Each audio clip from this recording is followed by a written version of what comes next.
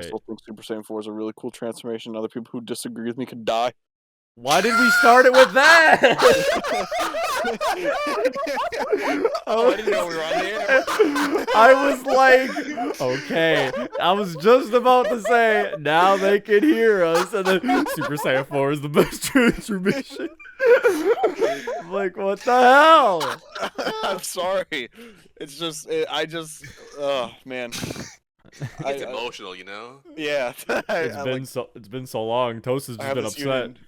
I have this unit in Dokkan and just. Oh, Dokkan's so cool. not on the notepad, mister. I know. Dokkan's not on the topics for today's evening. Get your Dokkan out of here, buddy. You're done. You're done, kid. You're done. Alright. So, now it is time. Hello, everyone. Hi. Oh, Monica, please. Hi, Zero. Hi, Cam. I'll beat Sub-Zero, your how you ass. That's not very nice. That's very rude. Alright, so, anyway. Hi, everyone. We're back. I think, like, episode 3 was called We're Back. And then now, so I couldn't name this one We're Back. But, so, You could have named it We're Back. But we're back. I don't want to do We're Back again because that could because we might have another episode where we say that because it takes so long. We're back again. We're backer. We're backer. It'd be like we're back. The dinosaur story. My favorite movie.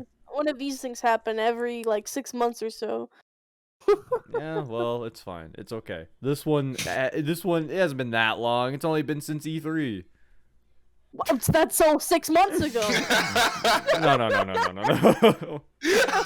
That's why it's gonna be a long episode. Somebody has something to fall asleep to, or just put on the background when they're doing something. Yeah. That's I the feel strat. sorry for the soul who has to fall asleep to my voice.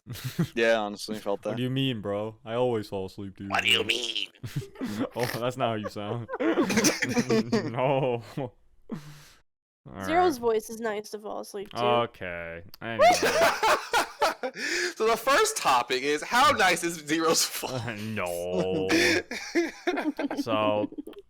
So in case people are new, because I see some people in the chat saying they're new to the Zcast, so what usually we do is, we got some topics to discuss, and usually like in the middle of those topics, I'll probably thank everybody who does like subs and bits and stuff that happened during the thing. I'll thank you And all like in the also- middle just so that I don't break the conversation.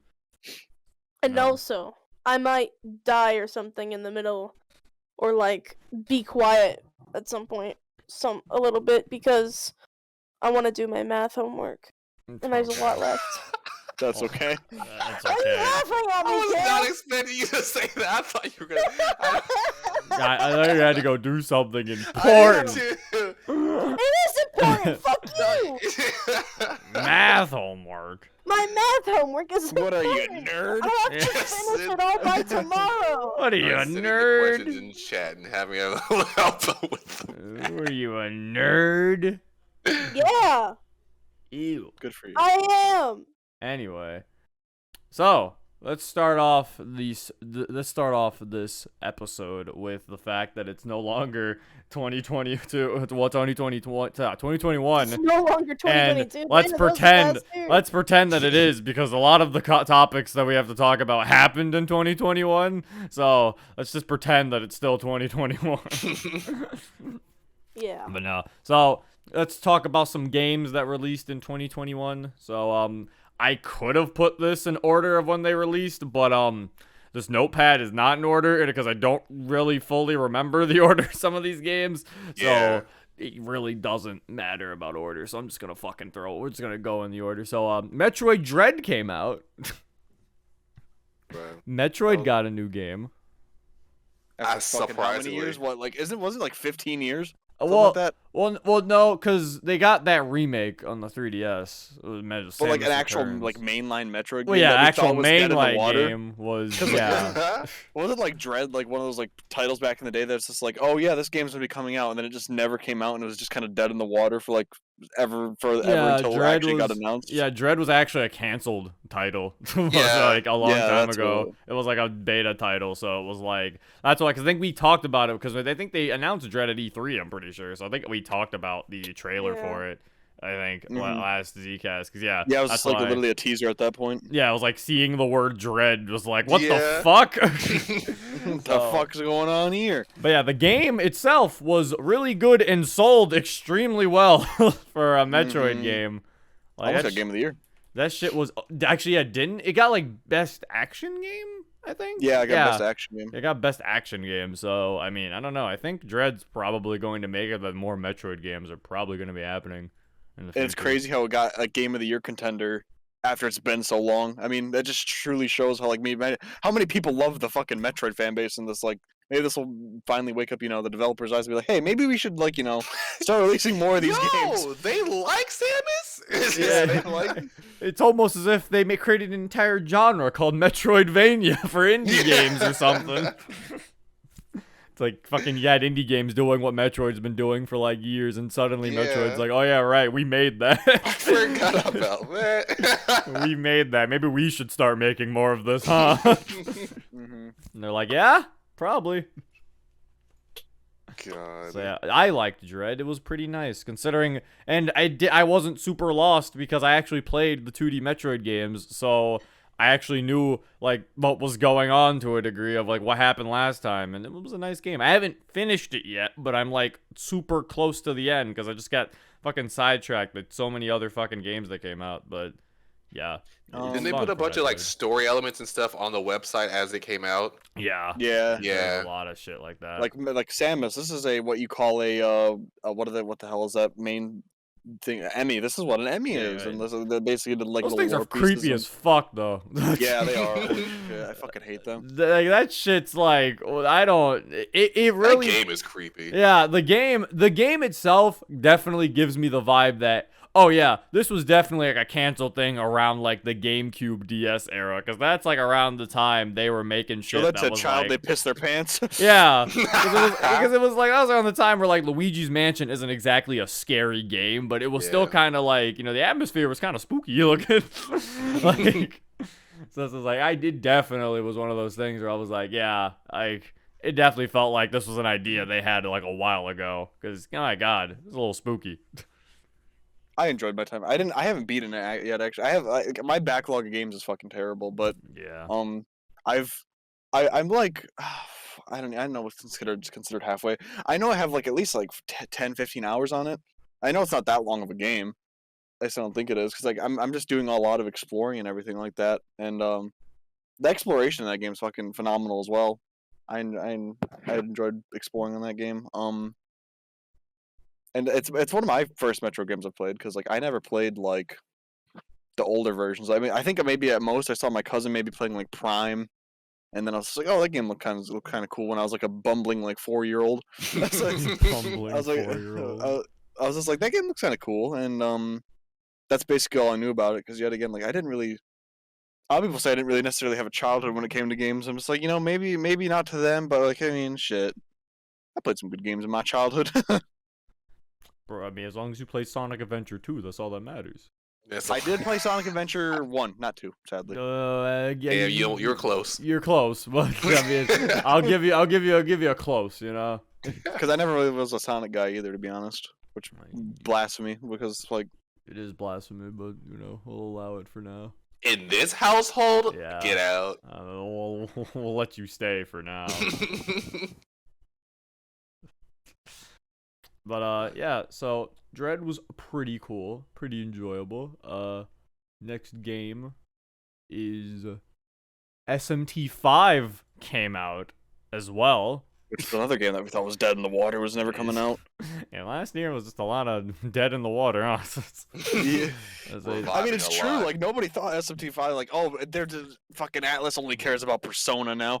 They're Yeah. never gonna touch. Well, They're yeah, never well- gonna well, touch a and they kept Shin giving- Megami game again. They kept giving in SMT5. They had like a trailer for it. I think like the first trailer for SMT5 came out like a long ass time ago, to where people kept like waiting to hear more on it. Cause hold up, Mm-hmm. the first trailer we saw was like the kid walking. That was a year ago.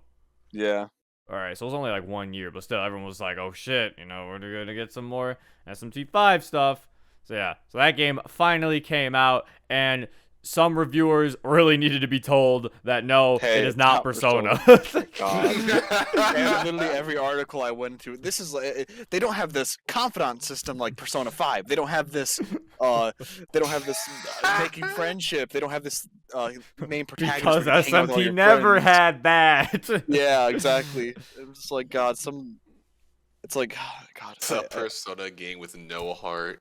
Yeah, like it's like that was the whole point of the Persona series, is that yeah, you balance the whole social life aspect and dungeon crawl. SMT was just about dungeon crawling. It wasn't about there is no social aspect. It doesn't care about a social aspect. Does not give a fuck.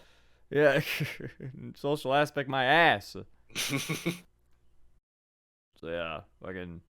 But I played that game. That was fun. Haven't beaten that either, but that's because that's an SMT game. Those games are decently long, so. Yeah, I actually yeah. haven't touched it. I didn't even bother pre-ordering. I'll be completely honest. Damn, Toast just did. Toast is the reason we're not getting more SMT games, guys. Get 'em. Listen, I mean, no, it seems really fun, but it's like it doesn't like I don't know. I like the whole aspect of building relationships and everything. That's fine. Like that's why I think I'll always prefer Persona. Call me a Persona shill, but I mean, playing it, has definitely showed me that yeah, SMT is it's definitely different than Persona, and by that I mean I died a lot. Really? Like the game does not hold your hand. The game will kill you. Oh, They will kill you if you do not find a way to really set up a good strategy of what's going on, because you will just die, and it's like, One oh of- well, there I go. one of the things I think we should talk about is the interrogation lines that some of those monsters have Bro, in that it's game are good. hilarious. Bro, there's one monster, or there's one line where you can tell a bad joke or something, and if you tell it every time, I swear I've told this joke, the monster's always like, yeah, I'm out of here, and they just leave. It's never worked. They've never wanted to be recruited, or they've wanted to kill me. They've just left every single time. They've just been like, yeah, I'm out of here, Yeah, and they I'm just outta here. This leave. shit's lame. And I'm like, so I well, don't want to kill you anymore. I just don't want to be in your presence. Yeah, Well, they just I need to don't look even up some wanna of be those there. interrogation lines. Hold on. SMT5 They interrogation. just don't even want to talk to me anymore. Oh my god. Let's see here. That's great though. They just leave. Yeah, they just straight up leave. I mean, some of the options you can pick, they will just leave. It's yeah, because the interrogation is it definitely feels like a more advanced version of Persona 5's, because it feels like they definitely, you do have to think a little bit more about it than with Persona 5, where, especially in Royal, where they can tell you what fucking things to click. Yeah. They're like, oh, try telling a joke. This one, you kind of have to, it's trial and error, which it could be better for some people. I mean, trial and error game design is very hit and miss, because it's kind of annoying. Because you're just like, how the fuck was I supposed to know that? You want And to it's look you up weren't. SMT5 interrogation, and literally the only thing that pops up is Sai and Joker from fucking Persona 5. I hate it here. Bro, I love Joker from SMT5. My god. Fun fact, they also throw some shade at Persona 5 in some of these interrogation lines. Oh yeah, I got it. It's more of a reference. It wasn't like a fucking shade, as far as Yeah, I'm well, aware. granted, I guess that the company who made the game really can't shade on themselves. They can't really shade on But, like, themselves. Let's see. I want to see. I'm trying to find a really funny one. I can't find it. Oh well. But there are some really funny interrogation lines if you look up. Yeah, you'll probably like find one of funny the ones. things you can say to one of them is they'll say I must say I find your hair quite captivating. It's completely stolen my gaze. And you can say, how about I steal your heart? Yeah. And then another one is if you talk to Mothman, one of the things that he can say is that you say something to him, and he's like, you get it, right? You love the feeling of getting splattered with blood too. And you could say I do, and he's like, you say that, but I know what you really are. There's something dark behind that pretty face. Let's rip that mask off. Show me your true form. God, fucking, it's amazing. So it's just a bunch of fucking. It's just like, I get it, cause you made the thing. Oh yeah, right. And then another thing, Jesus Christ, there's like so many. Cause another thing this girl can say is like, what, you're gonna take my heart? Haha, you joker. Fine, go ahead and try to win me over. God, it's kind of cute and funny. It's kind of quirky, not gonna lie. It's cute, but it's quirky, and then you're like, stop it. We get it. You made that game. I'll kill you. I get it. It's the most popular game in the West from your goddamn fucking company. I understand. And they're like, please play SMT. Look, it's funny Persona. Holy. It's See, like, there's even Persona in here. Play this one. please. Fucking, but yeah, SMT5, pretty fun for my like so far. The next game, fucking Mario Party Superstars. The good one. Yeah, Mario Party also came back to life last year. Yeah, actually, yeah. I can't believe it. Pretty good game. I think it's one of my, from what I've played, because sometimes I just kind of play like here and there, just like alone, because you could go just do matchmaking games. Like, How you play? it's actually pretty With captivating and fun randos. to do. Not gonna lie, like, I enjoy it thoroughly. Play with randos. I mean, I'm just surprised they actually made an online fucking game. It's For Mario runs Party. pretty smoothly. It's good. I am proud of Nintendo for once for doing their online shit well, because this one is done well online at least. I mean, the game itself, Mario Party has always been a good game. Yeah, that's That's never true. really been the issue, but this one they did a good job understanding what the internet is. Well, you see, that's the issue, is that Mario Party's always been a good game, but Nintendo, for all their other fucking Mario Parties, kept trying to reinvent the goddamn wheel. Yeah. Acting like they needed to change Mario Party when Mario Party itself was fine and didn't need anything changing. So it's like, they finally realized that and was like, well, let's just go back and just take everything from what they liked and shove it in there. And the weirdest part is that I didn't expect them to do this, considering that Super Mario Party sold extremely well. So Yeah. to me, that was gonna make me think, oh shit, Nintendo's gonna fucking, they're just gonna fucking make every game like Super Mario Party now, Yeah. because Super Mario Party sold well. But no, surprisingly, they went back and decided to go to the old ones, and I was like, oh? And it ended up working. So I don't know what fan snuck into Nintendo's headquarters and like Yeah. wrote on their idea Yeah. board of what to do for Mario Party. Yeah, because like it sounds like with the timing and shit, it sounds like they were actually listening, and I don't know about that one. I think the fan sneaking in is a lot more plausible than them listening. Yeah, Nintendo listening? That doesn't happen. Because like before that, they also changed how the online worked for Super Mario Party. Yeah, randomly, like in the middle of the yeah, night. randomly. And so they already somewhat fixed. It still was pretty bad, to be honest. But they somewhat fixed that and then made this one. And so I don't know. Something good is happening over there, whether it be a lone wolf fan or them actually trying to listen to people. But I don't know.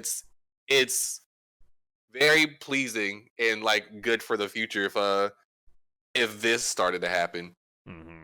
It's definitely making me. Hopefully, Mario. Maybe now the next. I mean, I think people said they found data that shows that there might be DLC for it. So I was about to say maybe for the next Mario Party, but then I realized technically if there might be DLC, so this one might not Yeah. be done, because we were saying there might be DLC boards, which. I would actually really I think that would be extremely smart of them to actually like give downloadable content to a game like this, because and it's not even like they need more mini games either. Like they could just add more boards. I mean, they could add more Yeah. mini games if they wanted to, but it's like more boards would honestly be like just that's all you really need at the end of the day to change 'Cause it I think up. I just hope it doesn't turn into this Mario Party doesn't turn into. I wonder if we're gonna get another one, because yet again we still are fucking dead in the water with Mario Kart games. God damn it! We're not dead in the water. Just Mario Kart There's 8 been- Deluxe has sold so well. It's turning into GTA 5. Yeah, I know, yeah. but like, come on, like, well, granted, I mean, we could talk about this later after the topic, but like the whole thing that happened on Twitter not too long ago. It was like Nintendo Kart versus Mario Kart. Oh, right. People, like, We were can actually at add each that other's to throats. we can add that to the notepad. Sure, that's kind of relevant. That's added to the Yeah. notepad. There you go. Nintendo Kart. All right, so we'll talk about that later. But yeah, fucking Mario Party Superstars. I like it. I honestly, I might say I like it even more than some of the old Mario Party games, just because it has like a lot of what I liked from the old Mario Party games just put into the same game. So it's like, Yeah. and I like the items. I mean, I feel like the items are just as hectic as they were. I like that some of the boards have interesting things. Like I like that there's a Boo on every board, but then on the on Horrorland, at night there's King Boo, and he can steal like I think it was like 3 stars or something. Like he can steal like a star from every player or something like that. Like man's ridiculously over OP. So it's like, but he's also like I think extremely expensive. So Yeah. as I was like, that shit, it's pretty cool. I like that. This Yeah, one. Mario Party Superstars is amazing. It's probably like way better than what was the Mario Party game before that? Super Mario Party. That one Yes, wasn't bad though.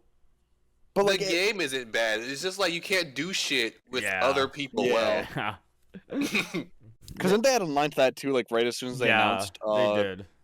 Mario Party Superstars. It was but it's like I think the only problem with Super Mario Party was that the boards were fucking terrible. Yeah. Like, Yeah. because I kind of am upset that the dice mechanic actually went away, the character specific dice, because I thought that was actually a really cool idea they had. The idea was cool. Yeah. Yeah, like because it actually added like actual strategy to tier picking your list. character. Yeah, a fucking Mario Party tier list. Don't pick Goomba, his dice sucks dick. You gotta pick Diddy Kong, he's got the best dice. Yeah, and also that was the other thing, the roster for Super Mario Party, like they just got everybody in that goddamn I game. completely forgot about that. Yeah, that was cool. Bowser was playable. I'm back.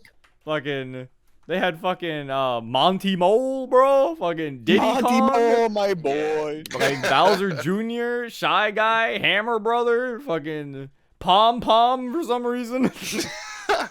For the pom pom stands out there. Yeah, I was saying, like, it was the roster that was crazy. Like, I don't know. I wish they brought back the character specific dice, but I mean, I guess. I don't understand why they didn't bring it back a lot of the characters for this. Maybe in the DLC. Who I knows? mean, honestly, I didn't like that Bowser was playable because, I mean, I think in the game it was just called like the unlucky. They replaced Bowser space with unlucky space, and I'm like, that doesn't. Yeah. That's not the same Yeah. vibe. Like you can't, like Bowser can't be playable. You gotta make Bowser be the one in charge of the space. It makes it Bowser better. is large and in charge. Yeah. Now DK spaces, they don't have to exist. You can make DK playable, like they did. Fuck I'm you. glad they did that. We don't need a DK space. DK needs to be playable. He's funny looking. DK Monkey Monday. God damn it. Yeah, see, yeah, that's what I'm saying. He needs to be playable. They can't have love- him. They can't bring I back love the DK. I never liked the DK space idea. I thought that was lame. The They're lame. DK spaces were like not as Prominent. effective Yeah. as the Bowser one, which sucked. Because it's like, well, I mean, to be fair, for Mario Party, you want more, you want as most more destructive stuff anyway. Mhm. Like the Bowser spaces and the Donkey Kong space were just only good spaces. They're only positives. Yeah, and normally they're only coins too. There's a chance there you were- can get a star. I think if you like, sometimes you can like do a Donkey Kong mini game. I think in one of them, it's like Oh, you the beat him, mini you game, get a yeah. star. Yeah, you can win a star from him.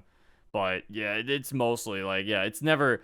It's not like Bowser where he's chaotic neutral. He can help you sometimes. Weirdly Yeah, enough. yeah, Bowser can actually help you, which is funny. Like, if you're already broke or something. yeah, he gives he's you like 40 coins, and then he's like, "I feel You bad look- for you." You look so sad over there. Here's some coins, You're- dude. you know, Help yourself. It's bad when Bowser is giving you charity. Mhm. God damn. I thoroughly enjoyed the new Mario Party. I can't wait for Yeah, the future of I it. I liked hope it. I hope there's a lot. I hope it goes far.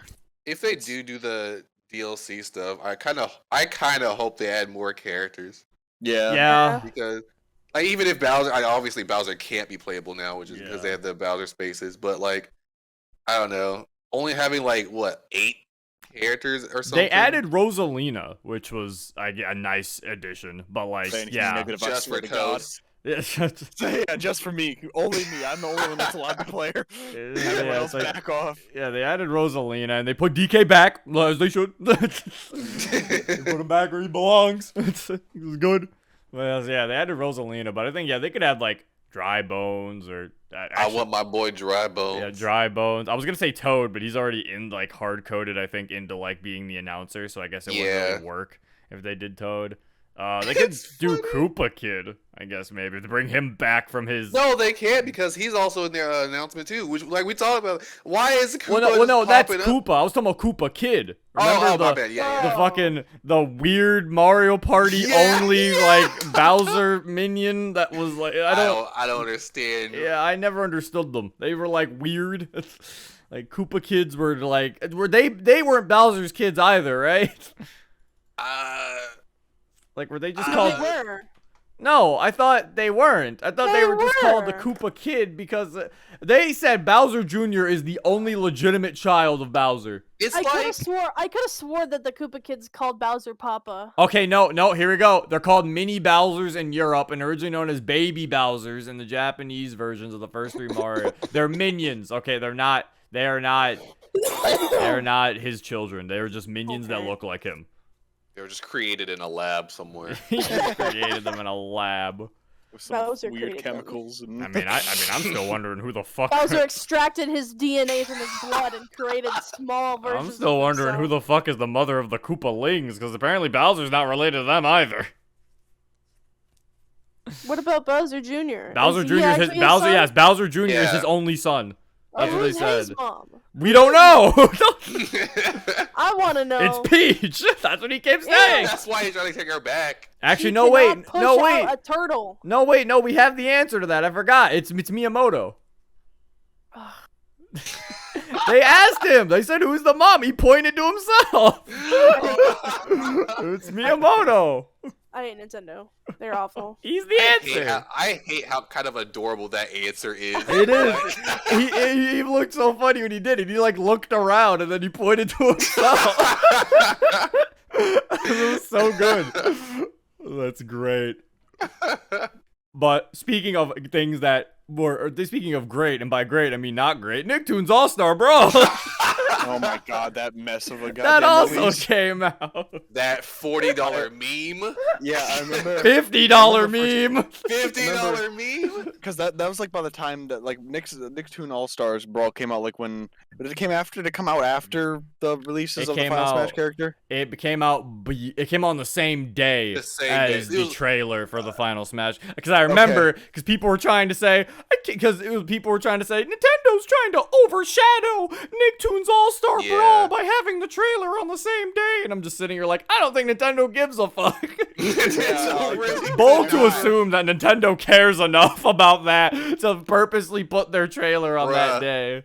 Bruh, I remember that as well, because like me and my friends were just all like speculating, like, you know, now that Smash is gonna be over, now all the Smash copies are gonna start trying to be like, hey, guess what? We're gonna try to do the new Smash Brothers, and there's a lot of those coming out. And Garfield was added, so yeah. Bruh, imagine Nintendo just looking at all the crap on Twitter. I'm talking about that Nicktoons is trying to overshadow while they literally have Sora in their back pocket, just watching over them stupid people. That's overshadowing us. They just fired an RPG at Nicktoons All-Stars. I was like, if they were really trying to kill them, they fucking overdid it. It's like, goddamn, Nintendo, please. But that overshadow us. Like, I haven't touched the game. All those funny memes about it and like how like terrible it is, because it doesn't even have voice actors. Yeah. It doesn't even have like anything like that. They're apparently adding that now. That's like coming in like a future update. They're adding. Yes, we're adding voice actors to our game. They should have had voice actors acting. in the big. God, I hate it. It's like as someone in the chat put Smash Killer. Yeah, fucking that was. I remember up to release, everyone just kept fucking talking about how much they're like, yeah, Nicktoons All Stars is gonna kill Smash Bros. This is a competitively viable game, and I kept looking at it, and I kept having kind of like I was excited because it looked silly as fuck, but then my other thing was I was like, it kept looking off. Something kept looking off about it. I was like, why is everything too fast? like everything looks really like budgety. And then the game came out, and yeah, it was budgety. Found out why. Lo and behold. Yeah, like the game, it's a good game to fuck around with, but it is not a game I'd play competitively, like at all. Like it is a so good game to silly. just fuck around and just like if I were to compare it, it's like when you play with workshop characters and Rivals of Aether. It's like they're probably not balanced at all, but it's really fun to just fuck around with your friends. Meanwhile, of course, actual Rivals of Aether, when you play with the actual vanilla characters, is an extremely balanced game. So that's a good game. But yeah, it's like Nicktoons All Stars is extremely buggy, but it's fun to fuck around with. It's so silly. It is It's just so I silly. haven't seen anything. the fact that any down air like sends someone like down, like any down attack like sends people like down is just like so dumb to look at. like just see someone slowly go down, like a slow moving spike is just like it shouldn't exist, but it does. Like they added a bunch of they just literally just threw in a bunch of mechanics into the game, but I don't know, didn't think too much on how the mechanics would work They didn't with flesh each them other. out. Like they really didn't. They did not flesh out. Like the fact that when I see the competitive scene is just two people spamming Nair for like a good Yeah. like for like first few fucking, I'm like, yeah, this is not gonna survive that long, huh? It's crazy how it actually has a competitive scene. I'll be completely real. I mean, Yeah, everything that's what I has was saying. everything has a competitive scene, so Like, it's how one of can those- you sit there and be like, yeah, I like being competitive for this game where you do one thing and that's how you win? Everything has a competitive scene. I'm not even surprised any. Marvel vs. Capcom Infinite, I think, had a competitive scene for a good bit. I think it still does actually. So, and that game is not that good. So it's there's that. Are you telling me you don't like getting insta-looped by Iron Man and to death like 8 million times? 'Cause, like you like literally Marvel like sidetrack Marvel vs. Capcom 3. Like if you Oh, not go 3. I against meant any Infinite. sane No, I was person- talking about Infinite. Infinite was the one. I Oh, said. Did I say 3 by accident? I meant Infinite. I think you said Infinite. I think I just Okay. I just Yeah, thought I it was meant thinking Infinite, of- 'cause Joseph three- no, just 'cause- has this 'cause- rage yeah, inside him. He 'cause- needs to get out. Yeah, because 3's a good game that people actually liked. Infinite was the bad one, where Yeah, they it like wasn't good. put a bunch where the graphics look gross and like the game was just bad. It was My bad 3 for was the about to good get one. hostile there. he almost came for your neck right Yeah, went for yeah, cool. Because No, Marvel vs. Capcom 3 is just like every fighting game. Fucking, if someone's good enough, you get touched, you fucking can't play the game right now. You just lost that character. Just, Yeah. Watch the cutscene, boy. Yeah, you put your controller down. You paid $60 This to is a watch single this. player game now. Yeah, we playing single player for today. Anyway, we're getting sidetracked. We gotta talk about fucking Nickelodeon and its terrible fucking game. I gotta respect. I respect for what they tried to do. I gotta respect it because, like, I mean, like it like But why? maybe to like a 10-year-old kid, maybe like to a 10-year-old kid, that shit is the best thing they've ever played. Because like Possible. you know, like when you're a child, everything like that, you're just like, oh, look, I could play as SpongeBob, I could play as Danny Phantom, I could play as I can play as Garfield, Lincoln like- Loud. I could play- Poor souls whose favorite character is Lincoln Loud. What fucking kid remembered Garfield? Garfield is for us. Garfield was our banjo. Why is that accurate? Garfield was for the I don't like- OGs. I don't like how accurate that is. He was taken away, and the company I'm sad. decided to work with it. Garfield's the banjo of Nicktoons All Stars, and just like banjo, he's fucking weird to play. yeah. God. Fucking Garfield. I also love to hate how they brag so much about we're adding costumes when like 80% of the costumes is just a hat. It's just Bro, them what are you adding a hat. What are you talking about? Patrick with a cowboy hat is such a deep cut into the SpongeBob mythos. Like cowboy hat God. Patrick, of course. He wore it in He won In that one episode. yeah, that one episode. In that one episode where he was making fun of Sandy. there was that what it comes from? I thought he think wore a so. black hat. I don't remember. They could I have don't picked know. so many better hats for Patrick. They could have just any other costume for They Patrick. could have.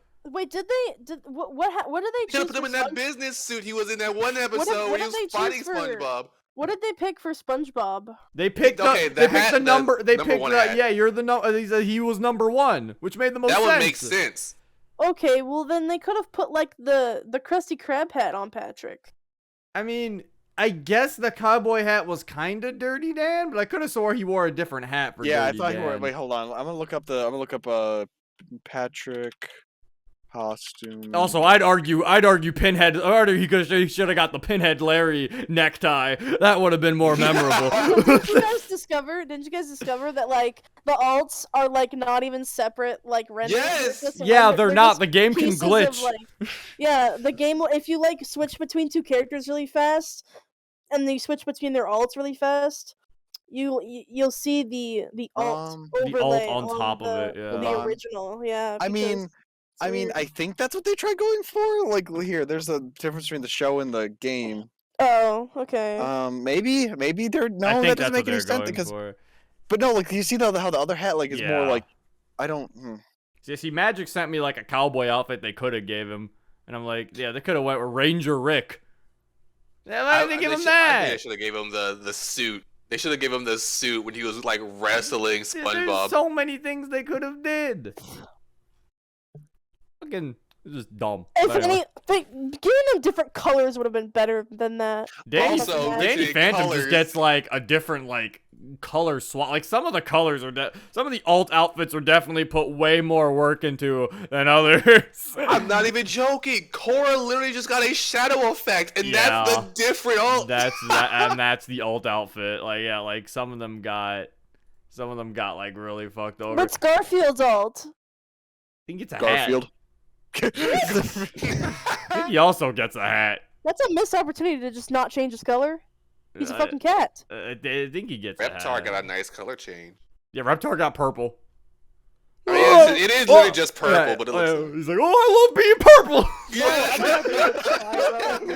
Yeah. Purple. Oh yeah, Garfield gets the handkerchief. Oh yeah, he gets the handkerchief. Oh right, I remember it now. Yeah, okay, yeah, Danny's color is supposed to be like his human form colors, so it's like it kind of makes sense, I guess. I don't know, it could have been it's lame. But Invader Zim gets his human disguise, which makes the most sense. Fucking That's cool. I like that. yeah, Aang just gets a straw hat. They could have went with he literally changes clothes like later in the show. I'm pretty sure when they have to blend in with the Fire Nation, they could have made him wear that. Literally would have made more sense, but sure, whatever. There's literally no excuse for what they did to Korra. Yeah, Korra. I'm on a website explaining all of them, and they're all like, Toph, warrior outfit that she wore in Day of the Black Sun episode, and Avatar, The Last Airbender. Korra, darker blue outfit. Like, wow. They sure did care about What a good Korra. contrast. What a good contrast. Yeah, and it's like, and at least with Leonardo and Michelangelo, it was like the retro black and white. I think it's supposed to be That based was off the the most comics. drastic change. Yeah, it's like that one's supposed to be based off the comics. That one makes sense. And then April O'Neil's just green. Like, yeah. They definitely could have did a little bit better, but I don't know. Apparently also I think the game is getting more DLC fighters. I don't know if that's going to fix the game, but I mean it'll probably make the people who want to play it still play it, so that's cool, I guess. I mean, and depending on who they add, I might go back and fuck around with that character. Yeah. All I'm saying is if Hugh Neutron gets in, then, you know, it's gonna have to be that's a good game right there. Mainframe 1. Hugh My main. Hugh Neutron's the one, Waluigi, man. though. If he's I don't know if he'll get She in or will not. save the game. Is there anything else to talk about with Nick? Oh, right. So like, I don't know how they did it, but they somehow ruined a fighting game arcade mode. They somehow didn't know how to make an arcade mode. So, Oh yeah. you know how in Smash Brothers, in classic mode, every enemy you fight has like one stock, but you have like 5 or whatever the heck you want to give yourself. And you basically, Yeah. the whole thing is that you have to go through and keep those stocks. So for some reason, this game thought The best idea would be to make sure that every enemy you fight has 3 stocks just like you. So now the arcade mode is just a fucking drag. It just takes so long.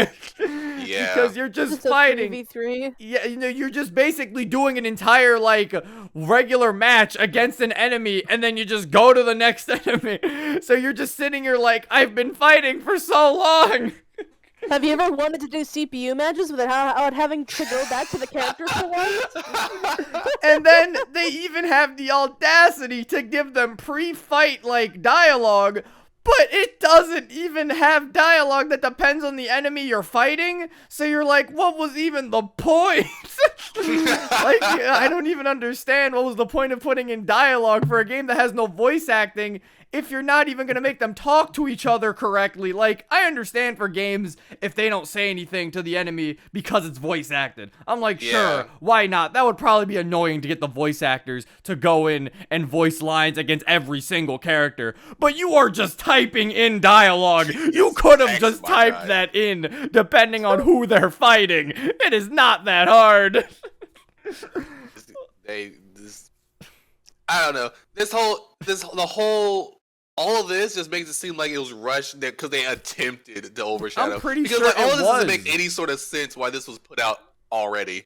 I'm pretty sure it was Nickelodeon that rushed the developers of the game to put it out because they just wanted it out now. I'm pretty sure that's what it was. Because the game feels super unpolished. It feels like an indie game, but yet Nickelodeon gave funding to it. But it feels like there was no funding. I also heard the budget wasn't even that much. They didn't give them that much of a budget, and I'm like, it clearly shows. Where have I heard this before? The billion-dollar company not giving the company money to make the game that sponsors that company. Yeah, it's like fucking, it's like they didn't even give them a big enough budget. So I'm like, oh great, that's fantastic. So the game just I don't know. Malarkey. Maybe, and it's a load of barnacles. I don't know. Maybe the game can be fixed with in-game updates and stuff, and eventually it can be the spitting image of what it used to be. Maybe it can be like the Street Fighter 5, you know? I feel like how Street Fighter 5 later, in the beginning, was fucking stupid and stuff, and then as the game went on and started updating, the game came out and it was like, oh, see now it's in a good state. So maybe it's like that. I'm so tired of this trend, Mont. God, it's so Yeah. stupid. I'm tired of the trend where I hate. I was just kind of leads into our next topic, but it doesn't because that's the game afterwards. But a game that is unfinished at release, and we then, can talk they about just that start next since it's a decent transition though, if you want. because it's so true. It's so true with the game like Halo Infinite. My God. Magic says it's designed like a fucking game on a website that teaches kids to code. Yes, yes. Yeah, the menu is I This remember. man's fucking Scratch. I remember clicking start and seeing the menu and being like, oh. Yeah, it's just oh, that is Oh yeah, that's also another thing. Somebody says BF 2042 is also another example. You could have added that on there too, unless that is on there. Wait, what? BF 24 Battlefield 2042. Oh, I mean, I guess I didn't really play the game, but I can put that on there if you have things to say about it. I mean, kind of here and there. I haven't played it at launch, but I have been keeping up with the game because I do want to play it. But that game was an We unfinished can have a mess at little release as well. Well, we can talk about that a little bit while we talk about Halo, I guess, because Halo Infinite, we can switch that game with Halo Infinite since I guess unfinished games is a decent transition into the other one. So it's Yeah, Halo Infinite is definitely a pretty unfinished game. Yeah, because when Halo Infinite first came out, a big shock to everyone was just like, "Hey, guess what? Campaign's not having co-op," and it's like, "Oh, okay." I mean, Or more that's kind of shitty. More like Halo Infinite came out and they were like, "Hey, there's no campaign yet either." It was like, "Oh." There's no campaign yet, guys. Here's multiplayer. Exactly, yeah. There's not even a campaign. You're just getting multiplayer. At least it was free. Yeah. Oh But- my God, what they else? try to make you pay for that shit. But then the And only fact other that shit multiplayer wasn't fit. It didn't have core modes. Multiplayer didn't have the didn't. core modes in a Halo game. it didn't which have. pissed me the fuck off. I was just like, "Oh, where's my Slayer at? Oh, guess what? It's not there. You gotta Where's hope you get it. Where's my infected at? Oh, guess what? It's not there. Where's my big team battle at? Oh, I mean, there is big team battle, but big team Slayer or big team Oddball. they just had a bunch of core modes that they just did not have in the multiplayer release. Thank God they are adding Slayer, and I'm not mistaken if leaks are correct. they're adding Infection here soon. So I'm just like, maybe I'll get back on that game then. Because I mean, I thoroughly enjoy the new Halo game. Like the campaign, fucking phenomenal. I mean, a step in the right direction considering the mess that was Halo 5. But the multiplayer also kind of a step in the right direction considering that Halo 5 multiplayer was a shit show as well. But like, I mean, oh, God, like, how would I put this? Halo Infinite campaign, good. I guess more or less Halo Infinite now is just they're taking really good steps in the right direction. Thank God 343 is kind of getting their shit together because like 343 when it came to like they're making what I'm noticing as well, like Master Chief Collection's out, right? And what they're doing is they're kind of catering to old Halo fans by adding new shit to Master Chief Collection, and they're catering to newer fans by like putting stuff in Halo Infinite that like is different and new and everything like that, while also adding old shit to Halo Infinite. And one thing that I noticed was like, oh shit, what was it? I actually had it pulled up here. 1 second. If you want to talk about something, I have to find it again. 1 second. Fucking yeah, because it was like I think splitting up multiplayer and campaign. I think it wasn't as bad because there are some people who just don't give a shit about the campaign and just want to play Halo for the multiplayer. So that's fine. I think my only issue with the fact that they made the multiplayer free is that's why all the shit in the shop is just like that's why the game is very much like Fortnite, where they're like, you better buy stuff or you want some cool cosmetics, kid, well you're gonna have to pay money. Yeah. So now you're just like That's true. They're forced to do that when it's and then it's like, oh, but there's some stuff you can buy without the credits. And it's like, well, yeah, but it's not as cool as the stuff you can buy with the credits. So now I'm like, it's still annoying. Yeah. Like, then Steel was saying they're fixing that, the whole battle pass and whole store. I did hear about that. They're changing something. I don't know if it's a speed of when you unlock stuff or what, but I did see they're changing something about that. I just hope they change it to where I don't want Halo to be Fortnite, basically. I don't want it to where I have to buy a fucking skin, like where if I want my guy to look cool, I have to buy skins. Because at least with Fortnite, it makes sense because Fortnite's at least in a third-person view. I don't see myself in Halo unless I die or get in a vehicle. So it doesn't fully matter, I guess. If it doesn't even make sense to make me pay for all this shit that I can barely even see on my guy.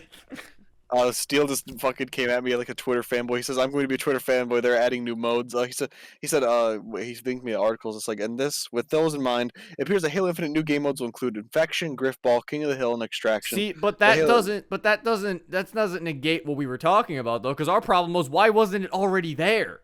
Yeah, like it's so dumb, frustrating. Unfinished game trend. Yeah, Stupid poopy. It's getting annoying with companies releasing the game and then being like, we'll add this later. It's like, just don't release the game. Add it with the game. I have a feeling the reason why, because a lot of companies are getting intimidated by their fans, because a lot of fans, my God, like, I guess this is also kind of like, I don't know if it's necessarily relevant, but like with the point with Cyberpunk, like Cyberpunk got delayed so many times. But to the point where the developers were getting death threats, like, "Hey, where the fuck is this game at?" Like I think that's the main thing that like a lot of companies crack under the pressure of their fans, and like they got to learn not to do that because like we're gonna be pissed either way. In that case, also you can just not announce early. That too. If you're not, if you don't think your game's gonna be ready yet. They announced. Yeah, Cyberpunk announced it like it wasn't like years before that game came. It's like Cyberpunk was being talked about for years. That's their fault, honestly. So they even showed something when the game wasn't coming out until like 2 years later.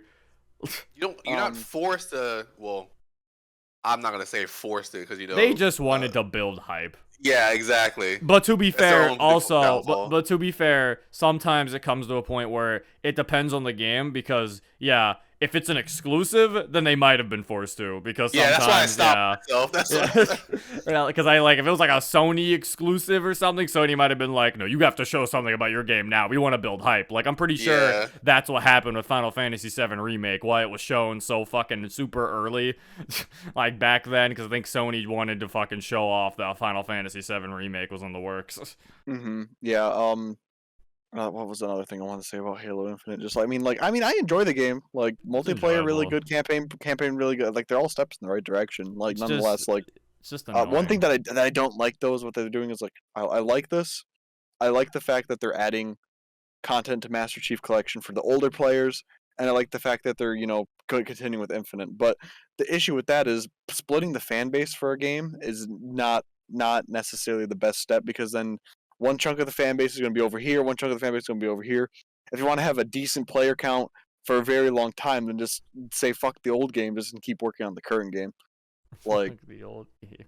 yeah, like because you gotta admit, like that just causes problems. That would cause problems in the future. It is gonna cause issues, but then I could also see people being upset when they stop supporting the old game because they're like, I don't like the new game. So then it's like, well, I don't. Yeah. Apparently, Master Chief Collection though has had its last update, so apparently they're gonna stop supporting it. So I think they are just gonna go into supporting Infinite. Oh, okay. Well, that's a good thing, because I know that they just added a big chunk of new stuff to Master Chief Collection. I wasn't sure if that was the last. I think that was the last. Like it was its last breath.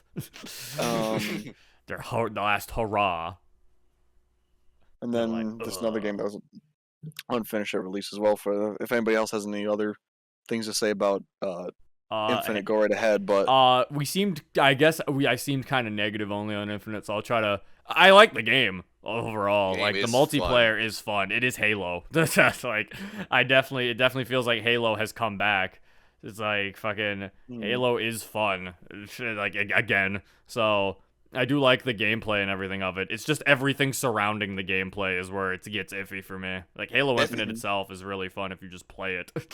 I think that's also a dumb trend with a lot of things. It's like the gameplay itself is fun, but just like we mentioned with the Nicktoons game, just like we mentioned with Mario Party, this is a lot of trend of like a bunch of dumb crap around the gameplay that makes the entire experience just poopy.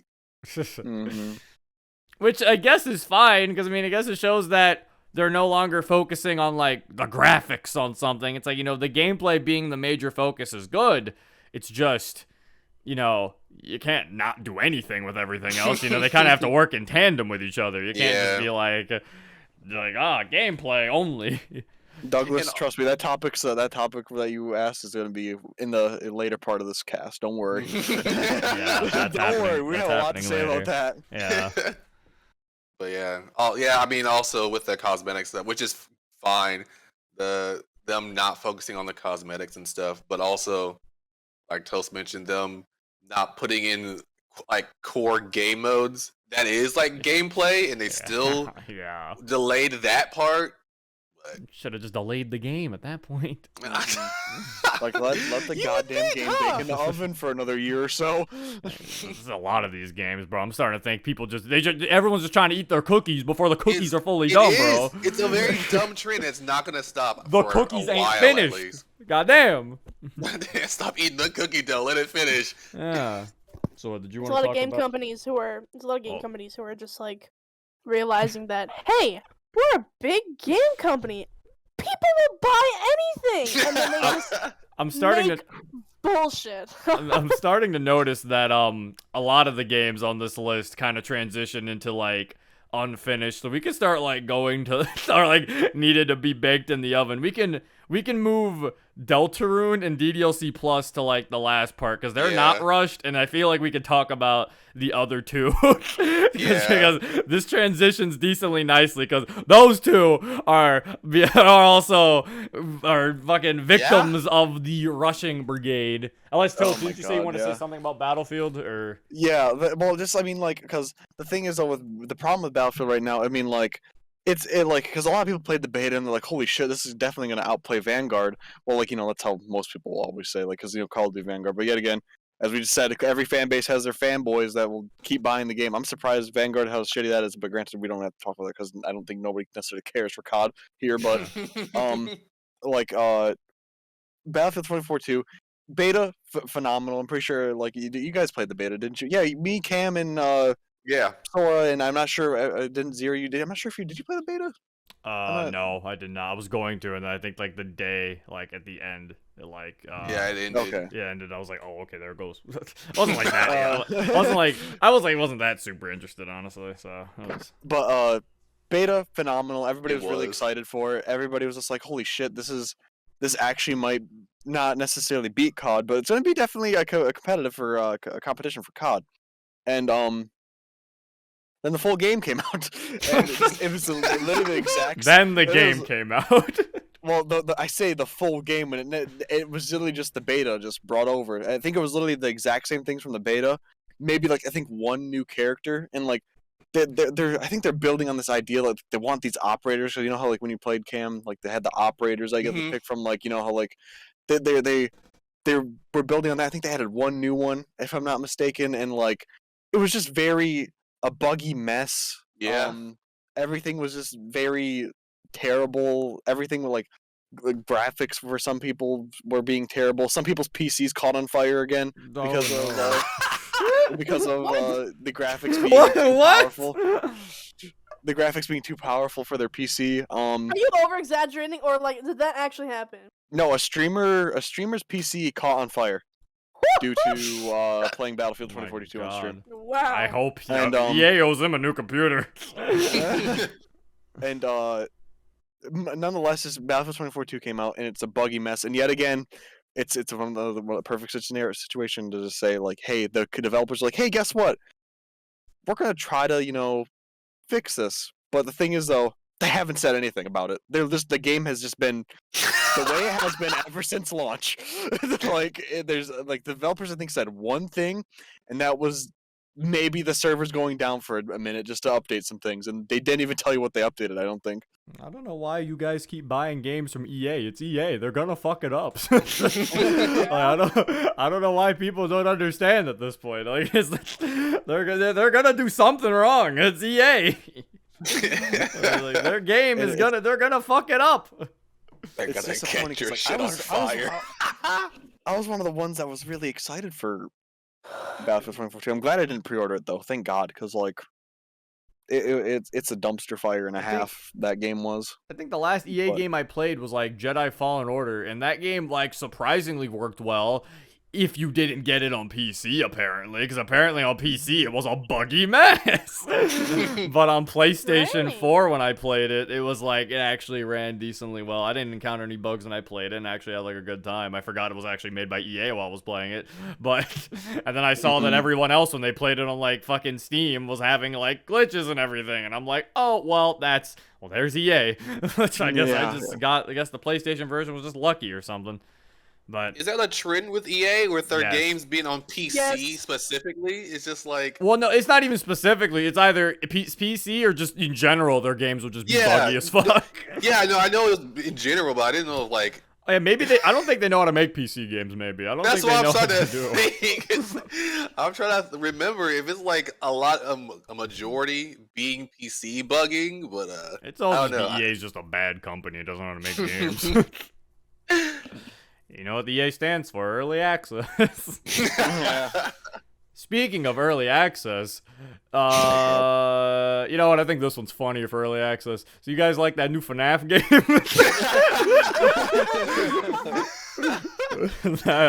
that game came out last year. Actually, came I'm out last legit- month. Oh yeah, that is actually very recent. So that game I'm just came gonna out. start DJ calling Music Man's this- the best goddamn thing in that game. The best Wait, thing. what? He's a DJ DJ Music music. Man. That fucking. Oh. It's like a fucking big old thing. God. A spider that. Speaking of fucking- games that needed more time in the oven, what the fuck is Yeah. this? I'm literally just gonna start calling this the cookie dough era. Someone. Yeah, the This cookie is- dough era of games. Someone like did research on fucking Twitter. So like you know how the game's 80 gigabytes, right?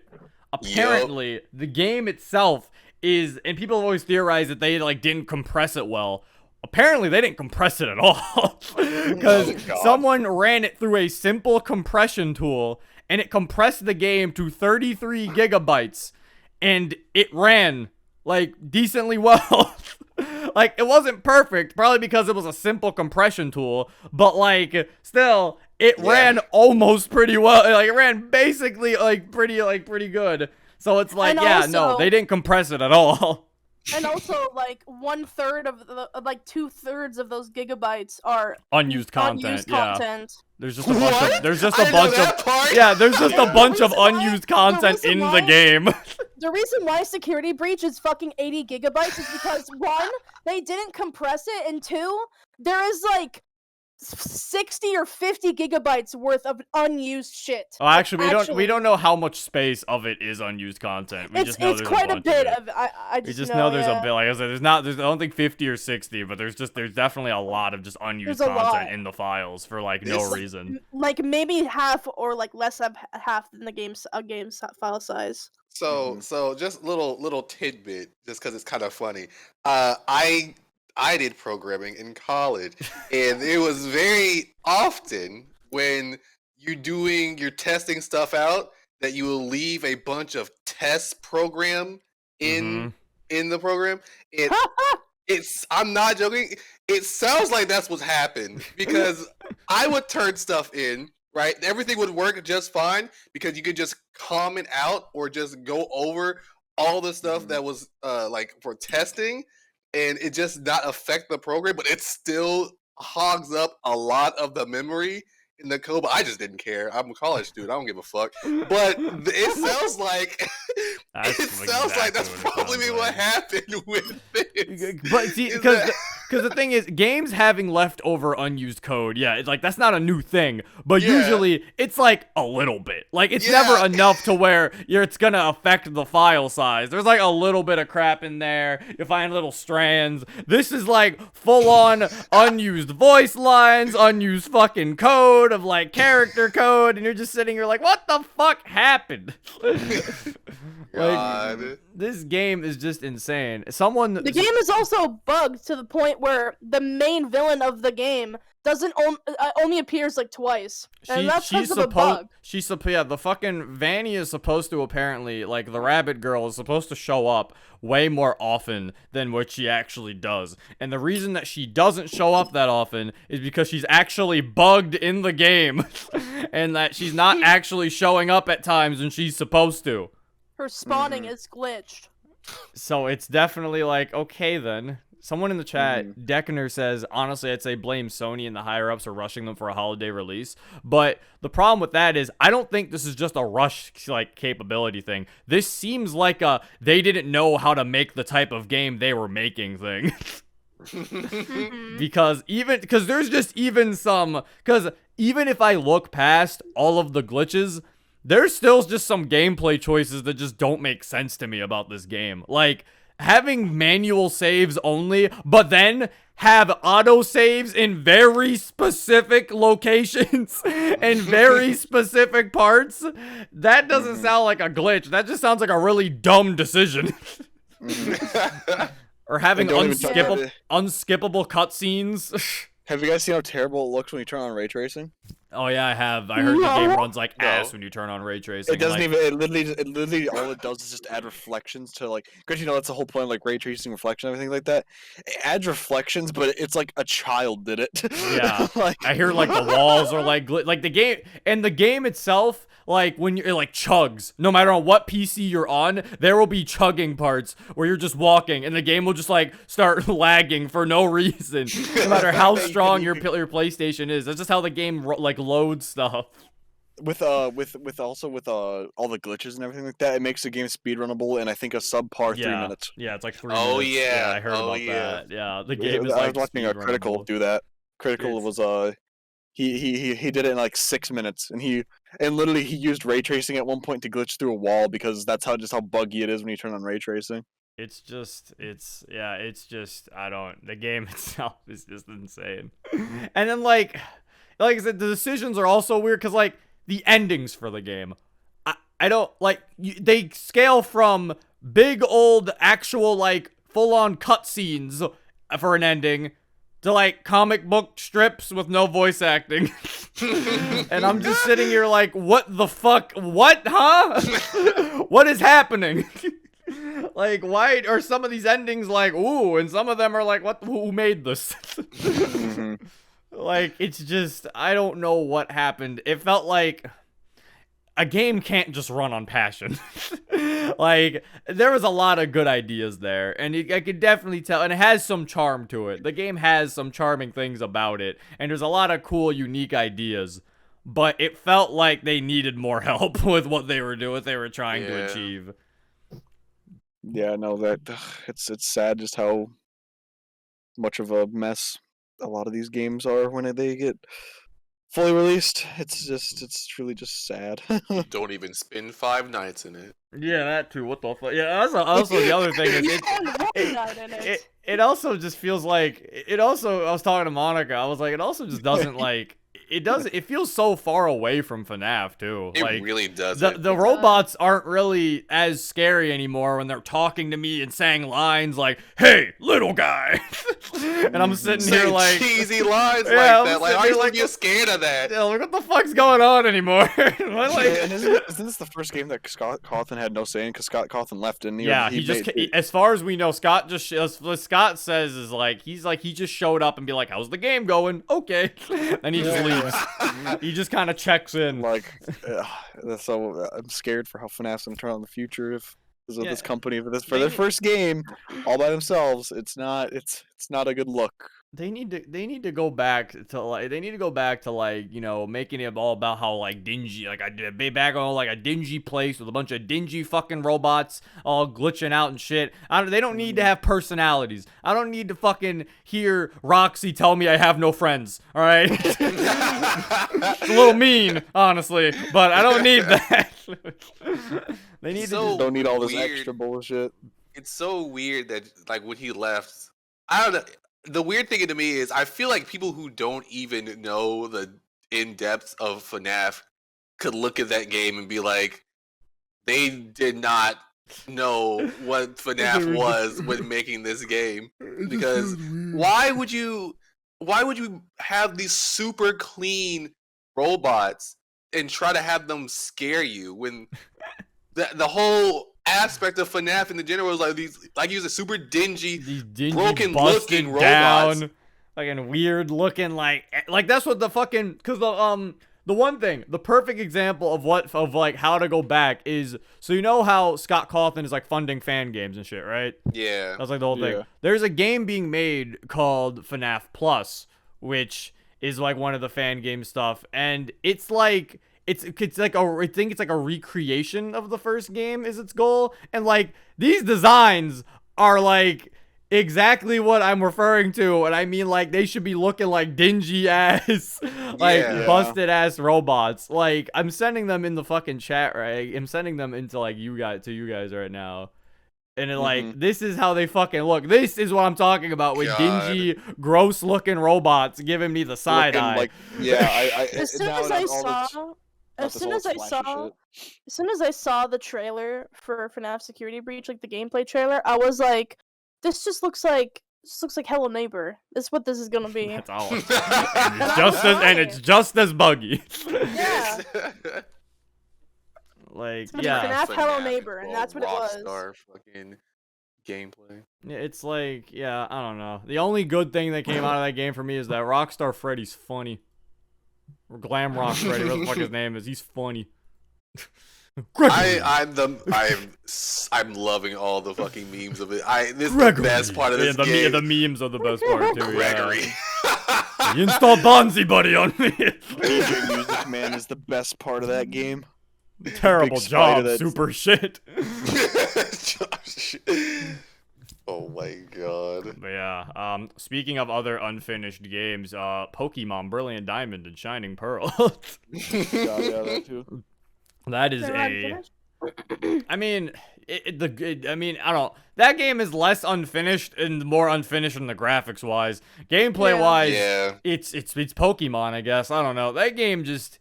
It was fine. If you never played Diamond and Pearl, then here you go. That's really all it is.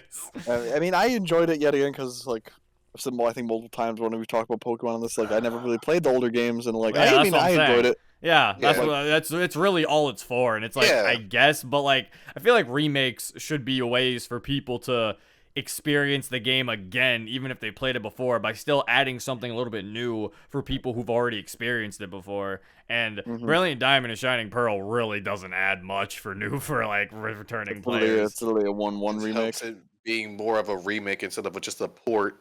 Yeah, it's like it just kind of feels like it is just Pokemon Diamond and Pokemon Pearl. Look at that That's fucking accurate. donation. But yeah, fucking. I don't think there's even much to really talk about with Brilliant Diamond and Show. Like, I think that's kind of the point of the game, is that there's really not much to even say. It really was just, it was a Diamond and Pearl remake. I mean, It's Pokemon. It stuck a little too like, it was a little too one by one for its remake, that it was like, yeah, it just kind of. They There didn't it really is. do anything. Yeah, it was Pokemon, and there's nothing else to really say. I enjoyed it. I'm still completing the Pokedex. I still am waiting for all the events and stuff to come out to get Arceus and to get, Darkrai and everything like that. I mean, I did the Shaman Island glitch and everything like that. Because, God, the glitches that you could do at the beginning of the game were exactly the same as, when they said 1-to-1, they weren't lying. Because all the glitches you could do God were damn. 1-to-1 of the original games. Can you when you do the void glitch, do you use the tweaking method, or do you use something else? If I'm not mistaken, it's a tweaking method. It is actually a tweaking method. Are you serious? Oh my god, Mm-hmm. that's crazy. That's fucking crazy because that's so specific. Mm-hmm.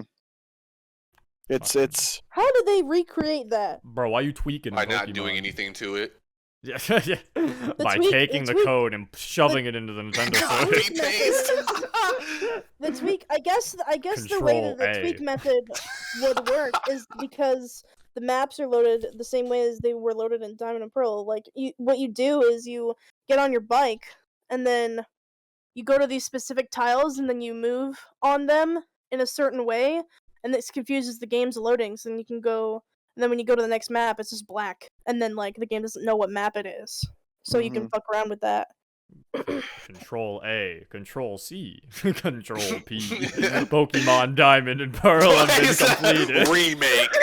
There you go. Pokemon Brilliant Diamond and Shining Pearl. Also, by the way, Brilliant Diamond is still a dumbass fucking title compared to Shining Pearl. yeah. Like, What do you mean, Like, Brilliant Diamond? those titles were not created equally. What? I think they are. Brilliant Ah, Diamond yes, and the Pearl? the opposites, Brilliant and Shining. No, like, I this is don't like think the they're ever really meant to be opposites. Alpha and Omega, Yeah. Heart and Soul.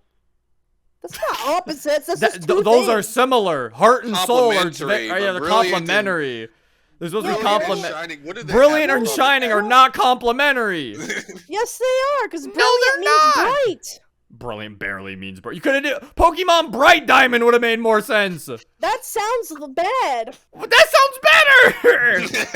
Pokemon Bright Diamond and Pokemon Shining Brilliant Pearl, that Diamond sounds is like not as shit. good. Pokemon Bright Brilliant Diamond Diamond's would have been better. better. Pokemon Star Platinum from JoJo. Pokemon Star Platinum. Here it comes. Da, da. I wish they would have done a fucking. Pokemon Platinum remake. Pokemon Bright Diamond would have been better. No, it wouldn't have. Would have It been sounds better. bad. You know, it Sounds sounds. bad. You know what? Brilliant Diamond sounds bad. You know what? The game's bad. It would fit. Bad title for a bad That's game. All right, that's not what we're talking about.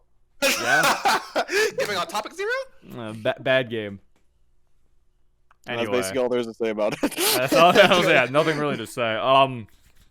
Guess next we can talk about Deltarune Chapter I like that. 2. That was good. That's very good. Yeah. I added that to the list super late because I totally forgot that came out this night last year. Yeah, even Yet though again, Toby Fox doing some Tony good stuff. Fox, Tony Montana showed up. Toby Fox doing the good stuff again, cause shit, Toby Fox Toby never touches Fox, anything, turns it good. Toby So- Fox decided to make everybody who didn't own an NES play Punch Out. You know, that was pretty cool. He decided to Nintendo wasn't doing anything with Punch Out, so Toby Fox was like, fine, I'll do it myself. So decided to make a final boss be Punch Out. My god. That was pretty cool. Deltarune Chapter 2 was fun. I liked it. It again, now... All the memes from it as well are amazing. Yeah, now that Chapter 2 is out, now I can further affirm my opinion that Deltarune is better than Undertale. And, you all can't say no to me because you're just a bunch of babies. If you say no, that means you're just holding on to nostalgia and you have to Yeah, let go. take Wake off your up. nostalgic Wake goggles, up. Grandpa. Wake up. Wake up. It's better than. Wake up. Wake up. I'm wake gonna up, yeah. I'm gonna keep sharing the opinion that I like it better because Undertale is just it's too big. I like Deltarune's battle system more. It's better. It's a better battle system. The battle theme hits better. It's a better battle system. The fucking Snowgrave is a better version of Genocide because it's not fucking boring for you to do it. He didn't sit there and purposely make it boring just to give some sort of dumbass fucking thing of being like, see, killing bad. Like, no. Now, fucking, it makes it where it's super fucking creepy because now you're like forcing a little girl to kill people. You fucking psychopath. Like, that's what I like. The game gets creepy, and that's your fucking, that's your reward. Like, look what you did. you broke her. Deltarune really makes you feel like a psychopath. Yeah, Deltarune really makes you feel like a psychopath. Like, you fucking monster. And also, yeah, then Spampton's, like, amazing. I love Spampton. He's a cool guy. He's also weirdly creepy too. I don't know. There's something creepy about Spampton I feel like people aren't focusing on because he's such a funny character. People seem to forget some of his like creepy like voice lines that he says sometimes. Like in his shop, like he says like someone was trying to talk to you or so. Like sometimes he'll just like randomly just be like, "Hello? Is anyone there?" And it's like, what the fuck? And then he's like, I don't know who that was. And he's like, but it sounds like they were talking to you. And I'm like, what the fuck was that? I love it when they do that, where there's a really, really goofy character has like some creepy shit with him. Yeah. Where it's just like overshadowed most of the time. But look at him, he's funny. Yeah, but a big shot, am I right? Haha. Yeah, exactly. It's like, you heard nothing. Yeah, don't mind the fact that he's probably being controlled just like Chris is. Yeah, exactly. Sad. Yeah, fucking, he's pretty cool. Sorry, Jevil. Although I will say, I think I still do like World Revolving as a theme more than fucking Big Shot. Not that I hate Big Shot. That is a good song. Just World Revolving. Very nice song. So I will say I still like that song more, but that's just me. I think everyone's gonna crucify me though because I said that. Because I think I hear everybody saying that Big Shot's just automatically better, and I'm like, well, that's not very nice. Yeah, I'm canceled for that. It's all right. I actually do legitimately like Big Shot more. I like World Revolving still more. I don't know. I like that song more.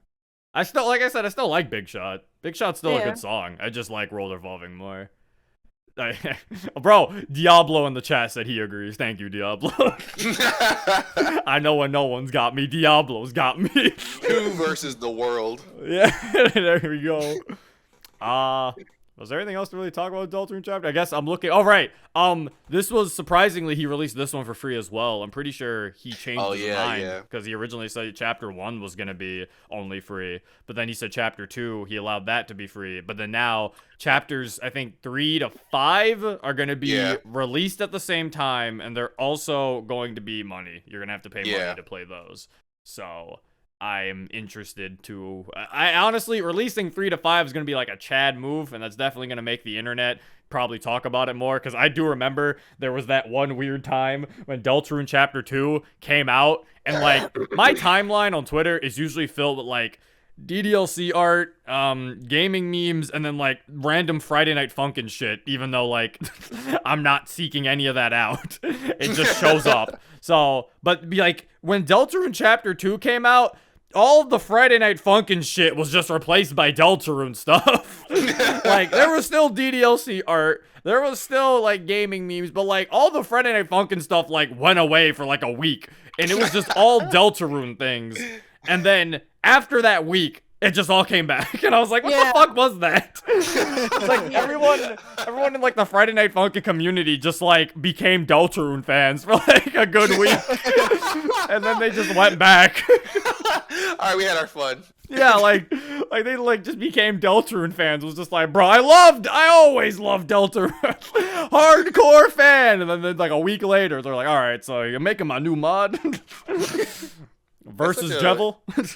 Interesting maneuver though, to like release the first 2 for free, and then once you know every single person loves this and will pay money for this. As he grabs you by your balls and he's like, gotcha, bitch. Yes. Now you want to know what happens next. You're like, fuck. Yeah. You got me. It's It's also way easier to just like let people try out the game than even something like Undertale, because it's like, oh, you want to try out Undertale? $15. Want to try out Deltarune? First 2 chapters are free. Yeah. And it's not that long. And it's not connected to Undertale, so you don't have to play that to understand it. Come on. And now look who's emotionally invested. It will pay money for sure. Yeah, it's like, and it's got Punch Out. And it's got Smash Brothers references. Oh my god. Fucking Wave Dash. Like, Birdly is the best character. It's like, it's so fucking good. It's like, it's just a cheat, like Wave Dashing. Or it's like, it's so fucking good. Or the fact that his fucking, when he's frozen, is shaped like a shine. Oh my god. And I love, too, that I looked at him and I was like, he's just Falco. And then I'm like, oh, that was actually the intention. Like, yes, he is supposed to just be Falco. Like, it was so good. That's a Wave Dash, dude. Birdley's a gamer. He is, and that's his whole character. That's what I love about him. That's what Elvis says. Speaking of second parts that you have to pay for. What? I was about to talk about DDLC Yeah, with Plus. the DDLC Plus, I mean, I guess. You mean my game of the year of last year, Cam? I thought you were talking about some other game. I was like, what are you talking about? It's like, did we miss an unfinished game? And I was like, oh, you meant that. Yeah, true. DDLC Plus. That came out also. I guess it's the final release of last year, of like actual game of release last year that we're talking about. So a DDLC Plus came out last year. I was not expecting that when it got announced. I mean, I guess we already talked about it when it got announced. I think last Zcast. So now we have to talk about the game. I still have to play. I always know that there's side stories, and that's basically it. Let me just get the fucking elephant out of the room where everybody fucking gets angry, everyone brings it up. Yes, at the end of the playthrough, I teared up. Okay, there it is. Now that the cat's out the bag, we can finally continue. I teared up too. You always tear up. You tearing up isn't new. When's the last time I cried? I don't know, probably yesterday. At Encanto, you probably cried. I didn't cry at Encanto. Anyway, fucking, yeah, I had some tears, mostly because of it wasn't because of the game, it was just because of how much the game stood for and everything, and how much DDLC did for me. But didn't during that time, Dan, you had interaction with Dan, and that was also really good as well. I did. Dan showed up during the side stories, when we were doing the respect side story. Not respect, it was self-love side story. Dan showed up in the stream, and I told this story on a VOD, but I guess it's a VOD, so I don't know. I guess with the Zcast, it might be better to retell the story, maybe, just so that we can have it on here. Probably, like, try to retell it. Yeah, basically, so me and Monica were on break. We were eating food, and then we were, like, taking a break before we finished we continued the side stories, and I was checking the member list while I was, like, eating, and I think I checked, and it said Dan Salvato was in the members thing. It was in the users. And I just read it off as, okay, someone's just got Dan Salvato as a name or something. And they were like, it was like probably like some L in there, or like an I, trying to mess with the fucking title. And so I just read it off as nothing. Then later, I check it again, it's still there. So I'm like, okay, well, but maybe it's him. And I'm like, okay, no, it's not him. It can't be him. So I click on the name, because with Twitch, you can click on a name and it'll show like their profile and stuff. I click on the name, and lo and behold, it shows Dan's profile. So now I'm just sitting there like, oh god, Dan is in the stream. So I'm like, what do we do? So of course, luckily, my brain decides, don't say anything to anybody.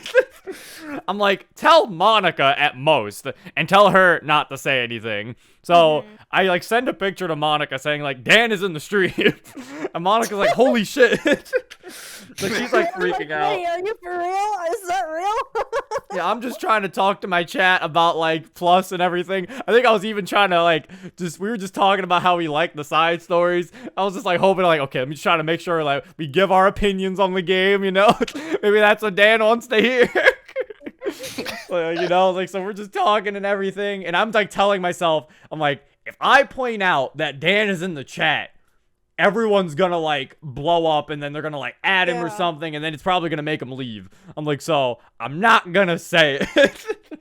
And Until like after the fact. yeah, I'm not gonna say it till like later or something. So I think he was there while I think we even played like almost the entire like self-love side story, I'm pretty sure. Like, at least the entire, like, first half of it or something. Like, Dan fucking, I think, was there. Because every so often while I was doing it, I would check the member list and be like, oh, there he is. I was like, he's still there.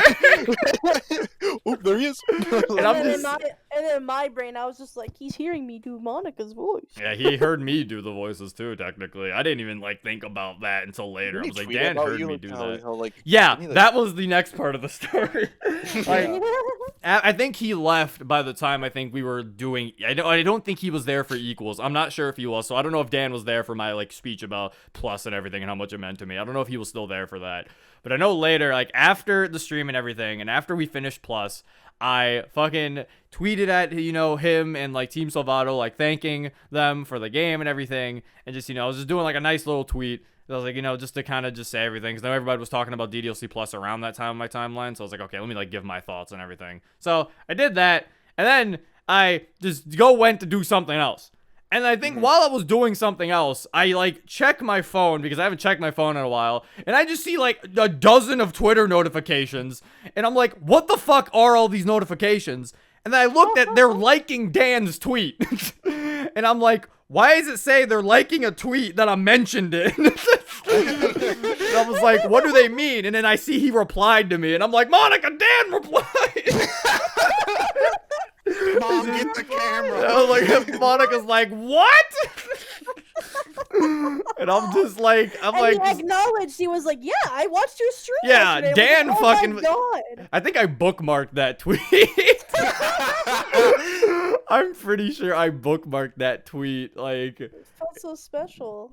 I bookmarked it, I think. Hold up. Here it is, bookmarks. Yeah, I did. I don't bookmark really any tweets, but I bookmarked that one.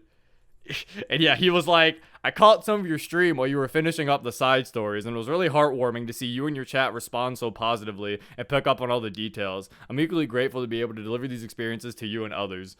And it was just like, I was just sitting there like, oh my God. And I was like, oh yeah, I was just sitting there like, well, Dan let the cat out of the bag. That, yeah, he was at the stream. Yeah. So I think like I like tweeted like, oh my God, Dan fucking replied to me. Like people were like, congratulations.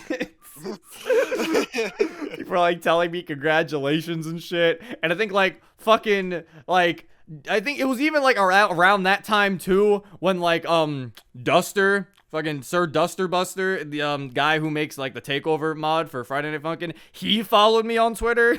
So I was still kind of freaking out that even he was following me. Because I was like, he's got a lot of followers. So I was like, so I think even he was like, congratulations. And I was like, Duster, please, I'm still wondering how you're even following me. Yeah, I remember that. I remember I saw that. I literally bust out laughing when I was that one day. I was like, Zero's going through it right now. Yeah, I was still like, what's happening? Why am I getting bigger? Like, this is weird. But yeah, why am I growing as a YouTuber? Yeah, but now I don't freak out about Duster anymore. Now he's just my friend. So now it's just Duster's just Duster. He's cool. He is cool. So, I've spoken to him. It's still cool that I can say that. But yeah, it's like, yeah, it's just it was a crazy experience during that time. It's like I felt validated. I played Garfield Kart with him. I felt validated. It was weird. It was like I finally got like Dan to acknowledge me. It was nice. That's like kind of a big step. Like that's still like a shit. You're making moves out there. Shit. Making moves. Making moves. It was a nice thing to have. But yeah, besides me actually talk about DDLC Plus itself, very nice game. I very much enjoyed the game. A lot. I like that, like, because I know Yuri brain rot. the main intention of the game was definitely just to be a way for console players to play DDLC, and I think it is a very good way to experience the game if you don't have a PC to experience it. Because obviously, if someone asks me if they should play Plus or the like regular PC version to experience DDLC, I would recommend the original just because of it just feels more authentic, because it's like actually messing with your computer, so it feels really cool to like do all that stuff. But like if they have to play Plus, it's not the worst thing ever, and plus they don't have to deal with the side story, they don't have to buy Plus to play the side stories later. But yeah, it's like I think it was really good in that aspect, and the side stories, I love the side stories.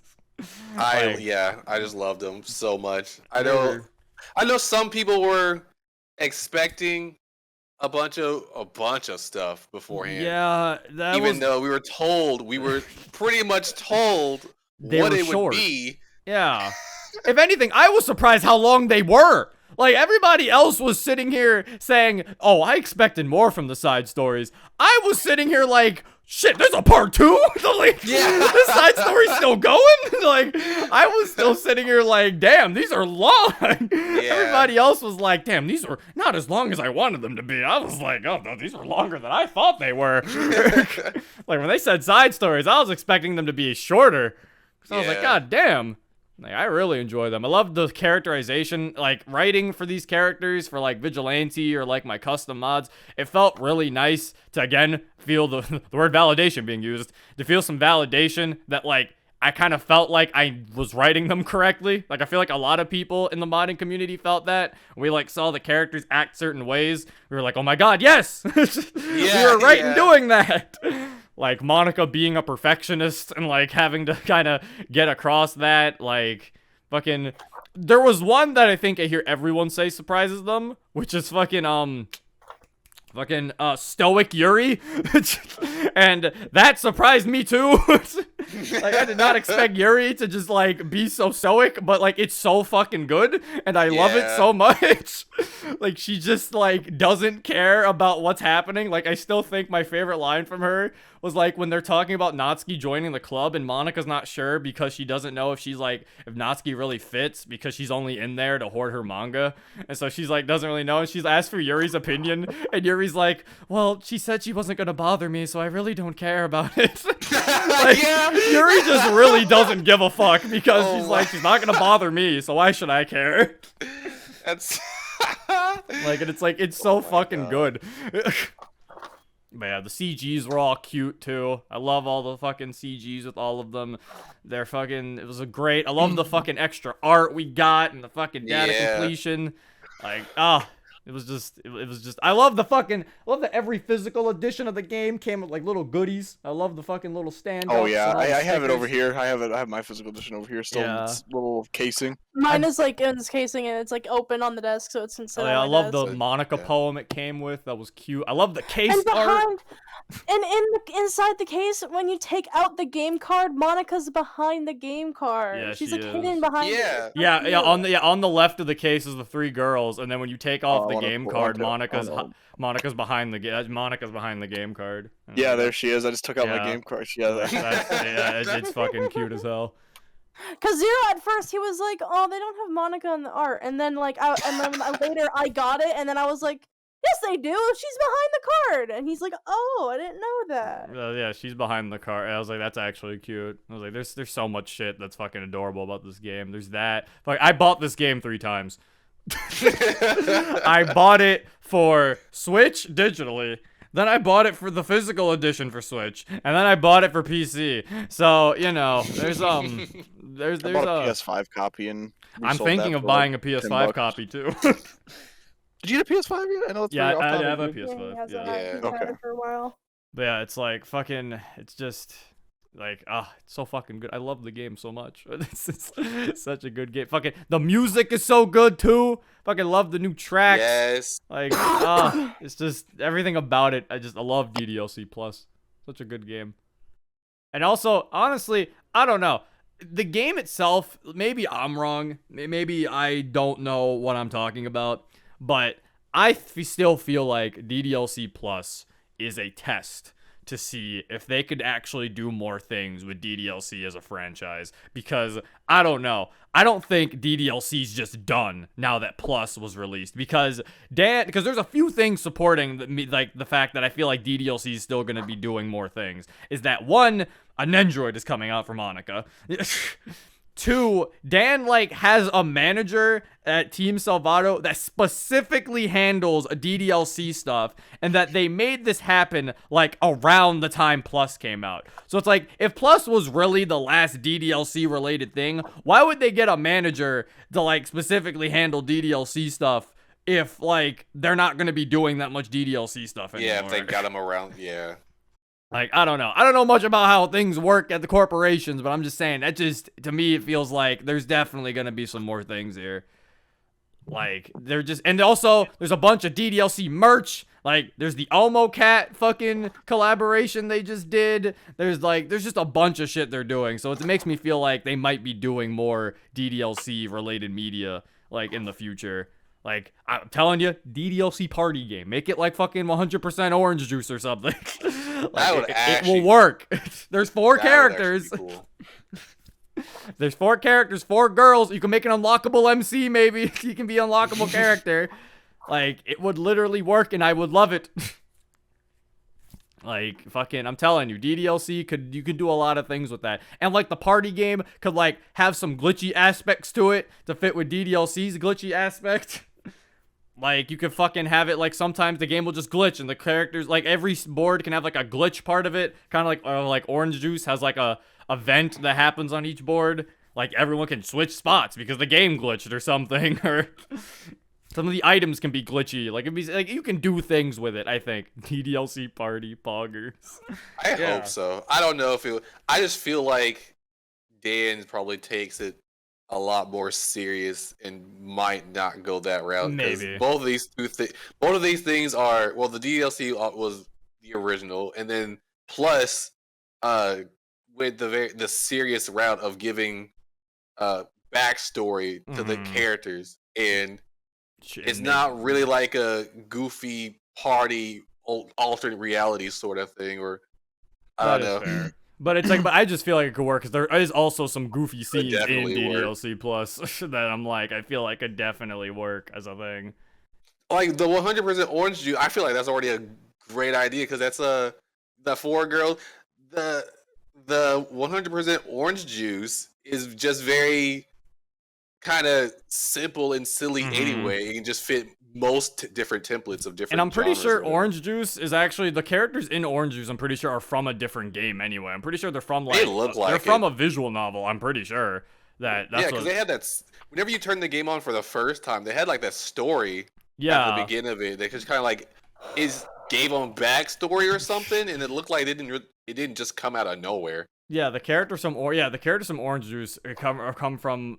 Yeah, Orange Juice, by developer Orange Juice's all-star cast. Characters from Flying Red Barrel and QP Shooting.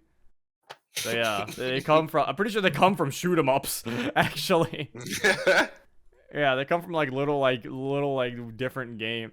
So yeah, I could see it work. I don't know. Maybe I'm the one in denial. If DDLC doesn't get any more stuff, then it is what it is. If it doesn't get any more games, but I don't know. I think something else might happen, but we'll see what happens.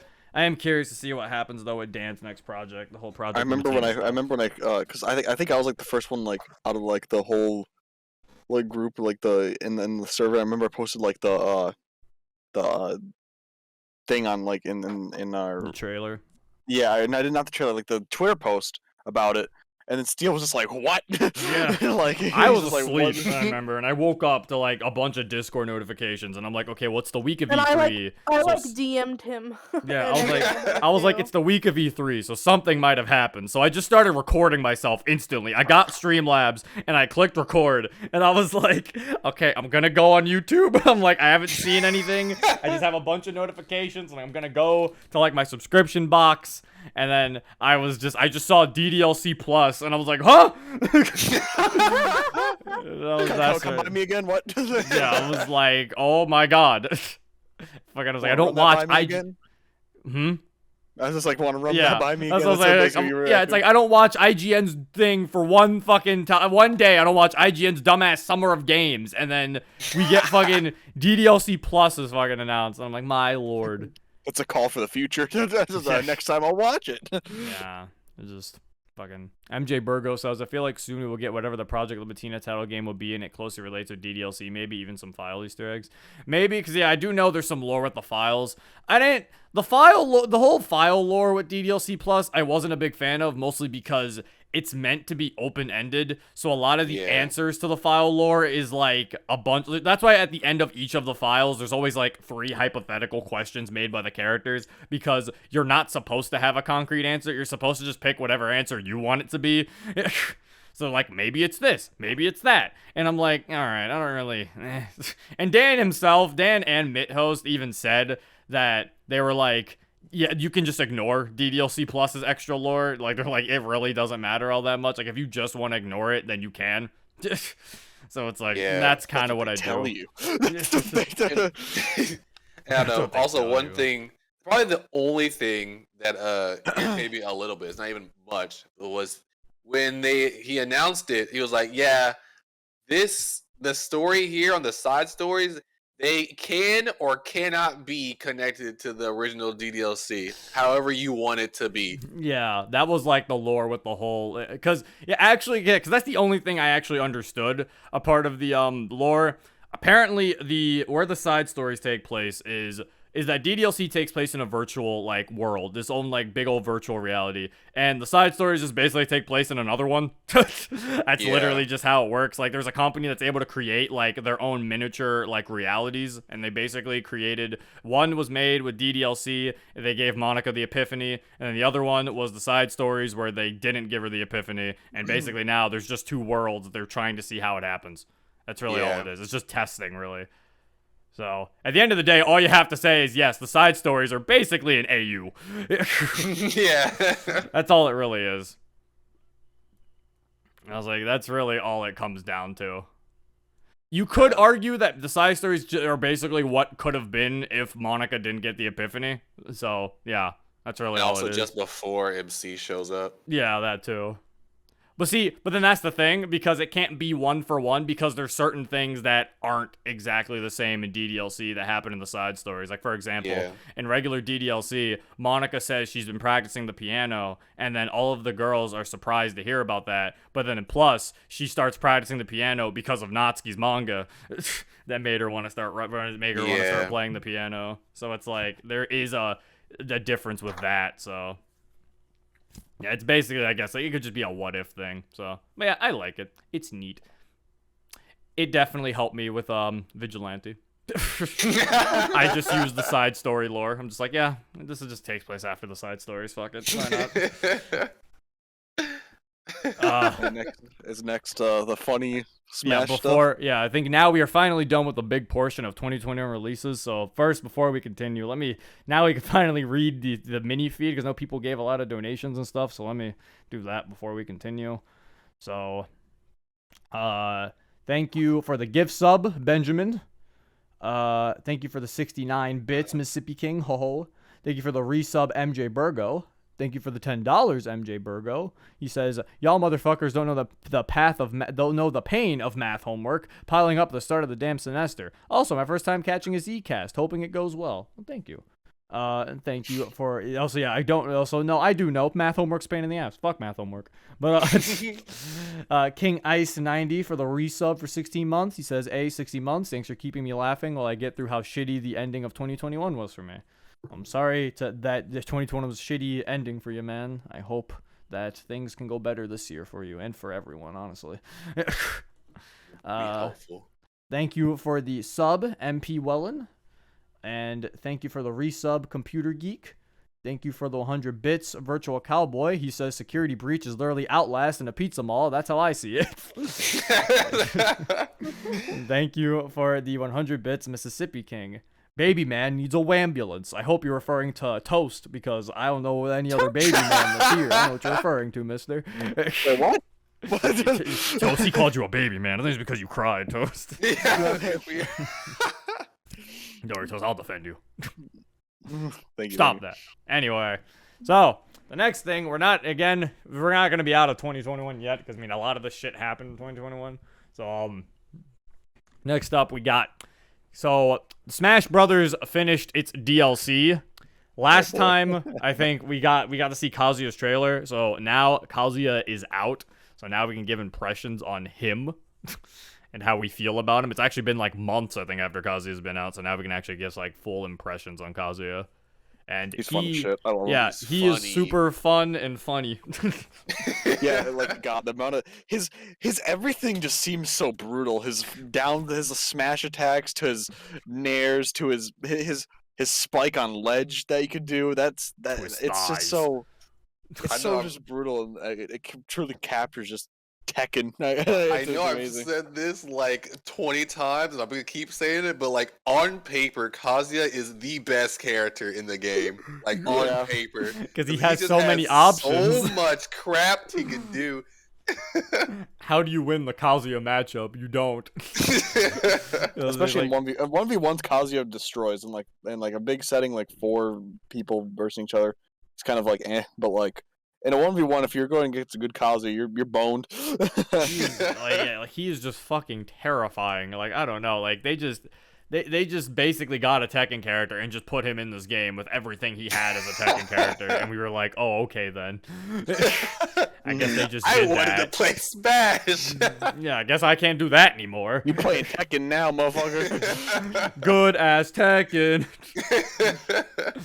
Fucking yeah, Kazuya is insane. Fucking all of his inputs are crazy. However, I still think in terms of a tier list, I think people rank him like around like B. Yeah. I think he's like Around around B. like B. Like Yeah, he's not or maybe even too A. crazy. I've seen some people do some crazy shit though. I've seen some people Yeah. who main him do crazy shit, so he might be A, honestly. Level 9 CPU Kazuya is S plus. Yeah, by the he way. is a new breed. Like they put a level 9 Kazuya in a fucking tournament. Like he was like an actual fucking like character in a tournament, and I'm pretty sure he got like pretty sure he took some games. Like God, he yeah, actually fucked people up, bro. It's hilarious. Like yeah, I'm pretty sure he's like around A tier. So yeah, Kazuya was crazy. But For I will anybody who hasn't seen, go look up. Literally, just type in level 9 CPU Kazuya. You're gonna have some fun with the clips. fucking That's all I gotta crazy. say. People reacting to just how stupid he could be is hilarious. The part though that I will still say about Kazuya is that he still feels like a character who just should have already been in the game. Like it feels Yeah. weird that he was DLC and Fighters Pass 2 for that matter, considering Bandai Namco helped make this game. Like I know they got Yeah. Pac-Man, but like they only got Pac-Man. Like Pac-Man's not even a new character for Ultimate. He was in Smash Yeah. 4. Like it was just felt weird that he was DLC, and even like the second to last character too. Like he should have just already been here. They had to wait to give him the DLC treatment. True. They could. You cannot have he all was of not what he had as a DLC. base character. You just can't. Exactly. If he was not DLC, he would not have all this fucking stuff in his kit. Now that he was DLC, now he would $5 kick lol. ass. I'm also lol. surprised they didn't go for the Heihachi pick. That one was the one everybody kept saying. Yeah, I but think then yeah. it was like, but I To guess be honest- Kazuya makes sense. He's the first character. Fighter Pass 2 had a few characters, especially that last one over there. That everyone's just like, we'll, holy shit. we'll get to him. We'll get to the Keyblade boy in a second. Ugh. Fucking God, because that broke the internet. But fucking, anyway, good. But yeah. Kazuya was he also had a really good fucking trailer, but I think we already talked about his trailer at the E3 one. Mhm. So, Yeah. yeah, Kazuya, good character. I enjoy him for the funnies. Yeah, I feel like he should have been a little earlier, but I mean, I guess I'm glad he's in despite it all. And for the people who, for some reason, act as if Kazuya like is a nothing DLC character, you go play fighting games, please. honestly. Like, there's so many people I've seen today things like with Kazuya, like be like Kazuya and Terry are just like so forgettable, and it's like Please No. just say you haven't played a fighting game and then just say to you they're forgettable because Yeah. the fighting game players, they remember Terry and Kazuya in the game. Yeah. Yeah, God, I love Terry so much. He's one of my Like, we favorite basically characters. got SNK versus Tekken without getting SNK versus Tekken. Now in Like, Smash. like, just say that they're not that memorable to you because that you don't really play fighting games. Don't just say it like it's a general statement because no, people don't forget they're in the game. How you gonna forget Kazuya's even in the game when he's got that moveset too? Yeah, he hits like a Right? goddamn I don't freight understand. train. I do not understand. How you gonna forget a man is in the game that's got like so many Sakurai fucking put up like a fucking page of his fucking combos. And all the Tekken music that's in the game too. God. Like, how you gonna Tekken forget? Tekken music's fire. I'm not gonna lie. Yeah. Like, how you gonna forget that he's in the game? And how could you forget Terry's in the game when he's got the fucking Buster Wolf? Buster Wow. Which I will still say, to this day, is the most satisfying move to land in the game. I am sorry, Yeah. Falcon Punch. But Yeah, no, I it's so feel good. way more satisfying when I fucking land a Buster Wolf on someone and And it kills at them. like 62. It's so good. Yeah, when you kill someone with a Buster Wolf, that shit is so fucking satisfying. Like, I would yeah. made Terry just for that feeling.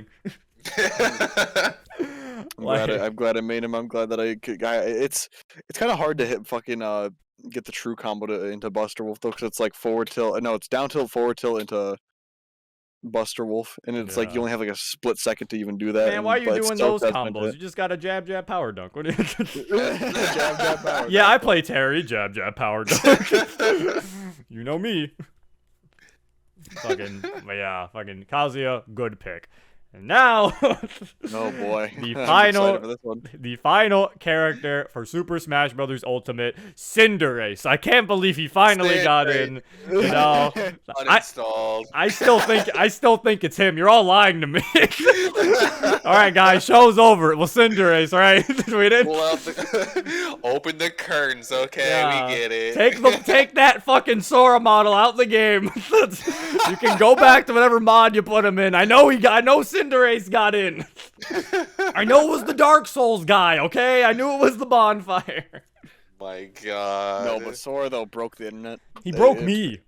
Yeah, I remember fucking. I was just like, because me and my friends were watching it, and my friends are both diehard Kingdom Hearts players as well, like you. Like they're fans, like to the end of the earth. Like they played, and they were like, you know, wee little lads, and fucking.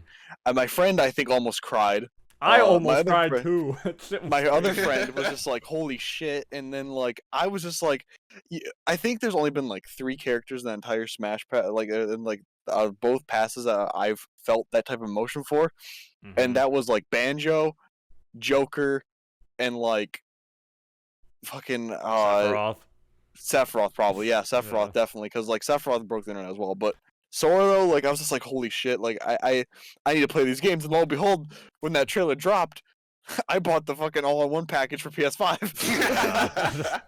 Fucking yeah, it's like because I honestly thought this entire time, like I thought Sephiroth was just gonna be like my biggest pop-off character, and I was like, Yeah. honestly, I'll take that, I guess. I was like, I'm not like the biggest Final Fantasy VII fan out there. I know things about the game. I played Crisis Core, like yeah, like, and I still do love fucking Sephiroth. I was like, his trailer was still really fucking good, so I was like, I'll take Sephiroth as like the biggest pop-off. Why not? And then it's like I just got like, cause like I already felt like Sora wasn't getting in because I was like, we got Sephiroth and Cloud. I was like, man, it would be cool if you got Sora in there. It'll be just like Kingdom Hearts. I was like, well, that ain't gonna happen. And now I'm just like, oh my god. Like it actually fucking like I swear to God, that fucking Monica keeps saying it too. Fucking that fucking Mickey keychain image Bruh. is burned into my head. Yeah. But, like I just saw the fucking object and I'm just like, what is that? And then it just makes the Kingdom Hearts ding when you see the keychain and I'm like, Yep. oh, like it was just like that fucking like realization of just seeing that Mickey Mouse keychain. That was such a good fucking way to reveal it. The exact way that it spins and then stops and then goes into the keychain and then it makes the sound. That specific part is forever ingrained into my memory. It I'm is never for gonna me, too. forget it. And then But the that fucking keychain cost Nintendo $8 million. But then the fucking music that kicked in with the fuck, they knew to get simple and clean instrumental, even if it ain't in the game. They knew to get simple and clean orchestra. And fucking, I love this, just all the characters just standing there, just watching Sora just fly. Like, it's like they were waiting for him. Like, all of them were just standing there like they were He's waiting. finally here. Yeah, like it's like, 'cause, Sakurai like, knew what he was fucking doing. yeah, because he just shows up, he's just flying, and I still to this day think they just made a giant portion of the scene him flying just so that everyone can freak out I was just while about it's to say happening. that. I was just about to say Like, that. when just you were like, done what talking. is happening? Oh Because- my god! When you go back and watch it, it's not that nothing's happening, but it's just It's so magical. calm. And the it's still video so itself magical. is just so calm because he's just floating around. But if you were there when it happened, it was not calm at all for It wasn't. anybody. Yeah, no, watching it back now, I'm just like, because I remember when it was happening. I watched it back like a week or two ago. I was just like, man, I'm sensing not a lot of screaming now when I was Yeah, watching that's this. what.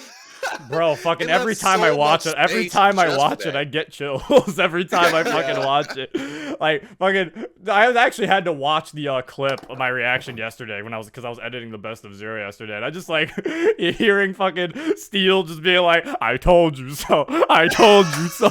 And then Cam is just like laughing at me screaming. You can't hear me because I'm being. I drowned hear out, you but a I'm little just- bit. I'm just sitting there like, oh my god! Yeah, like, I heard over you and like a over. little bit. And I was just doing that the whole time. Still not Dragonborn character, bad game. Like, it was just, I just still couldn't believe it. Then, like, again, it's still like the fact that he was the final character. Yeah, bruh, I was like, they- this oh was my my God. final chance to get this man, and it actually fucking happened. God. Despite everything, it actually fucking happened. And then, yeah, what we were about to talk about before, we were talking about how there was just, like, that big portion of him just flying. If you look Yeah. at, like, any other trailer, too, they don't stay on characters for that long. Yeah, just them, exactly. like, running. Or even Banjo, they just kind of showed him with his banjo, then they cut instantly to, like, gameplay. Yeah. Sora, they literally stood there, showing him fly around, like, yeah, we fucking got him, bitch! Yeah, we got him, bitch. They're like, we got him, here he is! Like, Oh it's my- like they just kept fucking showing him, like, there he is, look at him fly. And then fucking, and then he was also one of the few characters, like with Banjo, when he was added, none of the characters are, like, trying to fight him or anything. Like, they're just all, like, happy that he's here. Yeah. Like, fucking, they're just all looking, just like, finally showed up. Fucking also, Sakurai's, and... And he's added. And he was like, I was surprised too.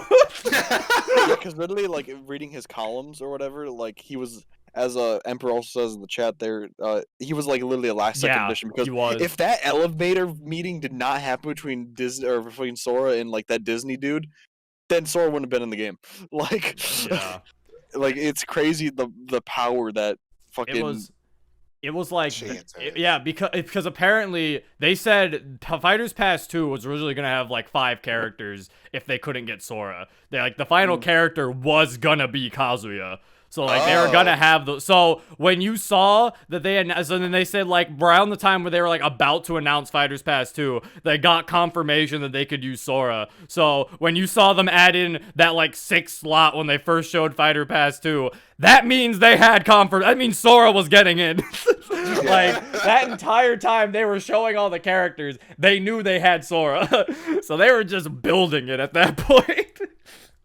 That's It's so so- crazy because yeah. it makes so much sense too because it's like why have 6 and Mhm. like I don't know why if people thought that or cared enough or whatever. I just know I kept thinking why is there 6 I know some characters? It's people so weird. some people kept being like, guys, just because it's the 6th character doesn't mean he's gonna be special. Could just be Nintendo being weird. And then of course Nintendo was like, what was that? What again? Like, honestly, again, could be totally biased, but trying to look past it a little bit, I still feel like Sora was probably one of the best characters to end Smash Brothers DLC on, considering he was, because he's one of like the top 3 most requested. Like, so the fact that they got him was like a ridiculous feat to even pull off. So it's like, I feel like it's something where he was one of the few, I'm like, if you have to end off DLC, his just made probably the most biggest blowout. Yeah, and I just want to reiterate, I just am in love with the fact that he knew the community well enough to just leave like 20 seconds of empty space of him flying. Because he just knew. But see, because that's why I always love about Smash trailers, because it's like, they always know about stuff. They know. Like, they knew having Sephiroth in the far back, and then all you hear is, dun, dun, dun, make everyone be like, oh my god. Like, they knew just starting up the music would be like, oh shit. Like, it's like, that was always about the trailers, was that they always knew how to hype up the characters. They knew what would get a reaction. Like, and then that fucking shot at the end of Mario and Sora with the fucking head. That is a beautiful shot, and I will always talk about how much I love that shot. That was my Twitter fucking banner for a while, or because I was just like, holy shit, that's like, it's just crazy, because I didn't know nothing about Kingdom Hearts, but like, I was just like, I knew Sora was going to be a pain in the ass to get, because Disney's not a nice company to work with. I mean, I always felt like people were over-exaggerating that, because Disney has worked with Nintendo in the past. So it was something where it was like, I was always like, it can't be that hard. Like, because I was like, all they gotta do is not include the Disney characters. Just include the Kingdom Hearts only characters, and you're good. And that's what they did. And I'm like, that's exactly what I thought was gonna happen. It's like, Disney probably doesn't give a fuck as long as you're not putting Mickey Mouse in the game anywhere. They're like, sure. Also just seeing everybody who it was so funny. I remember on Twitter that day, I remember so many people like were like hating Sora getting in. They were getting torn to shreds. Yeah. they're like, can't believe they got Sora, and it was like, if you don't shut up right now, mister. It's like the people who said, who's Sephiroth? Sephiroth? He's a Fire Emblem character? Bro, I'm getting tired of people saying they got upset they got another sword fighter. He uses a key. Come on now. It's a key. Key fighter. If I'm not mistaken, in this day and age, though, now that he's been out for a few months, the popular opinion is to say he's not a lame character to play, but a lot of people could be very lame with him because he's a very campy character. Oh, of course, apparently. But I feel like that's a lot of the good characters in the game, though, is that you can play them lame. Like, there's a lot of good characters, but I think like Sonic, lame. yeah, Sonic's like one of the best characters, and you can play him extremely lame. Yeah, you can also just be super aggro with him too if you want, because he's just so fast. But people decide to play a certain way. But yeah, Sora apparently, according to tier list, is that he's really good. But I'm just so glad he's super fucking fun. That's what. Yeah, I was gonna say he's so fun. Actually, really fun. I have every single time I've played Smash recently, I've started out playing Sora, and I was not expecting. Like, I was not expecting to have as much fun with Sora as I do before. He's so fun. I love how I love how true he is to Kingdom Hearts. I'm also so glad they got English clips for him. I'm glad I can hear fucking fire, freeze, let's go, back off. I saw all the memes when he's just like the "Let's Go" taunt, and then just Kazuya fucking takes him and shoves him out into the fucking trailer for Kingdom Hearts. Like fucking. When you walk. I also love that they got so many outfits too. I was like, oh, Sakurai, you're spoiling me. Oh my god, the outfit's probably some of the best in the game. He got the Kingdom Hearts 2 outfit. That's what I knew. I was like, Sakurai, I know where no one's got me. Sakurai's got me. Sakurai knew to get my Kingdom Hearts 2 outfit in there. And it's crazy. It's crazy how, like, his Kingdom Hearts 3 render in Smash is way better than the one in Kingdom Hearts 3. Well, no, that's because that's Kingdom Hearts 1 Sora just dressed as all these characters, dressed as all these other ones, because his hair isn't different. He's not actually grown up in the Smash renders. In the Smash renders, that's KH1 Sora dressing up as, like, KH2 Sora and KH3 Sora. Oh, because I was just like, that's just funny, because, like, I was just like, it looks so much. Nonetheless, it looks better. I just don't like the way Kingdom Hearts 3 Sora looks.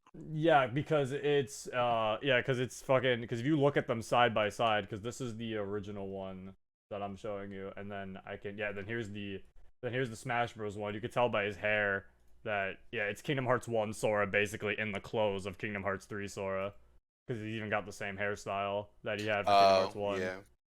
But it's still cute. I love it. It's like, when you put that into perspective, I'm like, okay, so it's just little Sora dressing up as others. I'm like, that's adorable, though. And a lot of people are saying like they were wishing that like you'd get a special Smash Keyblade. But like, I mean, I think that's asking for a little too much. I wouldn't have liked that. You can't have Sora without the Kingdom Key. It wouldn't have been the same without the Kingdom Key. Honestly, it would have looked weird. Yeah, like, now, I would have respected it if the alternate costumes had, like, some of the other, like, well-known Keyblades, like the Oathkeeper or, like, the Oblivion, or even, like, one with the Ultima weapon. That would be cool. Ultimate Keyblade, yeah. But to be fair, Cloud also has the Buster Sword for his entire outfit, so I mean, well, he does get the Fusion Sword when he's Advent Children, but I mean, I don't know. Kingdom Key's fine. It makes the most sense. But I know some people were like, oh, he could use the fucking Starlight Blade that he uses in Kingdom Hearts 3 because it doesn't have the Mickey keychain. And I'm just like, guys, the Mickey keychain isn't gonna be that much, okay? Disney's picky, but they ain't that picky. They're not gonna murder you. That's where another conversation comes in. It's just like a lot of people was like hoping that his alt would have like Goofy and Donald, and but that would probably now that's impending on what Disney wants. Now they're like, no, and you will not get any of our Disney. You could have Mickey Mouse as a logo thing because that's a part of his character design, but you ain't having actual Mickey Mouse. You fucking shut up and take what we give you. Also, Hollow Bastion as a stage, perfect. Kingdom Hearts 1, very important stage, and I love the fucking last stock. It goes to the dive to your heart. I was like, I think I popped off during that too. I think in the fucking trip, because I was like, oh, because like after seeing it in so many mods for like Brawl and like so many things, everyone would always be like, dive to your heart, dive to your heart. So to see it officially in a Smash Bros game, it was like, oh my god. It's like, it's actually officially in here. It's here. It's so cool. Also, I love the spirit battles. As a Kingdom Hearts fan, I love them. They're so good. Monica BRB'd, so I can talk about. I love Roxas' spirit battle. I love it so much. I love that they gave him a beam sword, and I was like, oh! It was so good. I love that when Sora holds a beam sword or weapon, he holds it like he's holding like he's in Valor form, like he's holding it like he's wielding two keyblades. It's a cool little nod to him wielding, in Valor form. It's fucking cool shit. It's so fucking good. I'm like, I'm so glad he's here. I believe I actually took Sora, and I was like, you know what, I need to go get all the spirits for all these DLC characters, now that all the DLC characters out. So I took Sora and just went and just did every single spirit the day he came out. He's so fun. Yeah, I just do that too. Like, I love him so much. He's such a boy. Such a good boy. I feel like we've basically gushed about Sora, or at least I've gushed about Sora. I love him. I need to get back to playing Kingdom Hearts. Critical mode, it's lovely. I played 358. I watched the movie 358 over 2.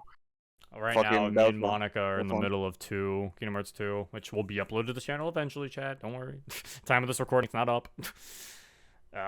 But yeah, fucking Sora and Kazuya, good picks. Good Smash Bros. DLC's over, but I think Smash Brothers Ultimate is a complete package now, and I think it's a good game. These were probably the game didn't even need DLC, it had like 80 characters. Y'all remember when Sakurai said there wasn't don't expect too many characters in this game? Like, when he fucking showed off that everyone was here, he was like, don't expect too many characters now. Yeah? Screw you, Sakurai, you stinky. Like he added like 20 DLC characters. This man added like 20 characters, and he's sitting here like, don't expect too much. Like, what the fuck? I'm starting to think Sakurai's just lying to us now. Now he's just blatantly lying. Also, when are they fucking releasing that fucking finished mural I want it. I want to hang it up. That too. Yeah, honestly. What the fuck? You know how much they could sell that for? It doesn't matter. It does doesn't not matter. The matter. cost. Like, I need that mural in my life, dude. Oh Like all my of those God. like, bro, fuck Fortnite, man. Fortnite. I remember because I saw a tweet that I was like, this person is just dumb, because they were like, Fortnite is like a more ambitious crossover than Smash Bros is or something. And I'm just sitting here like, Fortnite is just a bunch of fucking skins of one character. I was Yeah. like, it's like, if I sit here and go and play as Spider-Man in Fortnite, I don't feel like Spider-Man because I'm walking around with a fucking shotgun. Naruto, bro, you with just a didn't watch the fucking movie. M80. Yeah. You just to watch a movie. I was like, Shut up, bro. yeah, it's like, or Naruto. I don't feel like those characters. In Smash Bros, if I go and pick Solid Snake and fight against Mr. Game & Watch, I feel like Solid Snake fighting against Mr. Game & Watch. Like, that's what I was like, I feel like that's such disrespect to Smash Bros. That Sakurai and his team sat here to make all 80 plus of these characters feel like they belong in this game, when all of them should not belong in the same game This at all. does not. Like, Sonic in the mural is next to Steve, who is next to Greninja, who is next to Solid Snake, who is next to Kazuya. All of these characters should not be in the same game. You wanna know what's funny? Fucking I remember also with Sora's trailer when they first came out. It's just like, this isn't accurate. Sephiroth is not trying to fucking murder Sora or Cloud. Oh yeah, he is just standing there in the trailer. It's like, oh, he's here now.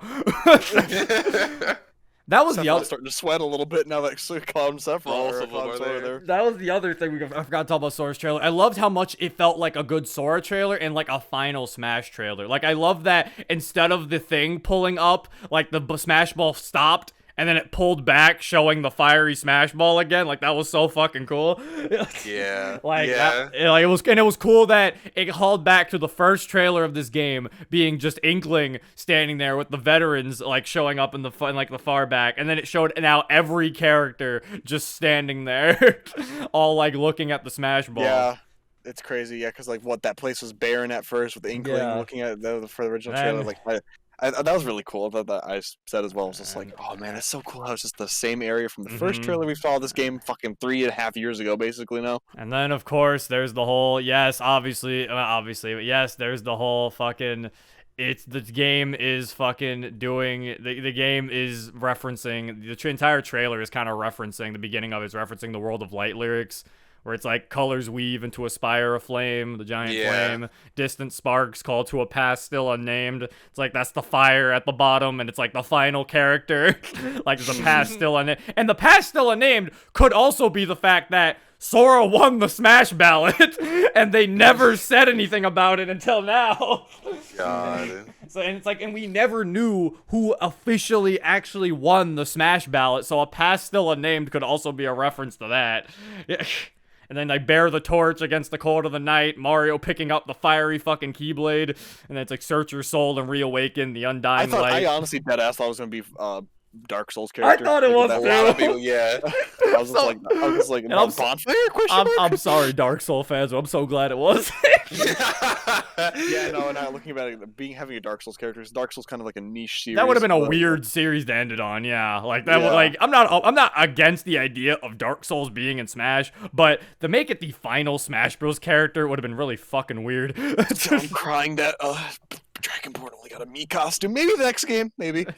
Yeah, That's sad. can we talk about how brutal they were with the Mii outfits? That was For hilarious. Kazuya, they were brutal. For Sora, they were like, okay, they're just showing like a little bit. No one really important. Is that Doom guy? I just started dying when I was like, oh, people are mad. Oh Yeah, my God. I heard thousands of hearts shatter. Yeah, when I as soon as saw that, I was so like, funny. oh, people are pissed. I was like, oh, people are pissed. God, 'cause I saw Dragonborn as a Mii costume, and I was just like, I'm not gonna be one of those people that like fucking hate the game afterwards. But it was just like, it's something that would have made me definitely cry was seeing fucking Skyrim or like Skyrim's representation in Smash. That would have been I don't know. I'm one of the weird people where I always thought Skyrim as a Mii outfit fit more because of the fact that it was just kind of a sword fighter.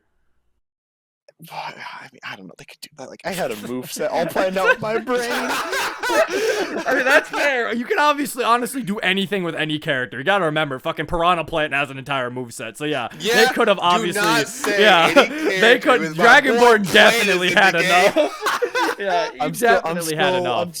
I'm still planning it out in my brain. Next game, please. Yeah, Dante fans, what the fuck is this? What the hell is this? Yeah, fucking, but yeah, when I saw Doom Guy, because I know there's still people who blame Doom Guy, fucking say blame Sora and be like, Doom Guy should have been in and Sora should have been the Mii outfit, but I'm like, Doom Guy would have also been a weird character to end the fighter's pass. I think if Sora got a Mii fighter, I think a lot of I just don't even want to imagine the reactions that would have. I was like, it's like Doom Guy would have been a weird character to end the game on too, because it's like, I mean, yeah, Doom was like a old school like first person shooter, but that's not even the same Doom. That's a fucking that's the Doom Guy from a remake in 2016. Like that's not Doom the same 2016. guy. Mm-hmm.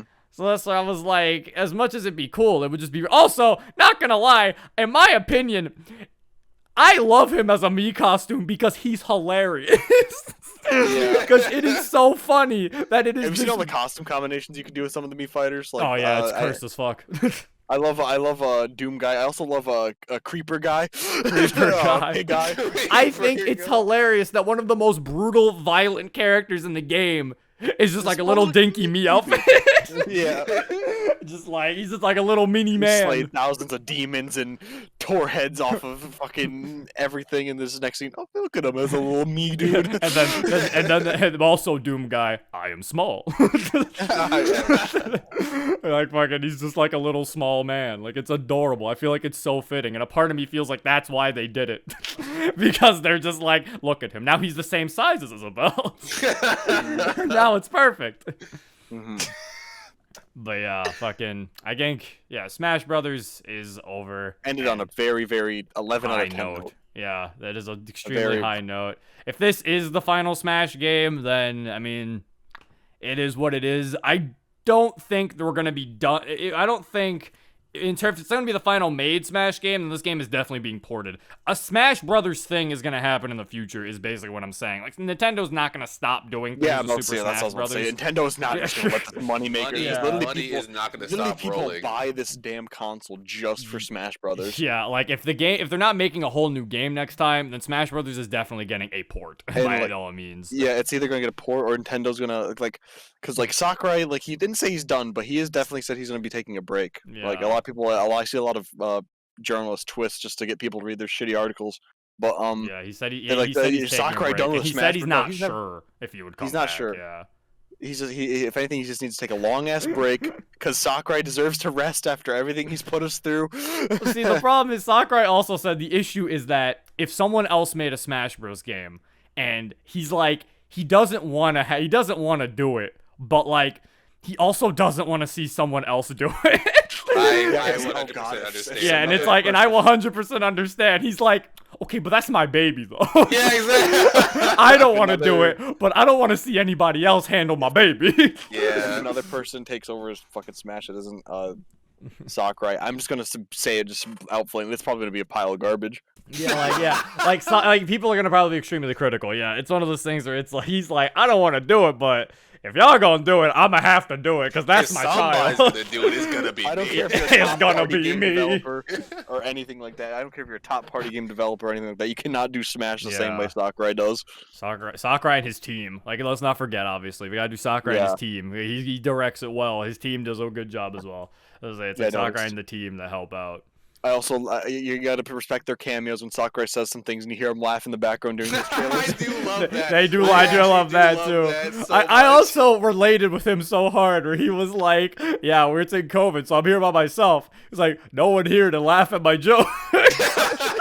And I was like, damn, that's how I feel when Monica's not in the recording. I'm sitting there like, no one's here to laugh at my jokes now. I have to just sit here and it's empty air. It's just me. Like, damn, Sakurai. I love that, man. Smash though, one of my favorite games all time. I love that, man. I think the Sora trailer also just showed how much I love Sakurai. Like fucking him, fucking they're like, I was surprised too. Like, fucking, it just shows. He's just such a. Well, he starts putting up the Sora fucking poster and he looks back. Like fucking Sakurai is just a fucking. Such a whimsical man. I love him. Favorite game developer. I love that guy. Trying to think if there's really anything else really to say. Just I think. I think we just gotta stop praising the game for how good it is. Yeah, we have a lot of topics. We need to start moving on from Smash. All right, so another thing that happened. This one's probably not gonna be talked about too much. We'll see what happens. But Nintendo Switch Online got a update. They added the Nintendo Switch Online expansion pass was introduced last year, which basically gave everybody what they're asking for. They added N64. Yay! Now pay $50. Oh. Yeah.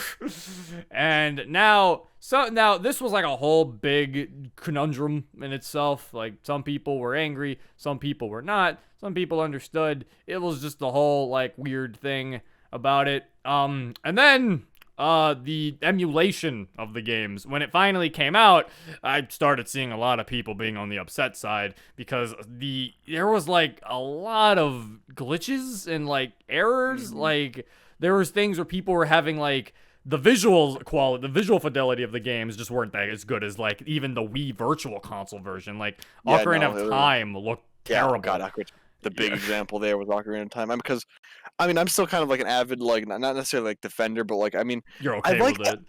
I like the idea for the NSO expansion pass. I just wish Nintendo gave a little bit more of a shit. Oh yeah, I think that was the issue, was that people were fine with the idea. They just wish Nintendo cared more about it. Like it's just they didn't put as much effort into it. It's like people would pay potentially this amount of money if you make it worth their while, but you're not really doing that. Also, please remove the Animal Crossing DLC from it. We don't need it a part of this. Lord have mercy. That's probably why it's so expensive. Yeah, I bet you alone, probably if you took out the Animal Crossing expansion, probably like $35. Like I don't know why it's stuck in there. Like especially, it's like, what if people don't have the game?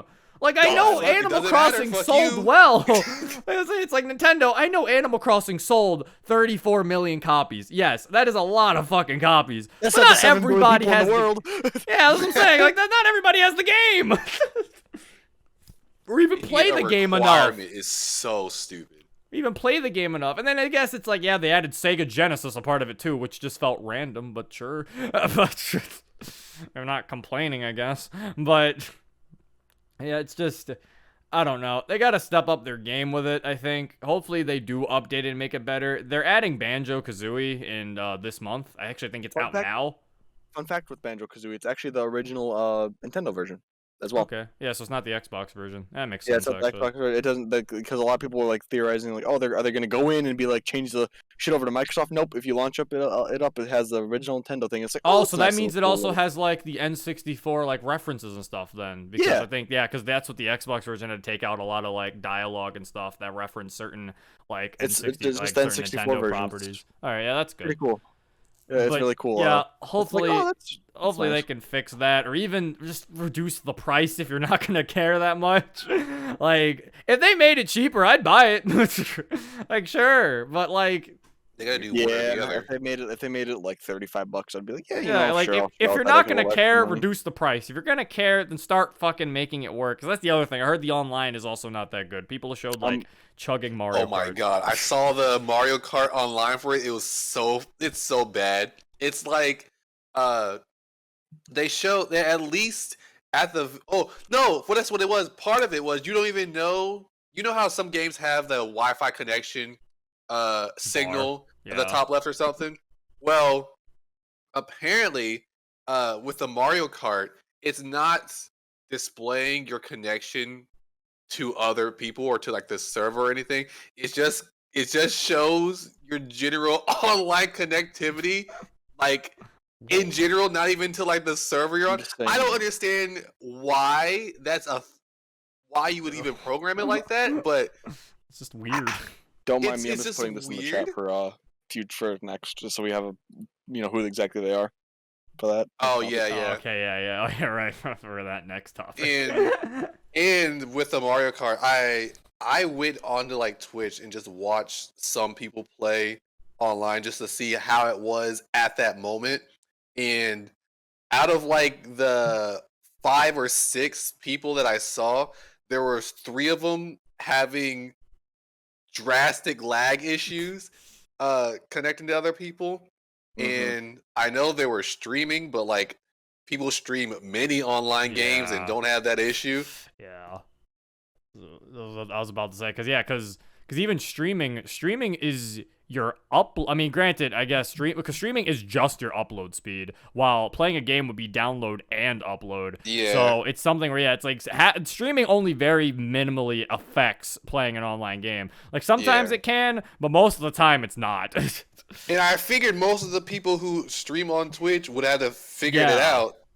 Would have a good enough internet to know they can stream other games and it's fine. Yeah. So Yeah. I don't.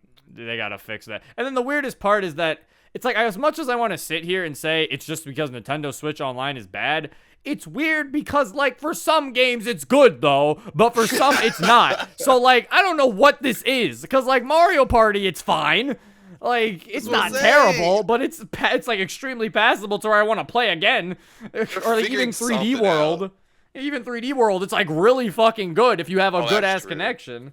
So that's I was like, but then for a game like Smash Brothers, it's like sometimes 2 people can have good connections and it's just like So I'm like, I don't know what's going on. Like maybe it's the netcode of the games, like I don't know. It's just weird. Nintendo's just weird. I'm getting tired of them. But yeah, I don't think there's much really to talk about the expansion pass. It seems like they're rolling out games decently fast for the N64. There is at least that. Like, I think they got Paper Mario, like, not too recently, and they're just now putting Banjo-Kazooie on there. So, it's been decently quick. Adding more to the list, don't mind me. Yeah, I was like, they're getting decently quick when it comes to these fucking picks. So, there's at least that, but hopefully the expansion pass gets better. I don't know. It doesn't really affect me or my personal wants. Anyway, I just know the Animal Crossing thing pissed me off. Yeah, that's still stupid. They should just remove that. What? Not everybody wants that. I don't even want that. I own Animal Crossing, but I don't play it enough to have that. Like, it doesn't matter to me.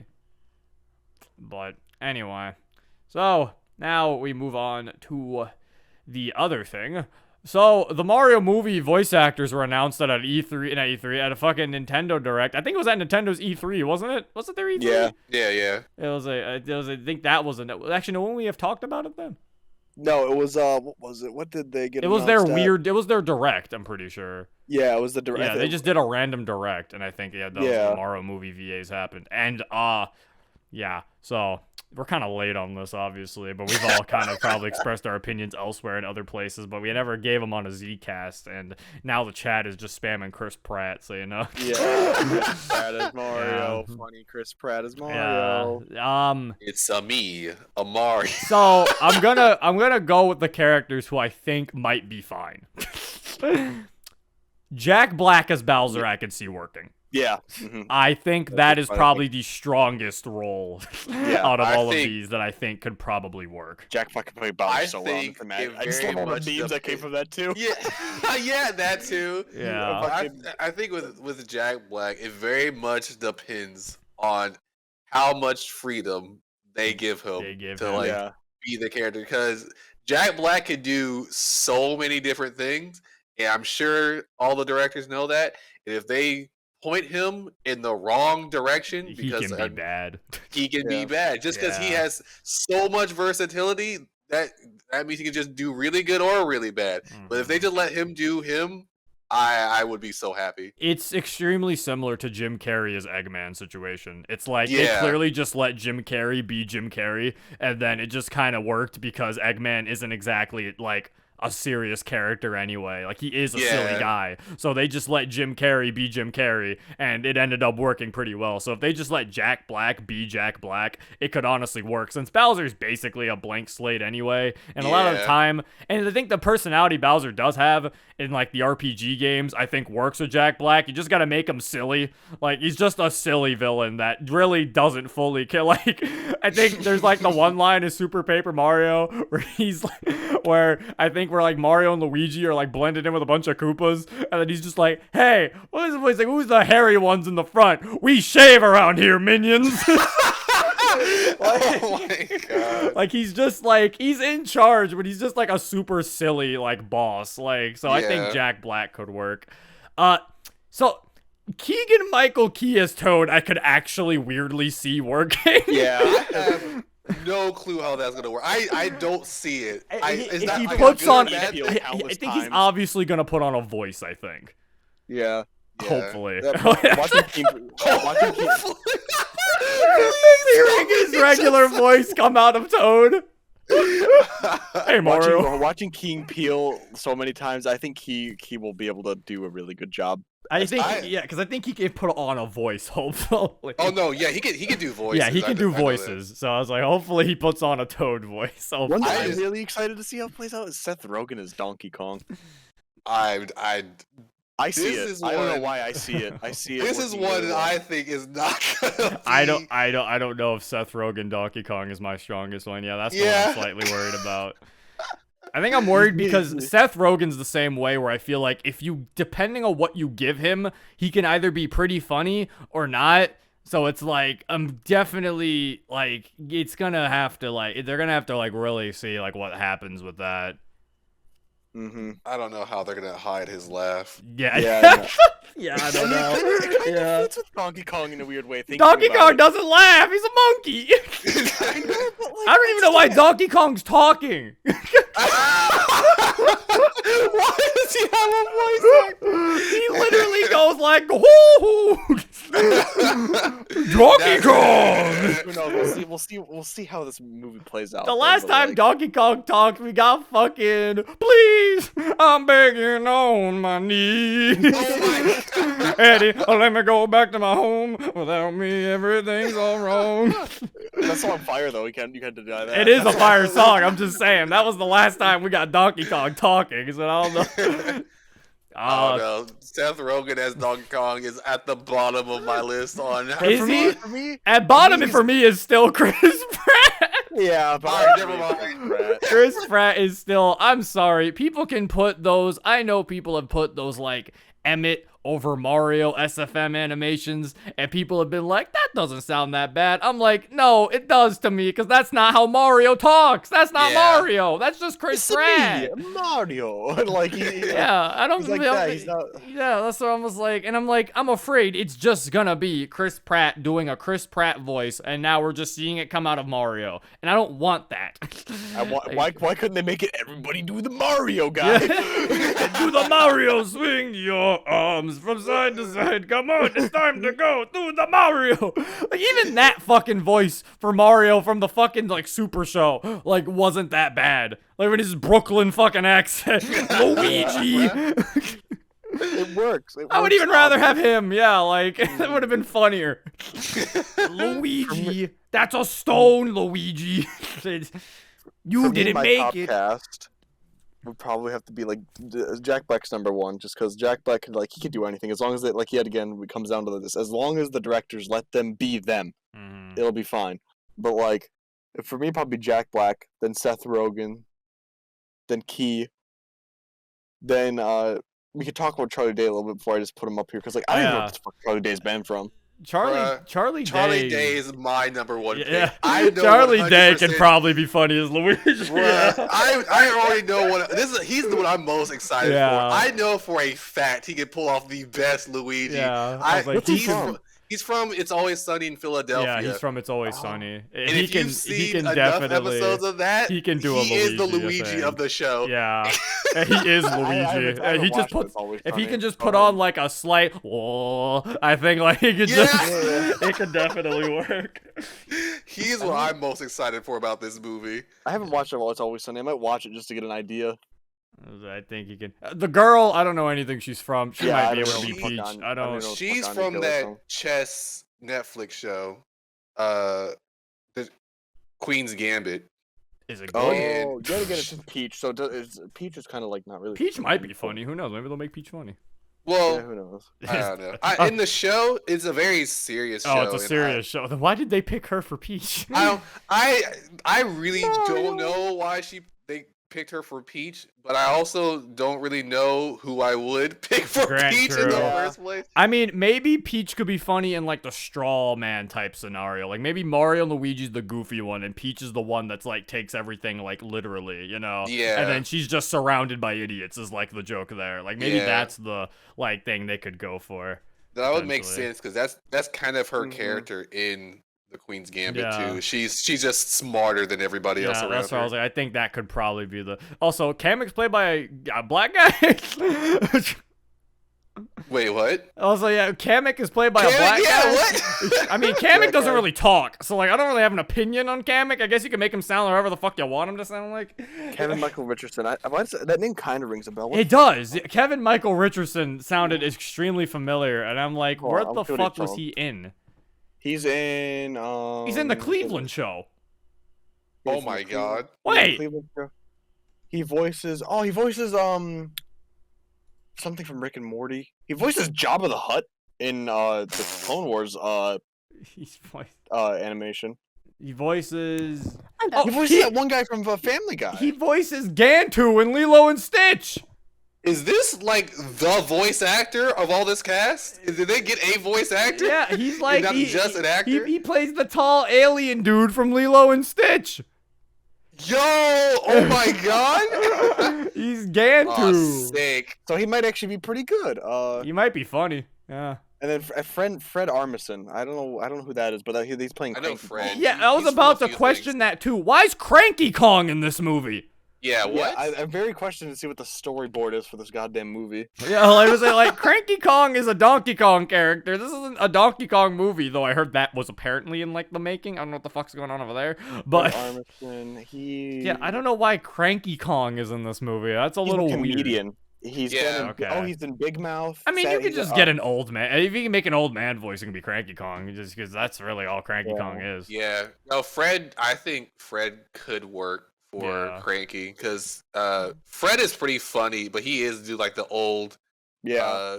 geezer funny Yeah. type of guy. It really just depends on the writing. The movie isn't confirmed terrible. It's Yeah. just I don't know if it's gonna be amazing. I don't know if it's gonna be. You know what? Actually, I think this is perfect transition. I don't think it's gonna be beating the Sonic 2 movie Sonic that 2 just movie, got let's its go. trailer. There we go. The transition of a lifetime.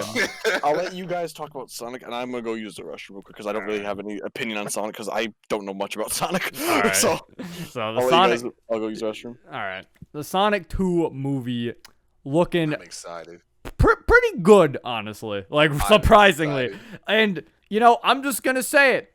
Was a little bit afraid of Knuckles' voice when I first heard it. I was not a voice I was expecting, but honestly, really warmed up to me. I think I actually Yeah. really like it.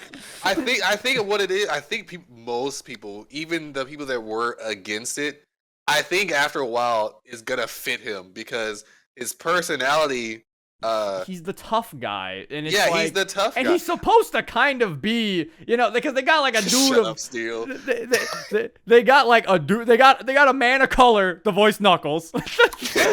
And to be fair, Knuckles is a tribe fucking person, like in Sonic, you know.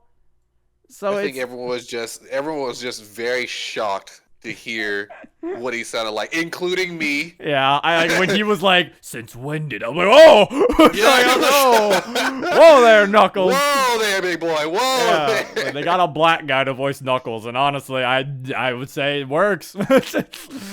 Knuckles is And black now. He is a good voice actor too. Well, I don't know about a good voice actor, but he's a good actor. He's a good actor for Knuckles. He's a good actor, and I think he can do decent. I guess for the Yeah. one line we heard him say, he sounded okay. So, for Tails, they got the girl who plays him in the games. Don't know why they couldn't Yeah, do that yeah. for Sonic, but okay, whatever, sure, fine. Still, like, seriously, Roger is right there. I don't even love I don't. Roger as much as everyone else, but even I would have liked him more than Yeah, I don't know fucking- why they didn't. Just Odd. annoying, man. Like, but whatever. But yeah, the movie looks cool. Seems like they're focusing more on Sonic, which is something I'm really hoping for. I'm hoping they Yeah. get out of this whole Sonic is a baby and he needs to fucking make friends. Like, I hope it's gone from that now. Like, now that Tails is here, Tails is baby. Sonic takes care of Tails. That's how that works. You know? Like, it shouldn't have, I didn't like the first movie where it was like, Sonic wants friends desperately. He's lonely. Like, or like the fact that he was like hiding from the city. Like, because I never noticed this in the first movie. They were like saying Sonic's been hiding around and like spying on people. Sonic would never run around and spy on people. Yeah, Sonic what? would just run openly and not care. Yeah, he's not sneaky. Yeah, Sneaky is not one of his attributes. When I think of Sonic, I do not think sneaky. I do not think the vast blue hedgehog is very sneaky. So yeah, like, I did not understand fucking that part of the movie. So I'm hoping that in the second movie, they focus more on Tails trying to be the one, like Sonic being like his like role model friend and everything. Yeah. I do like the Chaos Emerald is playing a big role. The Master Emerald is playing a big role. So it seems like it's like Sonic. It's going off of Sonic 2 and Sonic 3. So that's kind of interesting. But yeah, I'm hoping that the human characters take a step back, focus on Sonic stuff, please. I know I saw some wedding is apparently happening, whatever the fuck. I hope that as the side plot line that's just not that big. Like, I hope I'm not focusing on seeing fucking Donut Man trying to fucking make his wedding go good. I really don't care. That better be like 2 minutes at most. Yeah, let's say, like, that better just be a very random side plot that just gets interrupted by the main shit happening, and that's the joke, that, like, all the fucking shit happening is just interrupting the wedding. Yeah, that would be... Like, that would be hilarious. Like, I hope that is the whole point, but, you know, just... Deckner says, didn't the sneaky part of the first movie happen because his caretaker died because he openly ran around? Yeah, but I just still felt like that just was unnecessary. Why does Sonic even need a caretaker anyway? Like, I don't know. Baby Sonic didn't even have to exist.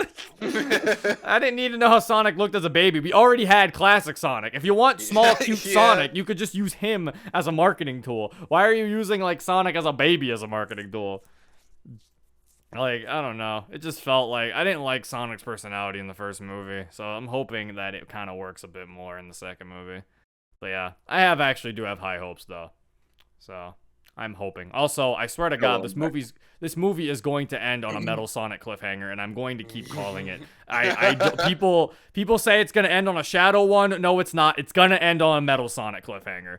Like, it's going to end with Metal Sonic being the thing, because if they do make a third movie, it's gonna be Metal Sonic. It'd be so weird if they did something with Shadow. It would be weird, yeah. Like, if they just go so quickly to Shadow, bless you. If they show it so quickly to Shadow, it just wouldn't make sense. It's like, come on, dude, Metal Sonic's right there. Plus, if you did Metal Sonic after Shadow, it wouldn't have the same impact. So, yeah. But all that. So, speaking of some more Sonic, we can talk about Sonic Frontiers, because now we're at Game Awards announcements, which is what we're on. So, we can talk about Sonic Frontiers, which is the... I'm just excited. It's a good year to be a Sonic fan. That's all I'm saying. We eating good, guys, until they come out, and then we're like, oh, no.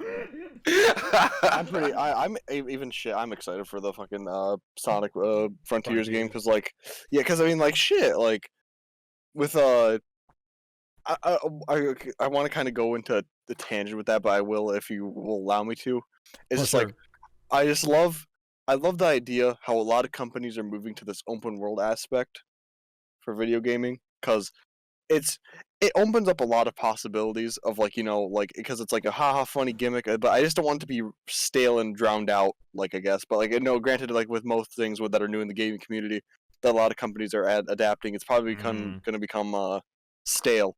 But, like, Sonic Frontiers, like, shit, it looks pretty good. And, like, I've only ever played, like, I played Sonic Adventure 1. That was, like, the last Sonic game I played. I remember that's, like, my only Sonic interaction I have. And I'm going to get Frontiers just because, I mean, granted, I don't think there was any gameplay and showed or anything like that. Like, it was just mainly this Ultimax stuff. But still, it looks amazing, and I'm very excited to see what they're going to do with Sonic Frontiers. Because I hope it just doesn't flop like most games that look really good, and then it just comes out, and then it's just not good at all. It's funny because it's also like with Sonic Frontiers, it's like fucking it's like with the whole thing where you talk about open world, like sometimes you're like afraid it's gonna get stale. I feel like why it works for so well for something like Sonic is because a character like Sonic in an open world is like a super cool idea because of how fast he is. So being able to just like run really fast on like just an open ass like plane, like that just sounds like it already isn't gonna feel like a lot of other open world games because of how fast Sonic's gonna be able to go. So it's like I feel like a lot more satisfying to actually travel around when you're able to see everything move so fast and feel like it's just zooming real fast. When a lot of the issues with, well, not a lot of the issue, an issue with some other open world things are it takes forever to get somewhere. Rockstar. And yeah, and you want to ride on the horse for about like 20 minutes until we get to our destination. Let's go. Yeah, and I'll be damned if that's an issue in Sonic Frontiers. Yeah, I better be able to just run there. You better put it as far as you fucking. What I'm hoping for Sonic Frontiers is I'm hoping I get the same feeling I get when I was playing Spider-Man, where I was like, oh hell yeah, it's all the way over there, so that I get to just fucking getting over there is like part of the fun because I get to just fucking do a bunch of webs and shit and just see how fucking fast I could go. So I'm hoping with Sonic it's like the same way where you're just fucking like trying to go really fast and like bouncing off stuff or like just boosting down. Like I really hope it's like that. Like I have a lot of high hopes. And yeah, that's how I'm very curious how they're gonna do like levelings and like, or like not levelings, like levels and like, because like a lot of that's how Sonic normally plays. It's like there's levels, there's like missions that you can do, and it's just like one simple thing, and it's like very scenic and everything like that. But like, I'm very curious to see how they're gonna do that for like a game like Sonic. The only negative I've seen people talk about is the fact that the model that is being used right now that we're seeing is the Sonic Forces model. However, I will say this. I can understand why people are a little bit upset because the Sonic Forces model has like extremely bare bones in terms of a model. Like I've talked about this with Monica. The Sonic Forces model doesn't even have idle animations. Yeah. Like, well, at least in Sonic Forces, it doesn't even have an idle animation, which as Sonic, the character who invented idle animations back like back then in the day, like when Sonic 1, it's like extremely like noticeable, like glaring when he's just standing there and he doesn't do anything when he stands there for a long time. So I'm just hoping like if they use that model, please add idle animations. Yeah, I guess that's true. It's also a weird model. I mainly kept seeing stuff about the quills. It's also a weird model in general, just because of it's some of those things where if you play the game, you're not gonna notice it. But if you do put him alongside other Sonic models, I don't know why they changed him. Like because it's like he's shorter quills, and it's like it feels like they tried to make him look like classic Sonic, but like. Why? I don't like in a game where classic Sonic was already in it. Like this happened in Forces, so I don't know why they tried to make modern Sonic look more similar to classic Sonic when he was in the same game. Why? Like I don't. It's just weird. So I don't know. Maybe that is just a temporary model. But if they end up using the Forces model, I'm not gonna lose sleep over it. But I am gonna be like, just like, nah, man. It is weird. It is weird. But yeah, Frontiers, high hopes. Please be good.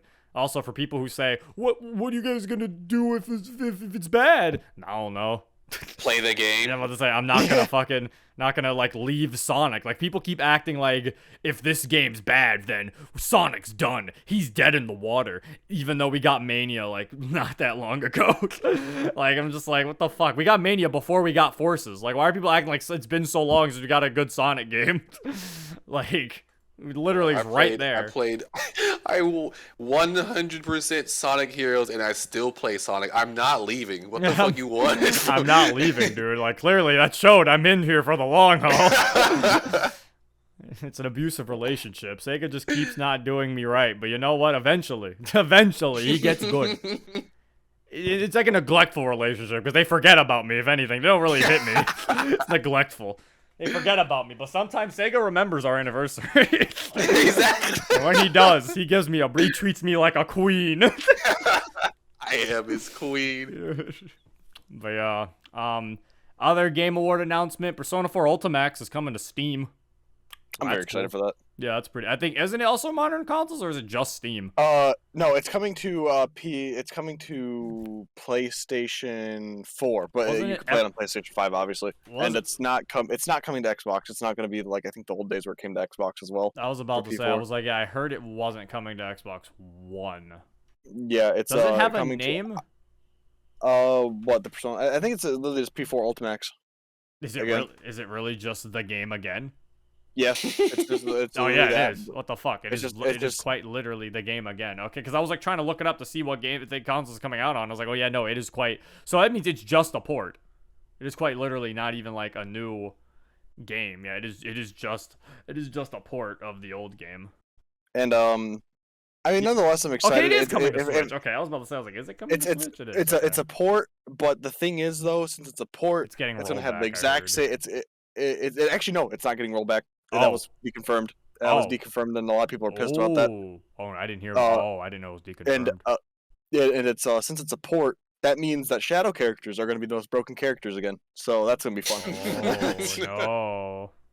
So that means Shadow Naoto will be able to infinite you again. Wait, why? So, cause Shadow Naoto, she, I don't know, it's some like if you look, if you I'll just put like a little. But you said she can now. What was the thing stopping her before? Like I meant like in the sense like she'll be able to do it again. It was just back. I was just because the game is back, so she's just able to do that again. Oh, okay. Yeah, she's gonna be able to do it again. So well, that's scary. Apparently, she's gonna be the most broken character in the game. Yeah, apparently the game. Nice. Also, apparently on Steam, I didn't know this. If you own Persona 4 Golden on Steam, you get a 30% discount on Ultimax. Oh shit. So that's actually pretty cool. So yeah. Well, goddamn. Yeah, it says for a limited time, Persona 4 Golden owners on Steam receive a 30% discount on Persona 4 Arena Ultimax with the Midnight Channel collection. Oh, okay. If you get you get a deal on the collection. Okay, so you even get so not even just a deal on the game. Like if you get a deal on the collection, that's kind of cool. But so yeah, I mean, I never really got to play this game. The only game I have is BlazBlue Cross Tag, and I couldn't really get into that because I didn't really like I don't know. I didn't really like the gameplay to that. I don't know. Maybe I didn't really try really that hard, but I didn't really like it. It was weird. I didn't like the gameplay to that one. So I'm gonna be playing. I might try this. Yeah, I say give it a shot because I mean, it's gonna be nice. I mean, I'm excited for it because I mean, to try I'm gonna be excited to play as old P3 cast grown up. I'm very excited to do that. Gotta play as a Dachi, again. dude. Yeah, I get to play as a Dachi. Get to play as just everybody from P3. But yeah, that's a cool. I mean, I think a lot of people were also happy for this because this game was like basically one of those games that it was only on 360 and PS3, and then you were like, and then it was just dead in the water because it was never re-released on anything else. So yeah, no, it people were didn't just come out on screwed. anything else, and just. Yeah. And if I'm not mistaken, the game came out with the last lifespan for those consoles too, so that was Yeah. kind of a bummer. So it's like, so yeah, that's a cool thing for everybody who was excited for those. Final Fantasy VII Remake got released on PC. I've heard very mixed things on that. Apparently, I heard it's buggy. I recall. I don't remember. I think it was buggy. Like I didn't hear too much about it, but I have heard there's mods, and people have been fucking around with that. I've heard more about the mods than the bugs Yeah. myself. Yeah, there is some mods. So, well, overall, I think there was some bugs in it. Oh, I think that's what it was. It was a bare bones port. Like they didn't really add that much like settings and stuff for people to mess around with. Like a lot of the settings and everything aren't really there. So it's a very bare bones PC port, is what people said. But if you just wanted to play Final Fantasy VII, then there you go. It's also $80, I heard also. So. Why? Well, actually, no, it's 70. Expect to pay 70. Okay, it's 70, which I still don't know why, considering the fact that it's a PS4 game. It's not a PS5 game, but I mean, I guess it's technically Intergrade, so Intergrade's technically the PS5 version. Wasn't it a while ago when they announced like the PS5 and shit, where the games were just gonna be more expensive just cause? Yeah. I don't know if that's starting now. Yeah. Some games have been doing that. Some PS5 games have been like 70. Some haven't been, but yeah, it's starting to be a thing. It's It's not exactly fun. Because now some PC games are taking that too. Because they're like, well, if it's a PS5 game, $70, then on the PC, it's also going to be $70. And then you're like, oh, great. So that's fantastic. Fun. Yeah. So yeah. Oh, yeah. Okay. I just looked it up. Yeah. Integrate is $70. Okay. On PC. Yikes. What the fuck was wait, what was I think also the hard drive space was like huge, if I recall. Oh, yeah. It's 100 gigabytes or more. Bro, can't they just learn to oh my god. This game Companies don't know how to compress games. I mean, Red Dead 2 is like almost that big, but it's like double that almost. But Red Dead 2 is also a open world game. Final Fantasy 7 is not. So yeah. I don't really know the like logic there. Like, yeah, like Red Dead 2 is like 150 gigabytes, but that's also an open world fucking cowboy game. Well, this is not that. This is a game where you could literally get teleported to certain areas. So They just stop caring. I don't know. Yeah, I think so. Companies just not compressing shit anymore. It's just sad. But yeah. So if you want to play Final Fantasy 7 on your computer, there's that. There you go. Sony's putting a lot of stuff on PC. It's weird. God of War's on PC now. I guess we could. I only heard that's like briefly actually touch pretty that. good. I heard that was a good port. Yeah, I heard that Yeah, port was that- actually good. So that's good. It looks like brilliant on PC. I'm not gonna lie. God of War, the second one though, isn't gonna be on PC yet, so Sony still gotta make their exclusive money somehow. Yeah. They're like, oh, but that's how they're grabbing you by your nuts. You play the game on PC, and you're like, oh damn, that was really good. Yeah, the sequel's coming out. It's only on PlayStation, buddy. My like, PS5. I know you want to. And you're like, oh, but they have no PS5s available. It's also on PS4. No. Please no. Yeah, because I did hear about that. The new God of War is also going to be on PS4, which again just makes me realize, why do we even have the PS5 out yet if most games on it are also coming out on PS4? Like, that just shows me this console came out too early. Yeah, Yeah. because we're not really getting too many exclusives that are like too crazy yet. Mm-hmm. And then I think I don't think there's any games in here that are like, really exclusive that like really look really nice. I don't know. I don't see anything on there. I think the only award game that that we could say anything about is Cuphead, the DLC, or as they call it, the Delicious Last Course. Literally yesterday, I told Monica I did not realize that was the joke of the Delicious Last Course. I did not realize. I didn't realize it until I sat there.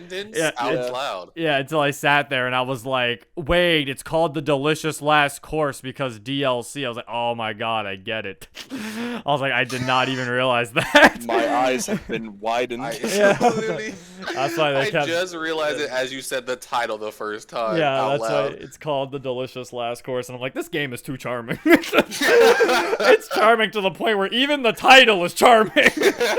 Stop it.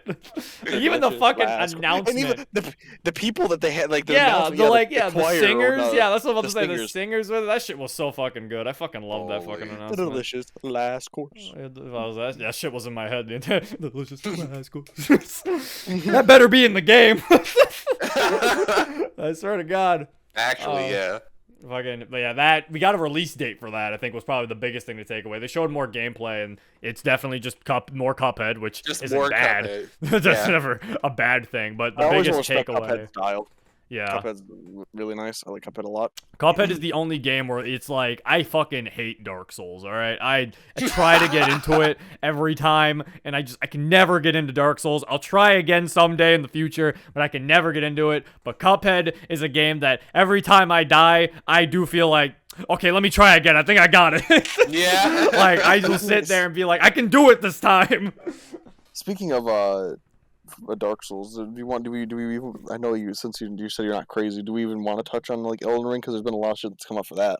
I mean, I know there's a lot of shit. I don't have anything to say about Elden Ring. If you do, then you could talk about it, but you talk about it after I'm done talking about Cuphead. no, I'm just excited, just like Yeah, you could talk about Elden Ring though, because like, fucking, yeah, it's like, I don't know, like Cuphead was always a game. I was like, I got into it because the style looked nice and the enemies looked super cool, so I was always like, yeah. So that's what it's like. I really like that. Fucking, so yeah, the release date we learned is June 30th, 2022. Ooh, Too far away, but I can wait. Yes, but I can wait. I think my biggest issue, with why I can't get into Dark Souls might be because even though Cuphead, a lot of its gameplay is like that too, I don't know. I don't like where like half the gameplay is just me dodge rolling. And it's just like, okay, so now you have to dodge, and now you have to attack, now you dodge, now you attack. And it's like, with Cuphead, since it's a 2D plane, the enemies are doing a bunch of weird shit I have to dodge, so I'm like, whoa, whoa. And then it's like, with Dark Souls, a lot of times it's 3D, sometimes it feels like just the enemies are just being like, whoa, don't touch me, because I have a hitbox on me. And I'm like, oh no, I touched you. And he's like, I'm doing my spin move. I'm doing my spin move, don't get near me. And I'm like, oh no, it's the spin move, and I gotta like run in a 3D plane and my character move, and the movement, that's the problem. The movement is not satisfying. I'm super fucking like, I'm the normal man. Yeah, so I'm just like rolling, and I gotta keep rolling. It's like with Cuphead, it's like, I feel like, I love how the movement is Cuphead. I feel fast. I feel like if I died, that was my fault. Like, I'm like, it's like if you moved, like when, like, I think that's why I like Hollow Knight more instead of Dark Souls, because the movement in Hollow Knight feels nice. I feel fast, so it's like, even though the enemy's coming at me like, roar, I'm like, ooh, I can dodge. So it's like, I think Sekiro is probably a better game for like someone like me, because I think Sekiro has good movement, so maybe I need to try that game. Mm-hmm. Yeah, I've heard a lot of good things about that, but yeah, No, Cuphead, Sekiro's amazing. so Cuphead looks good. Definitely gonna be playing that shit on the channel, probably with Monica. And the aesthetic of Cuphead also just looks a lot more fun than something that looks like Dark Souls, like disregarding the gameplay. Yeah, not saying Dark Souls looks bad or anything by any means. Yeah. It's just, obviously, Dark Souls has that gritty look to it. While Cuphead has that, like, nice original Super style. lively. Just great. Just love Cuphead. It's so nice looking. I still remember people fucking on Twitter trying to do that whole fucking like, one of them has to go for indie games. Some of them saying Cuphead, and I was just like, you are uncultured to sit here and say that Cuphead needs to leave. Fucking Yeah, I'm just like I don't play Cuphead, but even though I know I don't want it to leave because that's just how much of an impact it's had. It's like it's such a unique game. Like it's literally, it looks like a cartoon, and you're just playing it. You're playing a cartoon, and it's just so good. It's great. Like fucking everything about it. The fucking when you win has like the fucking like you know like that's all folks type thing, like knockout, and like here time for a real class bout. Here we go. I love the announcer. Yeah, the announcer's Yeah. the best part for me. That guy is fucking great. Also, Cuphead got into Smash. How are people gonna fucking sit here and say they didn't have no impact on the indie scene when the man got into Smash Brothers as a me outfit? Like, come on now, Freddy Fazbear didn't get into Smash. Little side note, his model in Smash looks so hilarious. It's so big. Good. His fucking big old fucking head, his big default fucking face, just I love Cuphead. It's so big. So I love great. it. I love him. I love also that he's just a cup. It's just Cuphead. Like its literal design is a cup with a body, and it's like, and it's so good because yeah, as an old cartoon thing, that sounds like an old cartoon character. Yeah. Just a cup with a body. They nailed it. Yeah, they definitely did a good thing there. It makes sense. Also, I love Miss Chalice. She's cute. Yeah. That's a cute little like extra character. It's cute. I like that. Diablo says, fun fact, I'm literally playing Dark Souls right now. I tried it once years ago with a keyboard and mouse, and it was awful, so now I'm giving an actual proper try with a controller. So far, yeah, I like Hollow Knight better, but I've always liked 2D controls over 3D, so that's really not a surprise, and it's not bad, but we'll see how it goes once things get difficult. Well, I wish you luck, Diablo, because, yeah, I don't know. Yeah, I mean, it's not that I like 2D more than 3D, because I'm even someone who I think I'd even argue that I like 3D a lot of the time more than I like 2D stuff, but, like, sometimes I guess I've just been growing to like certain things in 2D more. Because, like, I'm still the same guy who likes Sonic in 3D more than 2D, but, you know, that's a whole other story. I'm a weird Sonic fan. They don't invite me to the parties. You just watch from afar. Yeah, they're like, what the fuck's wrong with this guy? But yeah, fucking Cuphead's fucking great. Delicious last course. It's the delicious last course. And yes, speaking of Cuphead, we will talk about that later. Just right now we have to actually, well, I mean, the next ones aren't really in order. We can probably talk about it now if we want to. I guess it would make a better transition too. I'm excited for the movie, not the movie, the Cuphead TV TV show is it's out apparently. Yeah, it's out. Yeah. What? Yeah, Toast said it was out. Episode 1 is out apparently. on The Netflix. No. I watched the trailer and it said it comes out next month. What? Yeah, if you go onto Netflix right now, it should be there. Why am I here? How can Why it be am I here? The trailer literally. Okay, all right. Well, I'm watching part of that tomorrow. Yeah, hold on. I'm trying At least to if I'm look not it mistaken. up. Yeah. It's, it oh should no, be yeah, out. it says premieres February 18th though. Yeah. There's So something you on sure? Netflix that's Oh, proper you related to might that. you might have seen the trailer. It's probably the trailer. You think you well, saw 'cause the trailers They do on put Netflix. trailers on Netflix. Yeah, If you, Oh, I think then you maybe saw the that's- trailer. maybe Yeah, that's- it's that- not maybe that's out. what I saw. Like, I was like, Alright, why am I here? It comes out 2 days after my birthday too. So that's kind of cool. Let's go. So I was like, fucking, yeah, it looks fucking, I fucking, the TV show looks so good. It looks like, it's funny because it's like, we've gone full circle. The game tried to We look really like an have? old TV show. Now a TV show based on the game. Like, it's just gone full circle and it's fucking great. Like, it's Yeah, just- I'm very excited for it because if I'm not mistaken, it's the exact same people who worked on the game that like Mhm. have a big say in it. You can Yeah. tell too. Like if you You watch can the tell. trailer, you can definitely tell. there's like so many references, like all of the character, like all the bosses, like have like a place in Yeah. the world. Like literally in the like first shot of the trailer, there's like 3 bosses just there. Like the dragons in the back, the fucking mermaids in the water, the fucking pirate is there in the fucking water. There's the fucking one scene where like he's about to throw the ball and like he pulls up and Cuphead pulls up his pants just like the beginning like fight Oh animation. yeah. And, like there's so much fucking callbacks. Like it's so good. Like honestly, I'm so hyped for this. I love their voices. Yeah. I was like, it is so fucking like they have such cartoony voices that I'm like I could not imagine them sounding any other way. Yeah. Like it's so fucking good. Like this is such a good show. This is the best video game TV show now. It's not even out yet. It's not even out. It's already the best one. Like it's just great. So good. Yeah, Wayne Brady as King Dice. When I heard that he was playing King Dice, I knew it was gonna be good. Like I knew, I was like, that's the best. That is the best pick. Like Wayne Brady as King Dice is so good. Like I knew that was gonna fucking make sense. Like oh my god. Like I can't wait to see how more this is like. I'm curious to see if this is gonna have like an overall plot. Like if there's gonna be like the plot of the game where like they're gonna have to like try to run and get their souls back, or if it's gonna be like a TV show where there's a different plot every episode, just using the characters maybe. Like I'm curious to see what it's gonna be, but I feel like no matter what you do, it's probably going to be entertaining to watch. Yeah. Like it really doesn't matter. Yeah, I'm just this show looks great. We'll see. Yeah, definitely. Okay, it'll have a 12 episode first season. There you go. As I said, it's gonna have. So I think it's gonna release with its first 12 episodes in February. Mm-hmm. Well, great. Can't wait for the next Zcast. We get a review on the Cuphead show. Hell I yeah. know. I would say we gotta do these a little bit more. I would say I'd like to do these a little bit more frequently, but like We could sometimes try. I It's just like fuck I off. know that everybody's fucking busy, and I'm obviously not We could gonna be, always. like, I could reach try out to. them.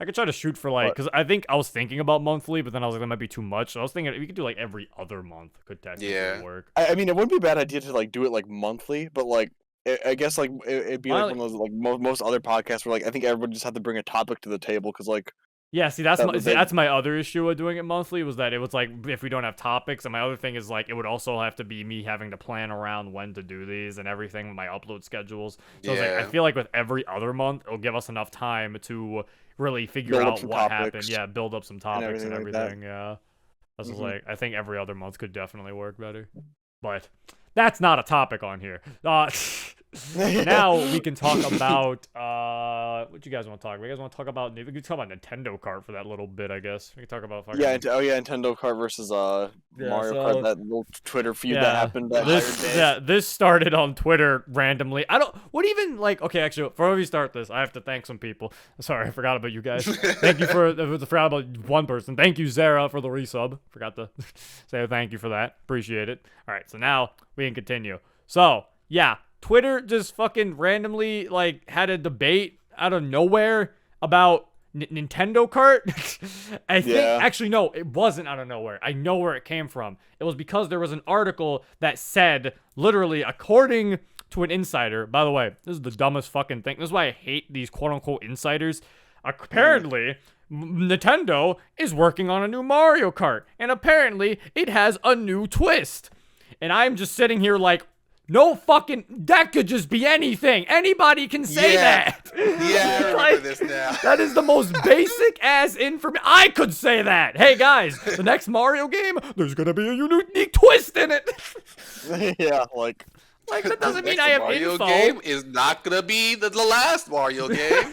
The Yeah. next big Nintendo IP is next big 3D Mario game. There's gonna be a twist. and then some I don't know what took it off on Twitter and what made it like go crazy with people quote retweeting and arguing about it was just like just like maybe it's gonna be with like a lot of Nintendo characters gonna be called Nintendo Kart.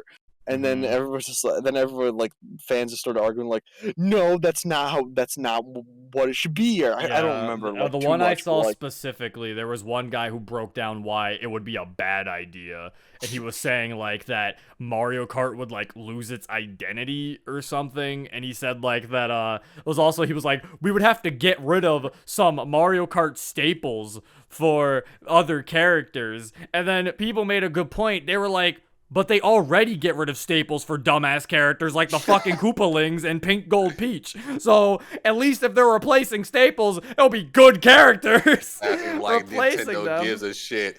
Yeah. And that's what somebody was like. It just sounds like someone who's afraid of Waluigi being replaced by Byleth.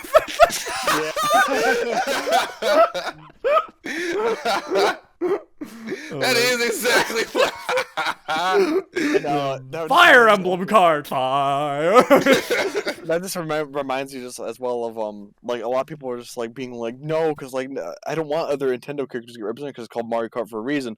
But then it's like look at Mario Kart 8. There's Isabelle, Link, Yeah, Link. like. I don't think a Nintendo Kart would be bad. I think it would be cool. And the thing is, you don't even have to get rid of Mario Kart. What you could do is you could give Nintendo Kart such a different type of like gameplay style to where it's fine for people who want something more different. Like for example, it could be kind of like Crash Team Racing isn't exactly like Mario Kart because of the way the drifting works, or how Sonic and Sega All-Stars Racing Transformed is the best racing game still of all time because of its 3 fucking different race styles, and I will still stand by this. Like, you could do something similar to that. It's like, there's a lot of things that I feel like they could do if they still wanted Mario Kart to be around. Though I will agree with one idea that if they did do Nintendo Kart, the marketing would definitely not be there as much. Because I mean, I don't know how much like a mom would buy a game for her kid being called Mario Kart instead of Nintendo. Like Nintendo Kart isn't really like a like I feel like they would have to think of something. But knowing Nintendo, it probably wouldn't be that. Super Smash Kart, I think is what a lot of people were saying. God, Super Smash Bros. So Don't do that, please. Like, I feel like Nintendo is creative enough. They'll probably figure something out. Sometimes you gotta be picky when Nintendo wants to be creative. They're extremely picky. Sometimes they'll be super creative with their titles, and sometimes you'll get Game & Wario. So, or Mario Kart Wii, or Mario Kart DS, or fucking Hyrule Warriors. Working title. Nintendo Kart, but make it the double dash mechanic again. Let's Yeah, go. oh my god, I would love the double dash mechanic, please. Fucking Byleth's fucking unique item is that she just pulls out a mirror and smacks the next person. Driver. Fucking flip away. Fucking. All I'm saying is Kirby better be in there with a warp star. That's all I gotta say, bro. Oh, Kirby's please. air ride too, baby. That is Violet's bow, or fucking Edelgard's bow. Fucking. If they do another Mario Kart though, Or not like, Edelgard, fucking. if they do another Mario Kart though, and they're adding in the third-party Nintendo characters again, for the love of God, just put Captain Falcon in as a fucking playable character. You stole 2 of the man stages, and you couldn't even think to put him in as a character. He even stole the Blue Falcon. It's in the game. Like, bro, just put him in. Like, what the hell? But also, I don't know. I think Nintendo Kart would be cooler than Mario Kart. Because, like, imagine the tracks. Like, fucking, you could play as Ness on, like, Big Blue. Or, like, you could play as Link riding through, like, fucking Kanto from Pokemon. I don't understand how you could have 10 Mario Karts and then want an 11th over a Nintendo racing game? Like, that would be, like, think of all the cool tracks we could have. Like, that would be so cool.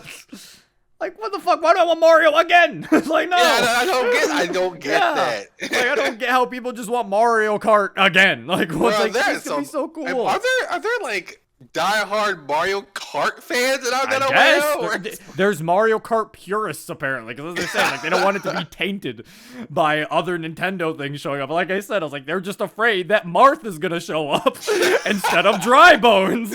Another anime sword fight, but now in my racing game. My racing game. Look, man, all I'm saying is I'm sorry that Daisy couldn't make the cut, but I really wanted King DDD. He just wanted to clobber that there Kirby in a kart race. It's not fucking. It's just I just don't understand, bro. Like, it's just that Twitter war was kind of dumb. Like, I think it would did be just show off a bunch of Mario Kart purists that I didn't know about. Yeah, that's really what it showed. Yeah. And like all of the carts the characters could have would be so unique looking because it would be based off of their franchise. Like fucking Fox can be in like a weird like R-Wing type car. Fucking I do not see how Mario Kart 11 could be a better idea than a Nintendo Kart. But I would like Daisy, so whichever idea gets that one, I'm good. As long as Rosalina stays in the game and I don't get like, I'm happy. She has to represent the Mario Galaxy franchise. Game. That's when they just replace Rosalina just with Luma. all I'm saying is Nintendo Kart gives a bigger chance for Funky Kong to come back.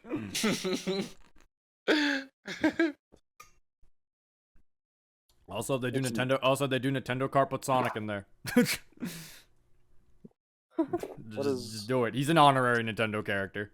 They go out to the Olympics with each other. They're buddies. Yeah, I forgot Monica was doing her homework here. Hi. Hello. You can just say you don't feel forced to speak. You could just say whatever. You could just join in whenever you want to.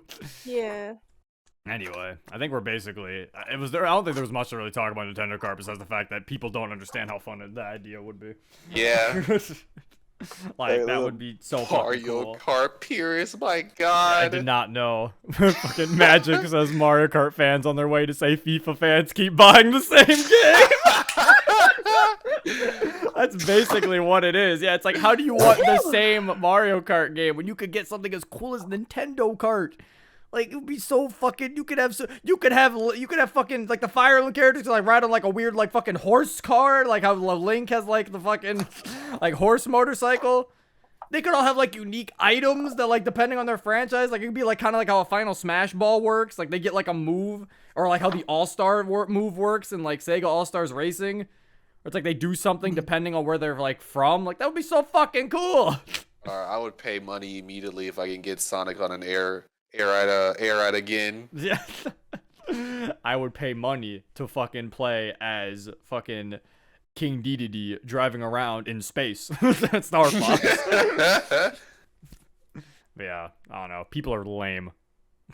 Need more crossovers. I guess we could talk about future games now, because we'll save the big boy for last, since he's the most recent thing that happened. Mm-hmm. Future games. Which one on that list? I think probably Kirby the best, since we're just talking about. We got done talking about. We Nintendo did just and get Kirby. talking about Nintendo, so yeah, we can start with Kirby and the Forgotten Land. We finally got more information about that, and it is coming out. So when they said spring, yeah, they meant March. That's how Nintendo usually works with their spring. Yeah. And so yeah, a lot of people guessed it would be somewhere in March, and yeah, it's coming out like late March, and I love this game. It's so adorable. Yeah. Kirby finally did it. I'm so happy for him. He made it. He finally grew up. He's in 3D. He did it. I'm so happy. He's a big boy now. He's such a big boy. They even gave him a fucking gun. You deserve one of these now. I think that my favorite thing out of that trailer was him fishing. Honestly, the fact that Kirby and the Forgotten Land has fishing and Breath of the Wild and Mario Odyssey does not is a flabbergasting. It has fishing in it. Is it already the best game of 2022? Kirby is already the best. But yeah, fucking, it is. I am definitely excited to see like how fucking. I'm definitely excited to play this fucking game. There's local multiplayer that's not online, which does kind of suck, but I mean, I know I wasn't really going into here expecting online multiplayer. Yeah. It's Kirby. So, but I like this game. It doesn't like I don't even know how to explain how I feel the open worlds are gonna work because I don't know how. Like, is it just gonna be like you get thrown in the fucking level and you have to go around? Like, it looks so open. Like it looks like there's so much space. Like, oh, it looks so great. It looks so grand. I'm so happy for him. Kirby's a lovely game. This is a way to celebrate this man's 30th anniversary too. Like the fucking little apparently this is for the 30th anniversary I think of Kirby. And I'm like, for the 30th anniversary they finally decided to make him a big boy. Yeah. Kirby's a big boy now. He got a 30th anniversary. Yeah. Excited for him. I'm excited for the boy. Yet again, Kirby's not a game that I haven't even bothered touching. Even that, and just that even has me enthralled. I might get that along with Sonic Frontiers for another just open world game just to have at my disposal to play whenever. See, I would be more worried about people buying this as their first Kirby game to make it feel like it's like with the problem with Breath of the Wild, because like there is like there's that specific margin of Zelda fans who use all of their Zelda knowledge connected to Breath of the Wild because that's the only Zelda game they've played. So they'll be like, oh yes, you know, the Rito and the Zora always live on the same side as each other, but then it's like, they literally, in Wind Waker, they said the fucking Zora evolved into the Rito. How the fuck did this work? Yeah, Are one of you like cavemen? No, I've played like Ocarina of Time on the way Yeah, no, Ocarina of Time, the Rito don't even exist. Yeah, and then like Breath of the Wild was like the first game I actually finished, and I was just like, you know, I like it. I like Breath of the Wild. Yeah, it's a fine game. I'm just saying, I was like, just Kirby, I'm assuming the Forgotten Land's about to be the gateway Kirby game, I think, for a lot of people. Yeah. But I think, unlike Breath of the Wild, the story really doesn't matter here, like, with Kirby. So I feel like it's something where it's like, people will be able to, hopefully this will make people actually enjoy Kirby games more, because Kirby's games are fun. They're just mindless fun. They're not super hard, but then they can also be really hard once you get to the true arena. They will eat you.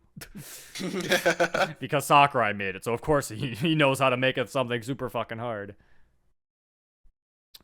But yeah, fucking Kirby, big boy, he looks great. Also, yeah, they brought back Tornado Kirby. He's been gone for so long. Yeah. I'm so glad he's back. Also, yeah, I think there was another Kirby power-up we didn't talk about. It wasn't just Ranger, because Ranger's not the only one they showed. They showed fucking, I think he has another one. It was like Animal? Not Animal, he already had an Animal. Oh, Drill. That's what Drill. Kirby's now, That's what it was. Kirby is now Sonic Colors. He's got the Drill power-up. Drill! Yeah, Kirby gets the Drill into the ground. It looks fucking great. Looks like there's fucking, even the boss fights are cool. It fucking fights a giant monkey. Giant mohawk monkey. Donkey Kong? Donkey Kong? He fights Donkey Kong. But yeah, this game looks like it's gonna be great. Another game. This one's not super in the future because it comes out like literally a week from now, and that is Pokemon Legends Arceus. And there's already copies out in the wild, and apparently the code got released, and people are data mining shit. And if you don't want Legends Arceus spoilers, don't go on Twitter. From what I heard from somebody who said they said they saw the spoilers because they didn't care, and they actually said, I think they said they're actually pleasantly surprised. Yeah, no, this game looks pretty good. It looks promising. Yeah, this looks like an actual promising Pokemon game. They said, hold up, yeah, I wasn't gonna waste, but yeah, it was introspective. He said I wasn't gonna waste my time to try and avoid Arceus spoilers, so I just looked at them head on, and the game looks way more promising than before. Won't say anything, but it looks a lot better than Betrayed. Still not convinced it's anything amazing though. We'll have to play it to see. Okay, so yeah, they say it looks more promising as a game. If I'm not mistaken, the director, everybody who directed on it, leaked came out. The director for Ultra Sun and Ultra Moon worked on it. Monolith Soft, who made all the Xenoblade big boy games and had say in Breath of the Wild, and because Monolith is like that company for Nintendo. Monolith is that company for Nintendo. It's like, hey, we're doing like an open world game.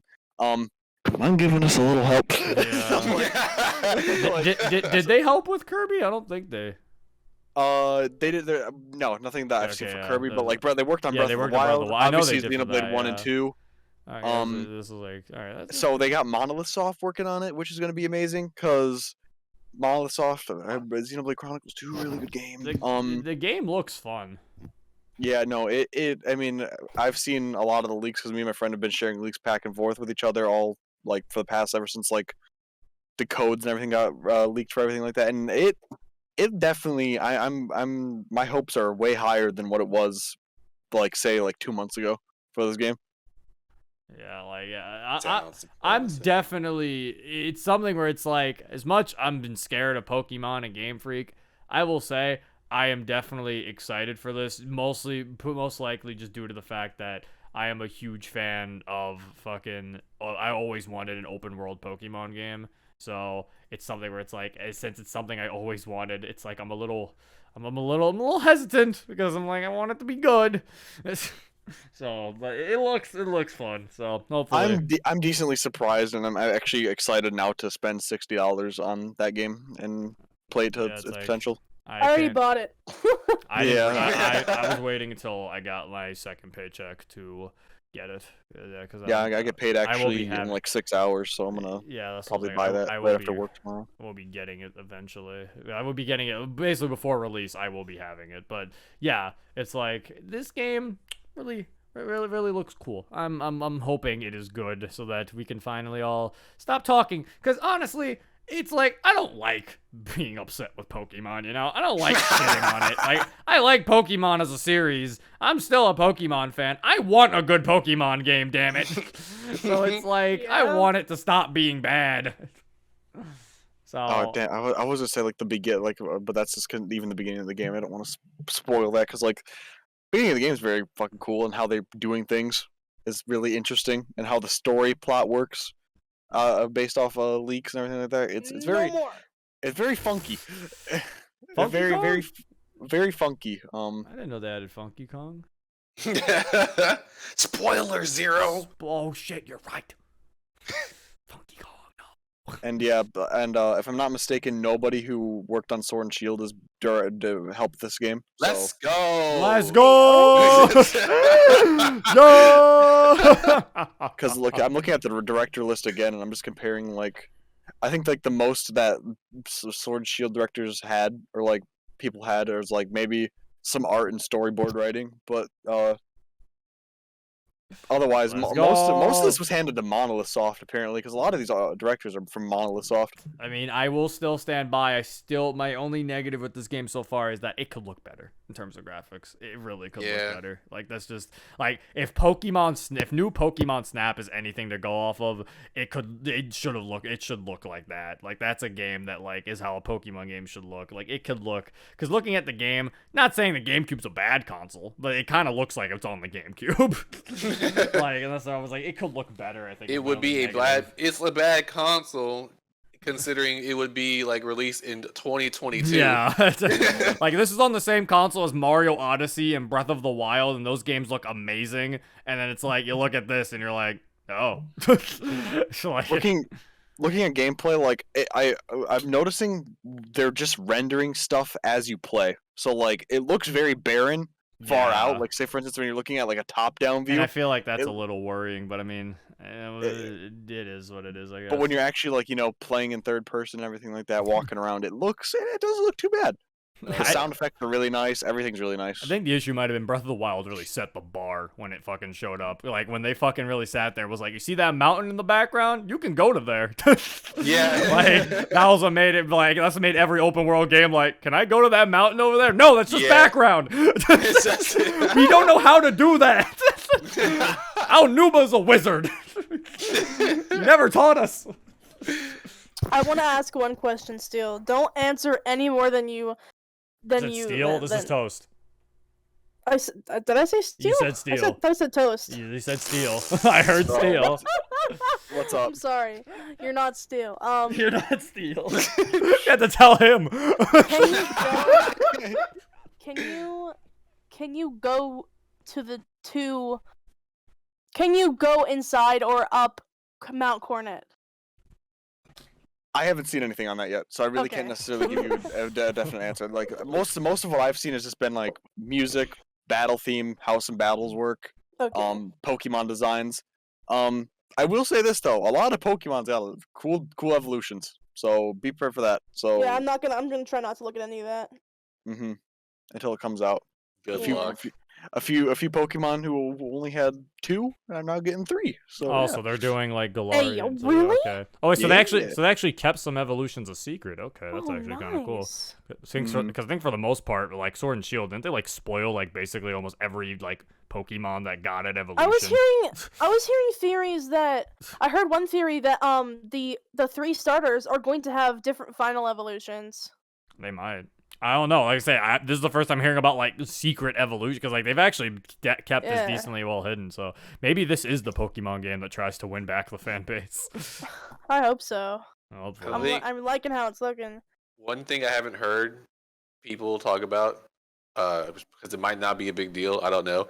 I like that it's not 2 versions of the same game. Yes. Yeah. Yeah. I agree. It is just one game. Pokemon Legends Arceus and Pokemon Legends Darkrai. Pokemon Legends Arceus, Pokemon Legends Giratina, there he is. That's why he wasn't in Brilliant Diamond. There he is. Like, yeah, it's just one fucking Giratina's game. in Brilliant Diamond, you dumbass. He's quotations in Brilliant Diamond. No, you can catch him in the game. How many times did I have to tell you Giratina's in That's- Diamond and Pearl? That's Shadow Giratina. No, you can catch actual Oh, Giratina. that's This is the stupid. 3rd time I'm telling you that you can catch Giratina on Diamond and Pearl. Yeah, but he's And you're not like, cool. "No." But he's not the Giratina, though. What are you talking He's about? the dumb one in the cave. Dumb cave. Yeah, He's the dumb dumb one. cave Giratina. one. You're I thought you stupid. were talking about the cooler one that's level 100 and in the distortion world. Talking about Giratina because that's what you said. Yeah, but that one's lame. What? You're talking about like the Zygarde. Giratina! You're talking about the Zygarde version that doesn't even have the fucking stone on him. You can get the stone. But it's not on him. Who cares? I This do isn't- because this that's is what makes him platinum. cool. Okay, that's why they've made another game that focused on him. Yeah, I guess we're thinking, what game is that in? Huh? It's not on the Switch. It's not. I don't know why it's That's the not. problem. No, you Star Platinum. Guys, it's not a fight. It's just a fucking massacre. You just be yelling at me. I don't even do anything. I'm just being attacked. Help me. Help. Don't talk shit about my favorite Pokemon. Don't talk. I didn't You say talk anything. shit, you get hit. I didn't even say anything bad about him. I said he's not. I Yes, said, you did. You said he was a dumbass Zygarde I said counterpart. that one You was. said I he live lived in a cave. Tony Stark built this in a cave. He's lame. He's not the Giratina. You find him in a cave like Zygarde. You're comparing him to a lesser legendary. What did I'm staying out of this. You massacre him all you want. No, anyway. Zero's the real cave boy. No. People can't listen to the Zcast while they fall asleep. I'm just gonna yell at them. We're gonna wake up to Monica's fucking Arceus fucking Giratina rant. Like, ah! Jesus Christ! Was I in a nightmare? Jeez. They're gonna have a fucking nightmare about Giratina. Alright, well, I think we're about to talk about Legends Arceus. I think is there any other future games we really talk about besides this one? Is there like any? Hold on, let Because I me- mean, let me Breath of see the Wild a 2, we never really game. got any info on it, so like, there's nothing really to talk about Games. with Breath of the Wild 2. Nothing new. I mean, if you're a Dying Light fan, Dying Light 2's coming out. I could have swore Dying Light 2 was already a game. I'm so confused. Like, because did that not come out? Like, I thought that already came out. No, it's coming out December. Wait, it can't. Wait, it did come out. Yeah, okay, well then I guess it came out. Okay, cool. Yeah, that's what I was like. It already came out, I thought. Wait, hold on, did it? It says says initial init- release date, December 7th, 2021. Seal said it got It got delayed. delayed. Oh, Oh. okay. There's the confusion. Well, I mean, there's that, I guess. There's Elden Ring, but I'm not really a big Elden Ring Horizon guy. Forbidden West. I know your toast is excited for Elden Ring, but like I'm Yeah. not really an Elden so Ring excited person. for- Maybe I'm I'll so excited maybe for I'll that. try that one. You know, I'll just keep trying these Dark Souls games, I and then eventually I'll just find one. I just got done beating Bloodborne on my like 4th new game. So I like my Souls games. I'm excited. Fucking, what if I just type like upcoming games? That's what I did. Up and coming games. Yeah, I'll just say it's like, is there any? Because I don't think there's really. The Splatoon 3, I guess. I don't think there's much really talk about that. That's for me and Monica. Yeah, and even then, that's just Splatoon again. Oh, it's I don't even Bayonetta. have- It's Bayonetta 3. That's cool. Oh yeah. Oh yeah, I mean, we really haven't got much more on that than what we Yeah. already got. Wait, wasn't that at E3 when they talked about that? Or Yeah. No? Yeah. Okay, Yeah, it well was. then that means Trailer we was great. That means we talked about it then last time. Dude, Magic, Oh. you don't understand. Oh, what, wait, Queen and Elden Ring being so close to each other. Wait! I just remembered something. Oh my god! I literally forgot to talk about this. Holy shit! What? There was that fucking thing last year. What Wait, thing? What was it called? Sony had a state of play last year. Was there even really anything in that? Yeah, it was the fucking I could have swore there was a something in there. It was like, wasn't that? That was the one, because that was the one with Spider-Man sequel was fucking teased. Oh, Venom. Oh yeah, you're right. Yeah, They showed off the new Spider-Man game. They announced the new Spider-Man games. Fucking Wolverine's getting a game. But that's also made by Insomniac. Yeah, it's so I'm also very excited for Insomniac's that. also making a fucking Wolverine game, which sounds super fucking cool. Bug Snacks is getting DLC. For the Bug Snacks diehard fans out Yeah, it's Bug Heyo. Snacks. there. They announced the King of. Some of this stuff's already happened. Like the King of Fighters open beta happened. That was fun. I enjoyed that. I enjoyed that beta. I'm Fucking- excited. At least I think it was. Why are these websites not showing all this shit? What the fuck? Am I like looking at the wrong thing? This happened, right? Am I confused? No, the state of play did happen. Was it in October? Because I'm looking and I can't find a website that talks about it. Said they didn't show anything for about Final Fantasy 16, but I mean, When was this state of play? I think it was like, Hold up, Spider-Man 2. was it like September? That was called PlayStation Showcase. Okay, my fucking. Why do they have like 3 names for things? Oh my fucking god, dude. Just come up with a fucking name, Sony. Stop fucking calling this shit a bunch of different fucking stuff. Okay, so yeah, it was in September. It wasn't in October. That's a different state of play. So yeah, they announced a God of War Ragnarok was officially revealed. Which looks fucking cool. People Yeah. are complaining about boat animations. People are fucking weird. People find anything to complain about, let's be real. Yeah, that game looks fucking great. I can't wait to play that game. Looks fucking cool. Marvel Spider-Man 2 looks fucking good.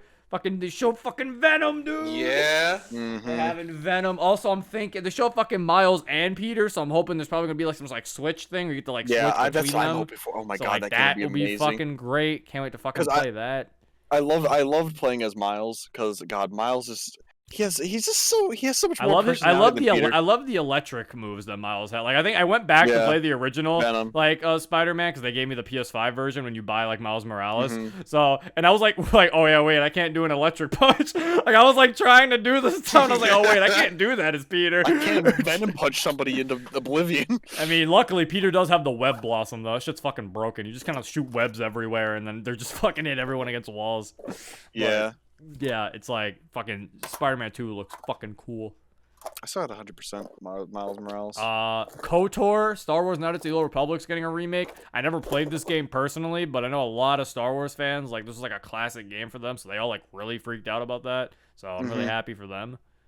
Like, that seems really fun. I feel like there's like 2 different Star Wars. There's like Star Wars movie fans and Star Wars game fans. Yeah, there are. Yes. 100%. You are correct. Some of them overlap. There's some that overlap. Like, some are both, but most of the times it's like most of the time it's like usually people who play the game. I think I play the Star Wars games way more than I care about the movies. I do not care about the movies. And Yeah, I I really don't care about the movies. The games. I just want to play with the lightsaber. I don't care about who has. Like, how could you not care about the movies? God damn, that's why they made games. Grr, you know. Yeah, but Battlefront, I'd be like pew pew, and they're like oh, and I'm like oh, just like the movie when I die, and I come back. Hello, fellas. Fucking I'm actually super curious about Wolverine though. I actually really want to play Wolverine. And that was if Wolverine does good, then that means like I hope they do an Iron Man game. That would I be hope pretty they do. cool. I would love an Iron Man game because it works so perfect. The Just fucking trailer for Wolverine was so good though too. Like I fucking love that. It was just like a bunch of dudes beat up at a bar and he's just sitting there and then a guy's like slowly coming up behind him and you see the fucking claws come out of his hand. I was like, oh, like that was actually really fucking cool. Mm-hmm. Like a Wolverine. No, I'm very excited. That's I think also it better be rated M because this is Wolverine we're talking about, and there's not very few times Wolverine can have a you're not coming out of a clean fight fighting Wolverine. Yeah. Like that is a man with claws. So I'm hoping. I mean, he is called Wolverine for a reason. Yeah, there's no way you're like you're not gonna get out of a fight with Wolverine like without any type of like scratches. So. You see those big meaty claws that motherfucker has? Yeah. They talked about some other stuff. Yeah, Uncharted is getting remastered on PlayStation. And Tom Clancy, Alan Wake's getting remastered. Don't know if anyone's Alan Wake fans. That's remastered. Grand Theft Auto 5's upgrade got delayed to March 2022. Why? It's fucking It's GTA PS5 update. upgrade. Yeah, I don't know. Gran Turismo 7 comes out in March. That's cool. For once, Gran Turismo is not coming out at the end of a dying console. No way, yes it is. It's coming out on PS4 and fucking... God damn it, Gran Turismo. Why are you always like... Why does it take them the entire lifespan of their consoles to make a Gran Turismo game? Like, it's just a car game. What are you doing? That game Forspoken looks pretty cool. Like, I just never understand. It's always fucking that one Gran Turismo game. It came out, like, literally at, like, the end of the PS3's life cycle. It's like, why does it take them so long? What are you doing this entire time? What I want updates on is, like, you know, when they first showed off a bunch of those PS5 games, like, you know, like, that. One of the ones that just vividly have an image in my brain is, like, the one with the cat and backpack. Where's that game at? Oh, yeah! That cat game! Yeah, I wonder what the fuck the Oh, the game wasn't it called like that was like Thief or something? Yeah, it was another cat name. I know what you mean. Cat game PS5. It was called like Stray. That's what it was. Stray. You just go around playing as an Yeah, open the world game cat. Fucking the game Monica. looks interesting. Yeah. That game looked cute. Monica's gonna get me to buy this game just so she can watch me play it. It's on PS5 and PS4. I don't think it's coming on PC, Monica. You might not be able to play. Actually, hold up. Is it on PC? That's okay. Oh, no, it says Microsoft Windows. It's on Steam. Ayo? The real reason Monica got her gaming piece, her gaming laptop, to play Stray. I probably have to run it at like low settings though. I don't know. I mean, it's all coming out on PS4. You have a pretty beefy laptop. I do, but it can't run Spyro at full graphics. I mean, Spyro could also just be a not very well optimized game. But Maybe. I mean, I don't know. All I'm saying is the future is telling me I'm going to see Monica in a share screen call with Lena. It's just going to be her playing fucking Stray. Both of you just screaming about Just the talking cat. about a cat. Like, there's a bunch of games that, like, we just haven't gotten updates on that are coming to PS5. There's a lot of games in general we haven't gotten updates on. They're coming to, like, everything. Like Breath of the Wild 2 and shit. Oh, there was that one game. It was like, what, Tachia or something? Where it's like she, like, transforms into animals. It's like Breath of the Wild, but you transform into things. Oh, yeah! We were, like, first Wild. making Breath of fun the of Wild, that but in game, and then we were Brazil. like, this game's fucking cool. That Breath one of the looks sick. Wild in Brazil. Yeah, Breath of the Wild in Brazil. That game, like, first we were like, okay, what is this fucking game? Then we're like, wait, this game's actually kind of cool, though. Like, that game actually looked pretty sick. Oh, yeah, I think you said that one game, Forspoken. That looks pretty. I'm pretty looking. cool. I'm kind of excited to play Forspoken. Uh, Starfield's coming out finally. Yeah, Starfield's got like another very minimal trailer, so something.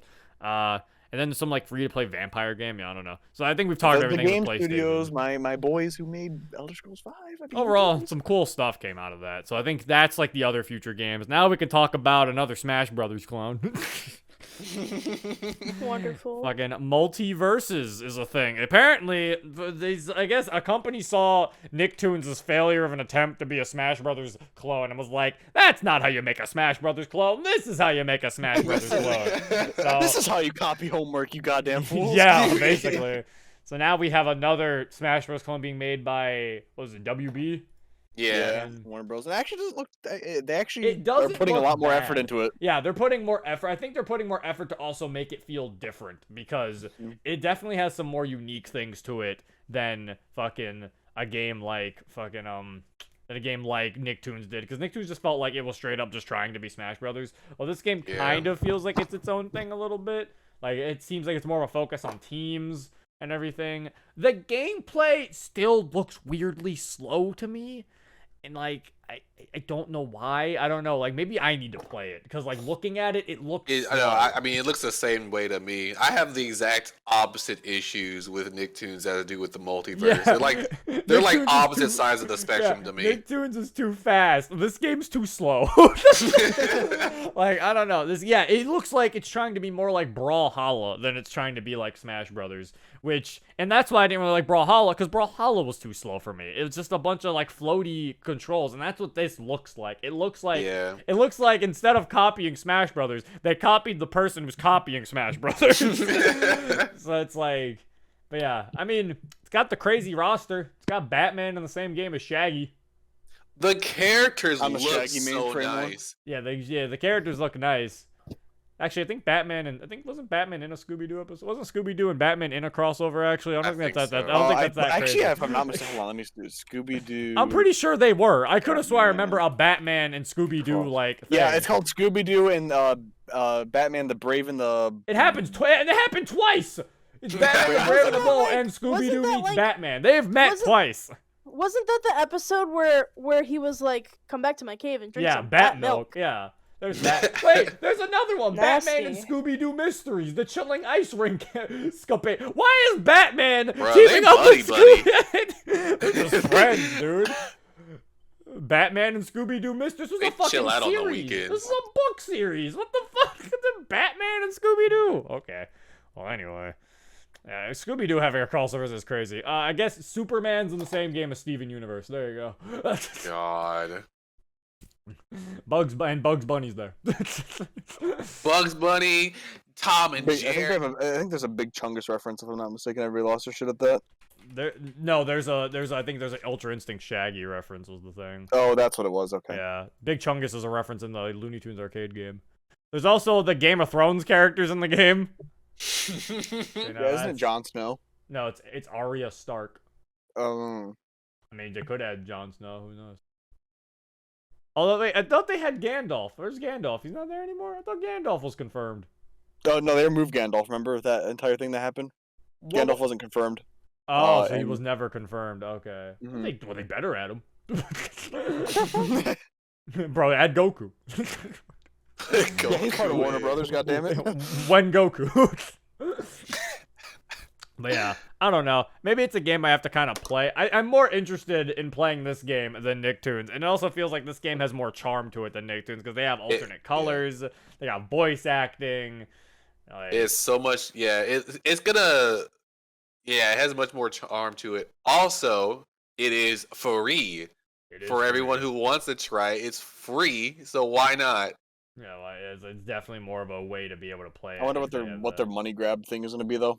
That's what I'm worried about. I wonder what they're gonna do to make it be like, hey, guess what? You got to pay money for something. Dude, there's a bunch of ads in the game. It's probably that. If I had to guess, it's There's gonna be. ads No. during your match. If I had to guess, it's gonna be the skins. They're probably gonna go. Yeah, a no, League it's of- definitely gonna be They're, this. they're I gonna just go. can They're imagine. gonna go like a League of Legends route where it's like the skins are gonna be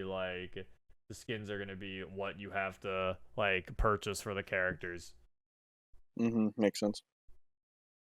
I just can't imagine like 30 seconds into a match it just pauses and there's an ad for Raid Shadow Legends.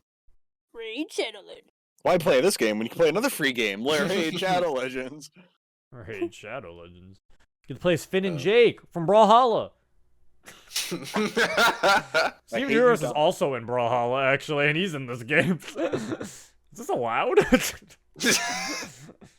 But yeah, I think that's all the future games. Now I think we have to talk about the big boy. This is the final topic of the podcast because it just happened recently. So, Yeah. Like 2 days ago, recently. yeah, it just happened like 2 days ago. I'm pretty sure. But Microsoft expanding their monopoly. So like, guys, I can't believe what happened in the world of K-pop. No, no fucking. Microsoft has purchased Activision Blizzard for $68 billion. Yeah. To put in perspective, Disney That's not a bought. To put in billion. perspective, Disney bought Marvel for like only $4 billion. So you know, So Holy- now, and that was like so 5,000 now- plus characters. Yeah. So now, guess what, guys? Spyro and Crash are Microsoft fucking I characters. can't believe Spyro and Crash get to Right. share the shelf with Banjo and Conker. Stop. What do you mean, Monica? Enough. You are not allowed to speak anymore. They get to share the shelf. He's making space. He's like, come on in. You have the shelf is there for you. I don't like you. Imagine being Unlike so- Banjo and Kazooie, the people who worked on Spyro and Crash are still there. So it's possible. They're gonna make them make now. Activision can make Connect Sports. Finally, I can't believe. Yeah, you're right, Monica. I can't. For Call of Duty though. I can't believe Toys for Bob is gonna make a Banjo Kazooie game. I'm so happy. Oh my That'd god. be so fun. That actually would be pog if they did that, but I don't know if they'll. I don't know if that. Call of Duty is gonna be affected. I think they already said, because people were saying like, is Call of Duty gonna be exclusive? Pretty sure they confirmed saying No, that all their games are gonna be on other platforms still. So. I'm not necessarily worried for like if it's gonna be exclusive or not, because like obviously I knew it wasn't going to be, because it's like why split the fan base that terribly? But like Yeah. Um, not even fan base. Why fucking split your profits that terribly? They would do Yeah. horrible. and I was just like looking at it and I was just like, like it could be a good thing or a bad thing for Call of Duty, because now Microsoft actually is in the scene and everything like that. Maybe Microsoft will be like, hey, instead of just doing the same formula for COD, just releasing every fucking year, how about we like slow down on that and like try to make a good Call of Duty game for once. So like A the good old days one. maybe like try to, because but then yet again, I'm not even sure if they'll just do that. I wonder if Microsoft literally just bought them just to be like, hey, guess what, we bought this, lol. Yeah. We had some extra money. We why had some not? extra money. I was just saying, I was like, well, that's one way to get exclusives, to start buying other ones. So now we the have real- an the re- exclusive. the thing is though, it's not even like confirmed if it's buying yet. I think like the actual like, I think we're actually gonna know. Like, I read this article. Like, it's not actually confirmed yet. Like it might be like a Oh, really? partnership. Yeah, it's actually not confirmed yet because like it has to go through Congress, because obviously it's a lot of legal shit, and like Congress will make the decision. Like if Congress notices what Microsoft is doing, because like this is a big Because purchase. it could and be, and it could also. I heard people say Microsoft could be liable for also being sued for a monopoly. Yeah, that's exactly what it is. Like if they start if Congress notices a trend, like, hey, why are you guys monopolizing this? And then like Microsoft doesn't have a good answer or like anything like that, then I don't know. For the lols. if Microsoft doesn't like define exactly Money. why they're buying this, then like it could be shut down like indefinitely. And I believe the final decision's happening in June of this year. Okay. So like, because What- like it's crazy seeing that like that all this shit, and then like if Microsoft, if they really want to, I mean, why buy Activision Blizzard when like they could easily make everybody pissed and worried and buy Square Enix and Sega, like Because they care about Spyro, you see, so they wanted to buy Activision. They Do paid they though? $80 billion Pick it up. for Spyro. Fucking, it's one of those things where it's like, it was funny. Some of the things I also saw, yet again, Twitter being dumb Twitter. People being like, bro, they're gonna buy Nintendo next and stuff like that. And then it's like, people That's seem not to how have it to be, works. but it's not even that. They seem to be reminded that Microsoft already tried in the past to buy Nintendo, and apparently they said they just laughed at them. They said they laughed at them out the door. Like, Nintendo just laughed at them that they tried to buy them. Like, they did not they did not take their proposals seriously in the slightest. I'm surprised though, like that amount though.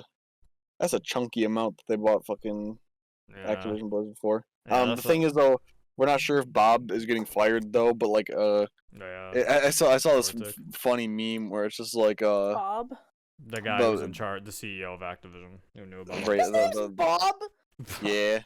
Can't believe Bob would do such a thing. Is that why the Uh, company's name is Toys for Bob? No, Like I saw this that meme. sounds a little sexual. That's why he I bought was it. thinking that. I'm putting it on in the. It's just Everyone like, was just a butt. The caption for this was Bob's first day at the job. Everyone's just oh, they're throwing them out. Yeah, so I was like, everyone's just a bunch of toys for Bob working here, huh? That's all we are. We're just toys for Bob.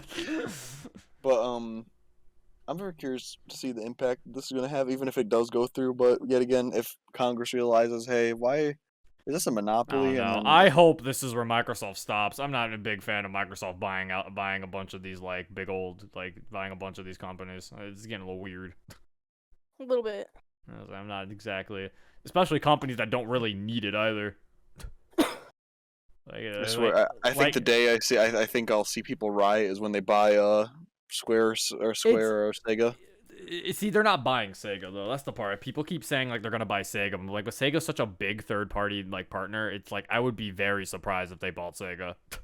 Like, I feel like Sega, and that's the other thing. I think I also don't like these purchases because they don't make sense. Because like when Nintendo bought the companies that would be there, they made sense because they were companies that worked a lot with Nintendo's. Like when they bought Retro Studios, it made sense because Retro Studios made a bunch of games for them.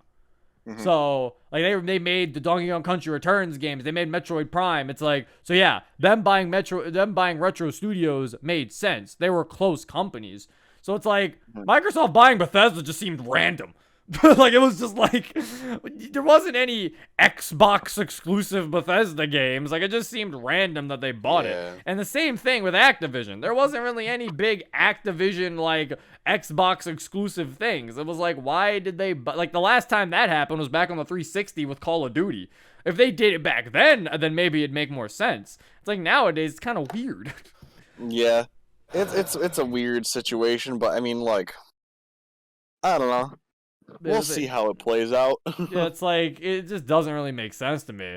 It's like if anything, if I were to see anybody buy like Sega, if someone had to buy Sega, I would see Nintendo buying Sega more than anybody. Mm-hmm. Like, didn't they already do that? No, Sega's not bought. Sega's by themselves.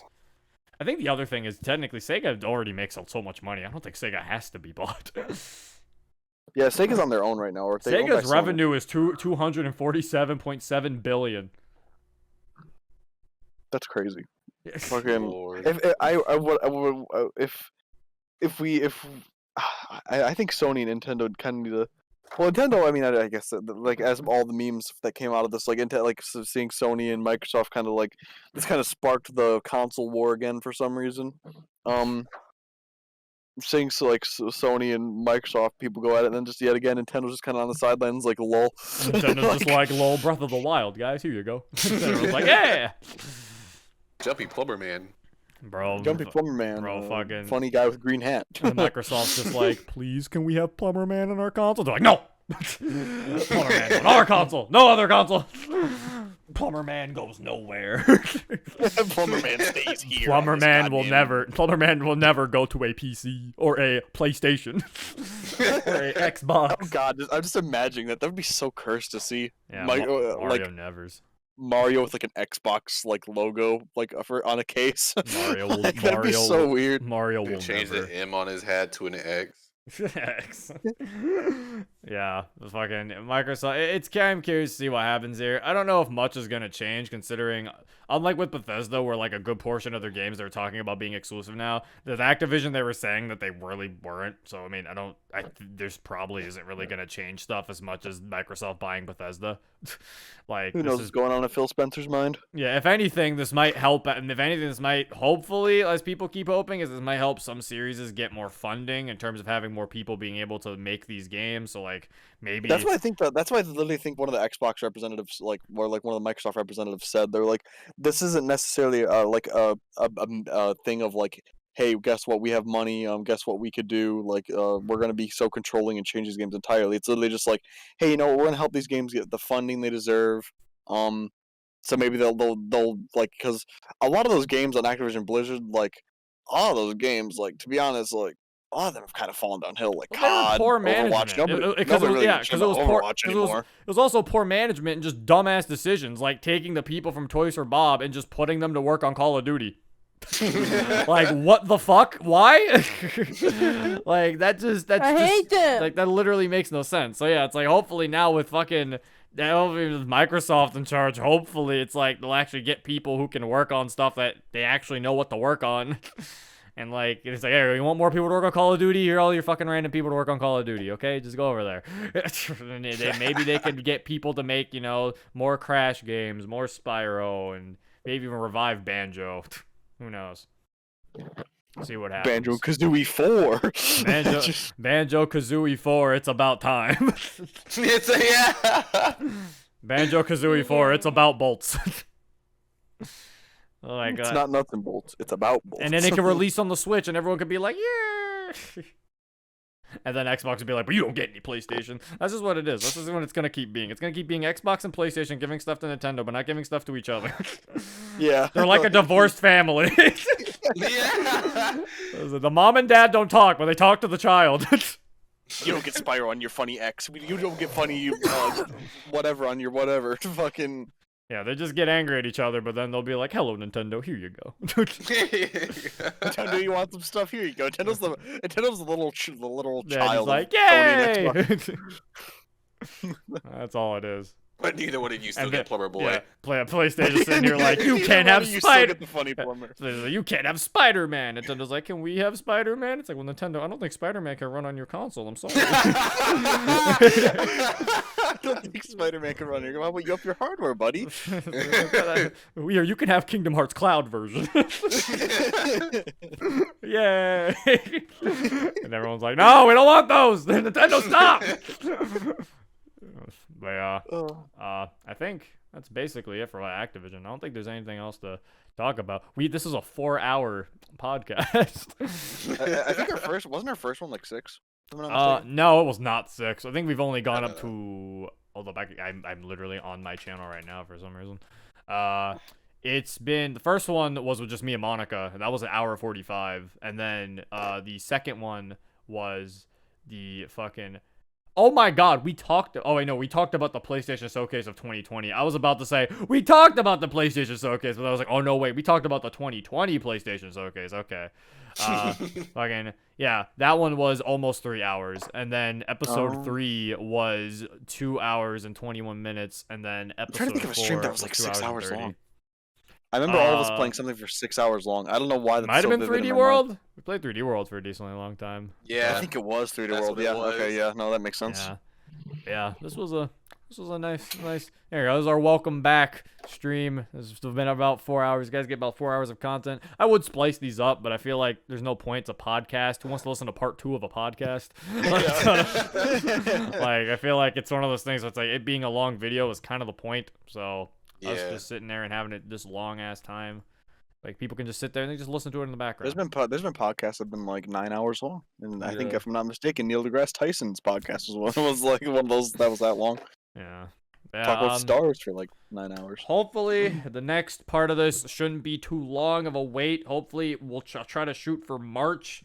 Next time, there should be some topics, because I guess next time we'll probably have our thoughts on Pokemon Legends Arceus, because it'll be out at that time.